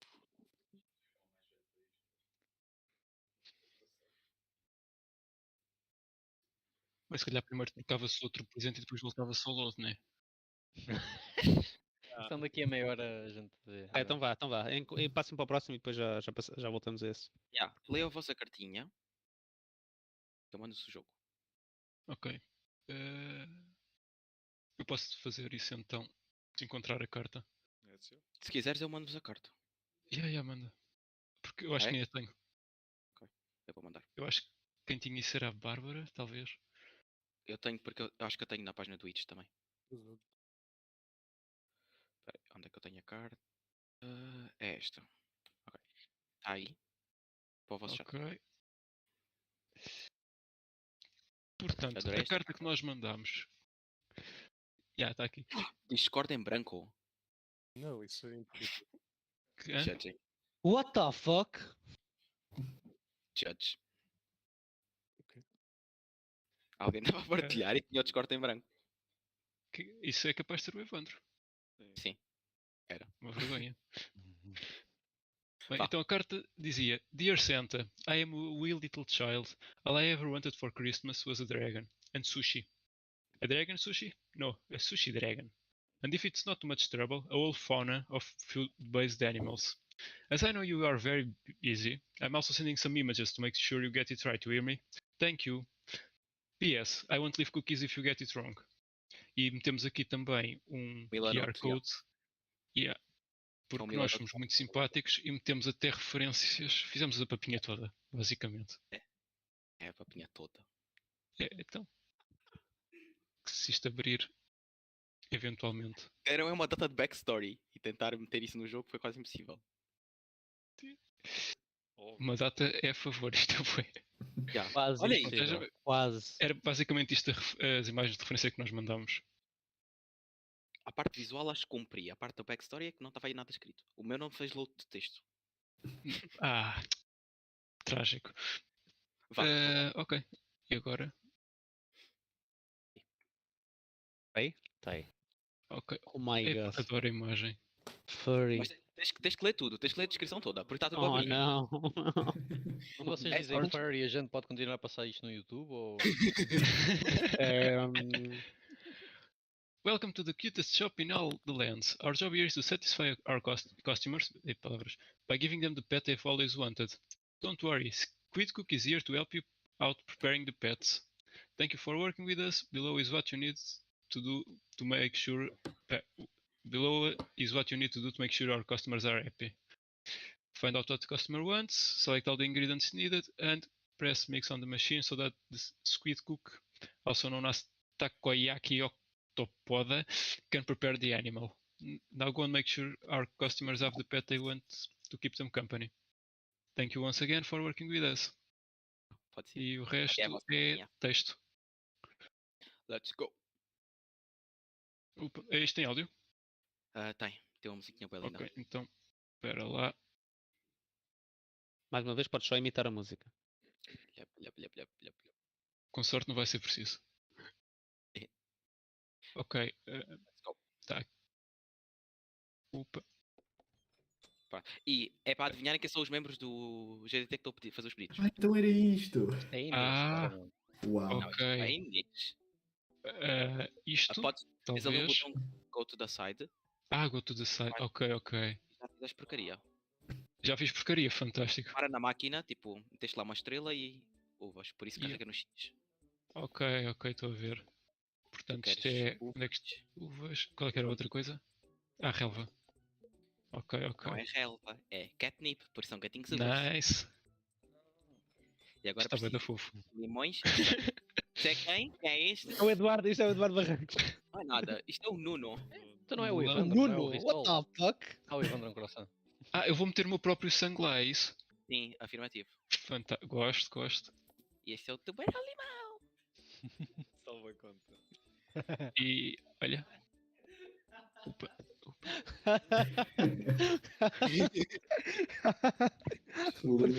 Caralho. Que é este líquido branco? Leite. Claramente. Ok. É leite. Estás no YouTube, não dizes. Pois é, tão claro. Olha ali uma vaquinha tão fofinha. Há mais membros do HDT? Há 4. Não, há 4 não, há 5. Porque eu não tinha tempo de desenhar mais. Porque eu queria mais. Vias desenhar todos os 90 e tal do mesmo. Eu vou desenhar todos. Um dia deles, eu vou desenhar todos. Olha o Manel! Sou eu? Tens o logozinho do Fátima na camisola. E a minha barba característica que não existe. Há algum animal que eu ainda não tenha visto? Quando acabares o dia, peraí. Porque há receitas para cada dia. Aquela ok. Inês. Aquela Inês, já. A Inês contra... E a Inês, há um easter egg, porque a Inês fica sempre de olhos fechados. E há a probabilidade de essa lima vir com os olhos fechados. Bom. Yeah. Incrível. Okay, para o seguinte dia. Demora um Isto é bocadinho. muito fixe. Não é bug, é feature, mas isso demora um bocadinho. Quando vocês pediram um Sushi Dragon, era mais ou menos isto que estava a pensar? Calma, porque o Sushi Dragon também aparece, mas é mais para o fim. Spoilers. Eu tenho que clicar em alguma coisa ou... Supostamente isso ia passar, mas isso é coisa dos programadores. Os programadores não estão cá. Shame aos programadores. Se não der, eu Mas mostro... dois programadores, tipo, ridículo. Dá clica, para ver se isso faz alguma coisa. Senão eu mostro só os animais. Eu estou a clicar. Olha, posso clicar aqui nas coisas atrás. Mas isso não faz nada. Pois... Certo, porque isso tem que ver receitas. Vai ser muito... Mostra. Opa. Faço partilha e mostro as receitazinhas. Muito bem. Muito giro. Porque isso, eu já joguei isso várias vezes. E às vezes funciona, outras vezes não. É problemas de programadores. Pode ser a arte que está a fazer mal load, ou a renderização. Isso é tudo artistas. Eu tenho a dizer que eu gostei muito do jogo. Está bem fofo. Vou fazer partilha. Mas o teu computador vai conseguir correr isto? Manel... É para conseguir correr o novo. Não, eu só tenho medo de... Aqui ainda por cima... Temos. A coquete. Oh my god, isto está adorável. O Sushi Dragon. Uau. As panquecas Monterey. Depois temos o tubarão-limão. A vaca-limão. O morcego kiwi. Uau. Os gato Silva. A panqueca caranguejo. O gatinho que é gingerbread, que tem umas coisinhas de Portugal. E depois o Bad Sushi Dragon, que é a versão má. Que a única diferença entre a receita do bom e do mau é que o bom leva molho de soja e o mau leva sangue. Uau! Yeah. Está incrível. Thank you. Depois tu desenhaste tudo, Gonçalo? Yeah. Bolas. E Muito respeito aos artistas. Diz programadores que não fazem nada, o jogo mal funciona. É assim, não fizeste metade que o Nuno fez, Gonçalo, mas está muito bonito. Yeah. É que eu achava que tinha feito muita coisa, depois vi o Nuno calando. No que me toca, eu acho que fizeste muita coisa. Eu acho que o Nuno fez demasiadas coisas. Eu rejeito esse coração. Sim senhora, está muito giro. Estás a divertir com a chave de fendas. A chave de fendas está... Está à espera que a gente se junte. Vá, mostra lá o mapa. Posso ir para a rua? Liga uma porta da rua. Sentas? Infelizmente não. Não dá. Oh, Olha. muita coisa! Realmente agora temos mais frames, é diferente. Parece um jogo novo agora. Estavas a jogar para?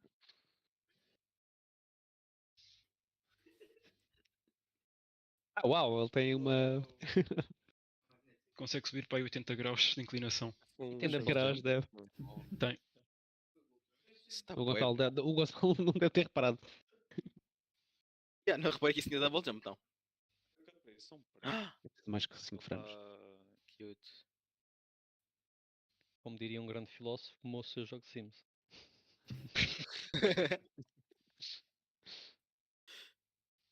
Como dizia outro grande filósofo, isto é Assassin's Creed.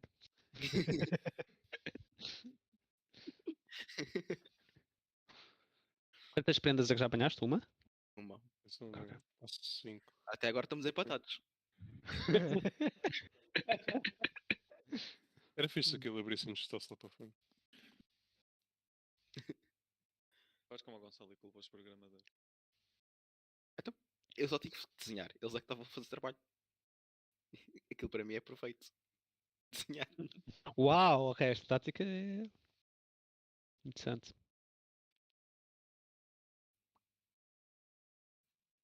Ok, agora double jump, depois assim é fácil.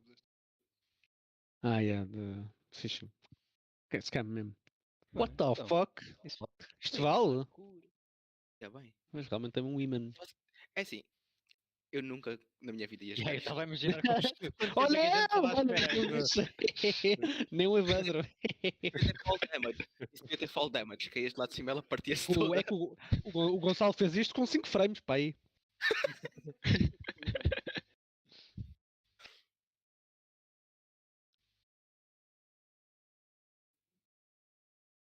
Muito tenso. O smile é adorável. Holy shit. Olha o quadro, Aquela peraí, aquilo é o. Essa não malhou-a. Essa não malhou-a. Não é o Castelo Branco quando ele foi às Não é o Castelo Branco, não? Nas touradas. É o Castelo Branco? Oh god. É, não é? Quando ele foi fazer acima de um touro. Sabes muito sobre isto e estás demasiado entusiasmado a dizer-me isso. Não sei como é que sabes isso. Eu sou fã do Castelo Branco. Não, isso eu sei.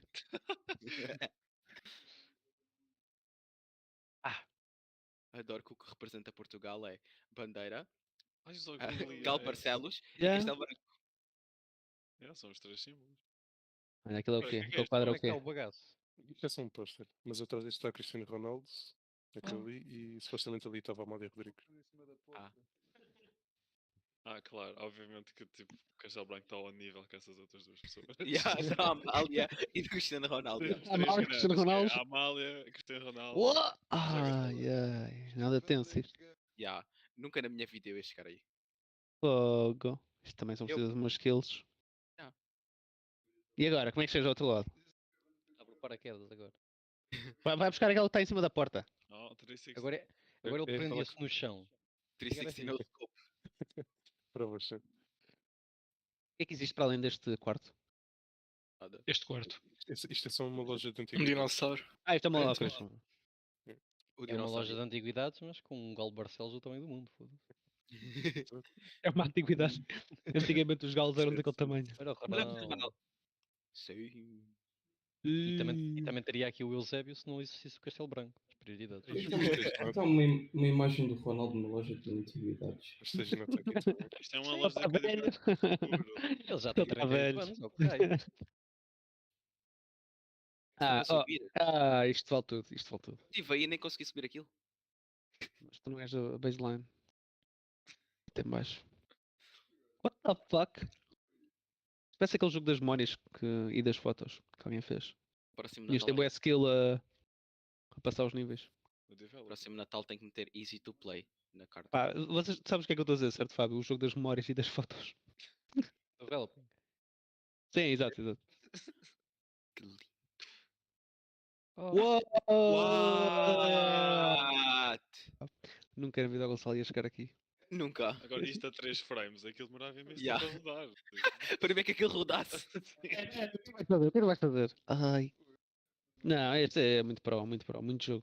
Que é isto? É um urso. O quarto símbolo de Portugal. Os ursos muito conhecidos cá em Portugal. Sim, Yeah. sim. Oi! Bem Os jogado. ursos vêm de Espanha É de vez em assim. quando.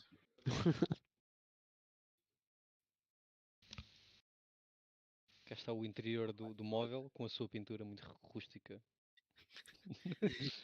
Bora Branco e condicionado. cinzento. Isto é uma Eu tipo conduta de feito um urso. ventilação, atenção. Devia É estar isso. tipo um rato, uma ratazana aqui dentro. Isso era interessante. A perseguir o jogador. O meu conselho aqui é não tocar no vidro. Tocar no vidro tende a dar problemas de colisões. Não se pode tocar no vidro, ok. Joga-te contra o vídeo já. É o que dizem nas lojas. Exatamente. Manda-te contra o vidro. Só para testar. Sim. Mostra lá o teto. Aí! Está lá uma pista em cima. Uou! Shit! Uou! E agora? Oh, puto, vais 3 horas para chegar lá acima, caralho. É um shortcut, é um shortcut. Tu não abriste, não ativaste o shortcut. Não preciso, não preciso. Olha aqui pela bandeira. Olha, vale tudo. Vale tudo. Essa bandeira já está aí há quanto tempo? Já está dura. Isto é o resultado dos providers automaticamente. Yeah. The fuck? Quando houver esportes disto. By the way, se falharmos este percurso, tipo depois de mover e chegar lá ao fundo e falharmos, tem que se voltar a dar reset ao jogo. Quando tu dizes falharmos, referes-te a ti próprio? Eu não vou falhar por isso, não. Agora que eu reparei. Gira essa coisita aí. Ah, que lindo. Ah, e é uma porca. Isso que era esse termo que eu queria utilizar, mas eu não sei o nome dessas coisas. Essas coisas. Talvez não é um termo fácil. Não.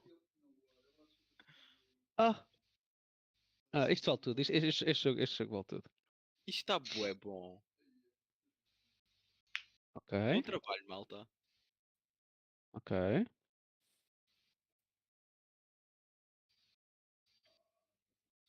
Awabanga. Isto não dá para usar. Dá para subir para o tornó do Pai Natal? Não, mas é fixe. Mas podias tentar. Não, Pussy. Oh god. Era isto que querias fazer? Não deu-se um salto, sempre que. Not like this. O que aconteceu é que foi tu caíste antes de começar a saltar. O segundo salto deu, mas já estavas fora da. Sério? Oh, shit. Yeah. Eu vou tentar na mesma. Bem, eu vou embora. Mas pronto, já deu para ver o nível. Yeah. Muito bom, malta. Bom trabalho. Obrigado pelo presente. O Evandro não vai desistir. Não. Mas eu vou mesmo embora.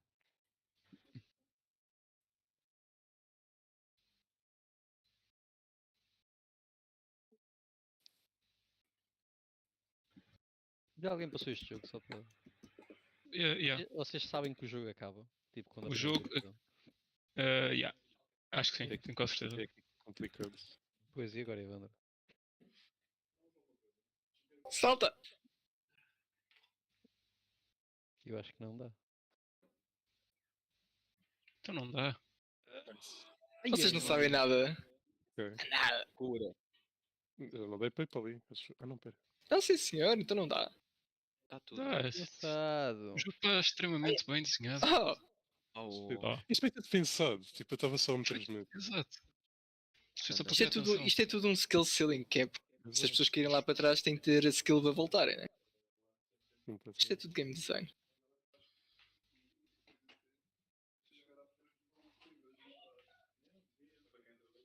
Vai, Evandro, tu consegues. Let's go. Nice. Yay! Eita. Good job. Top. Sim, senhor.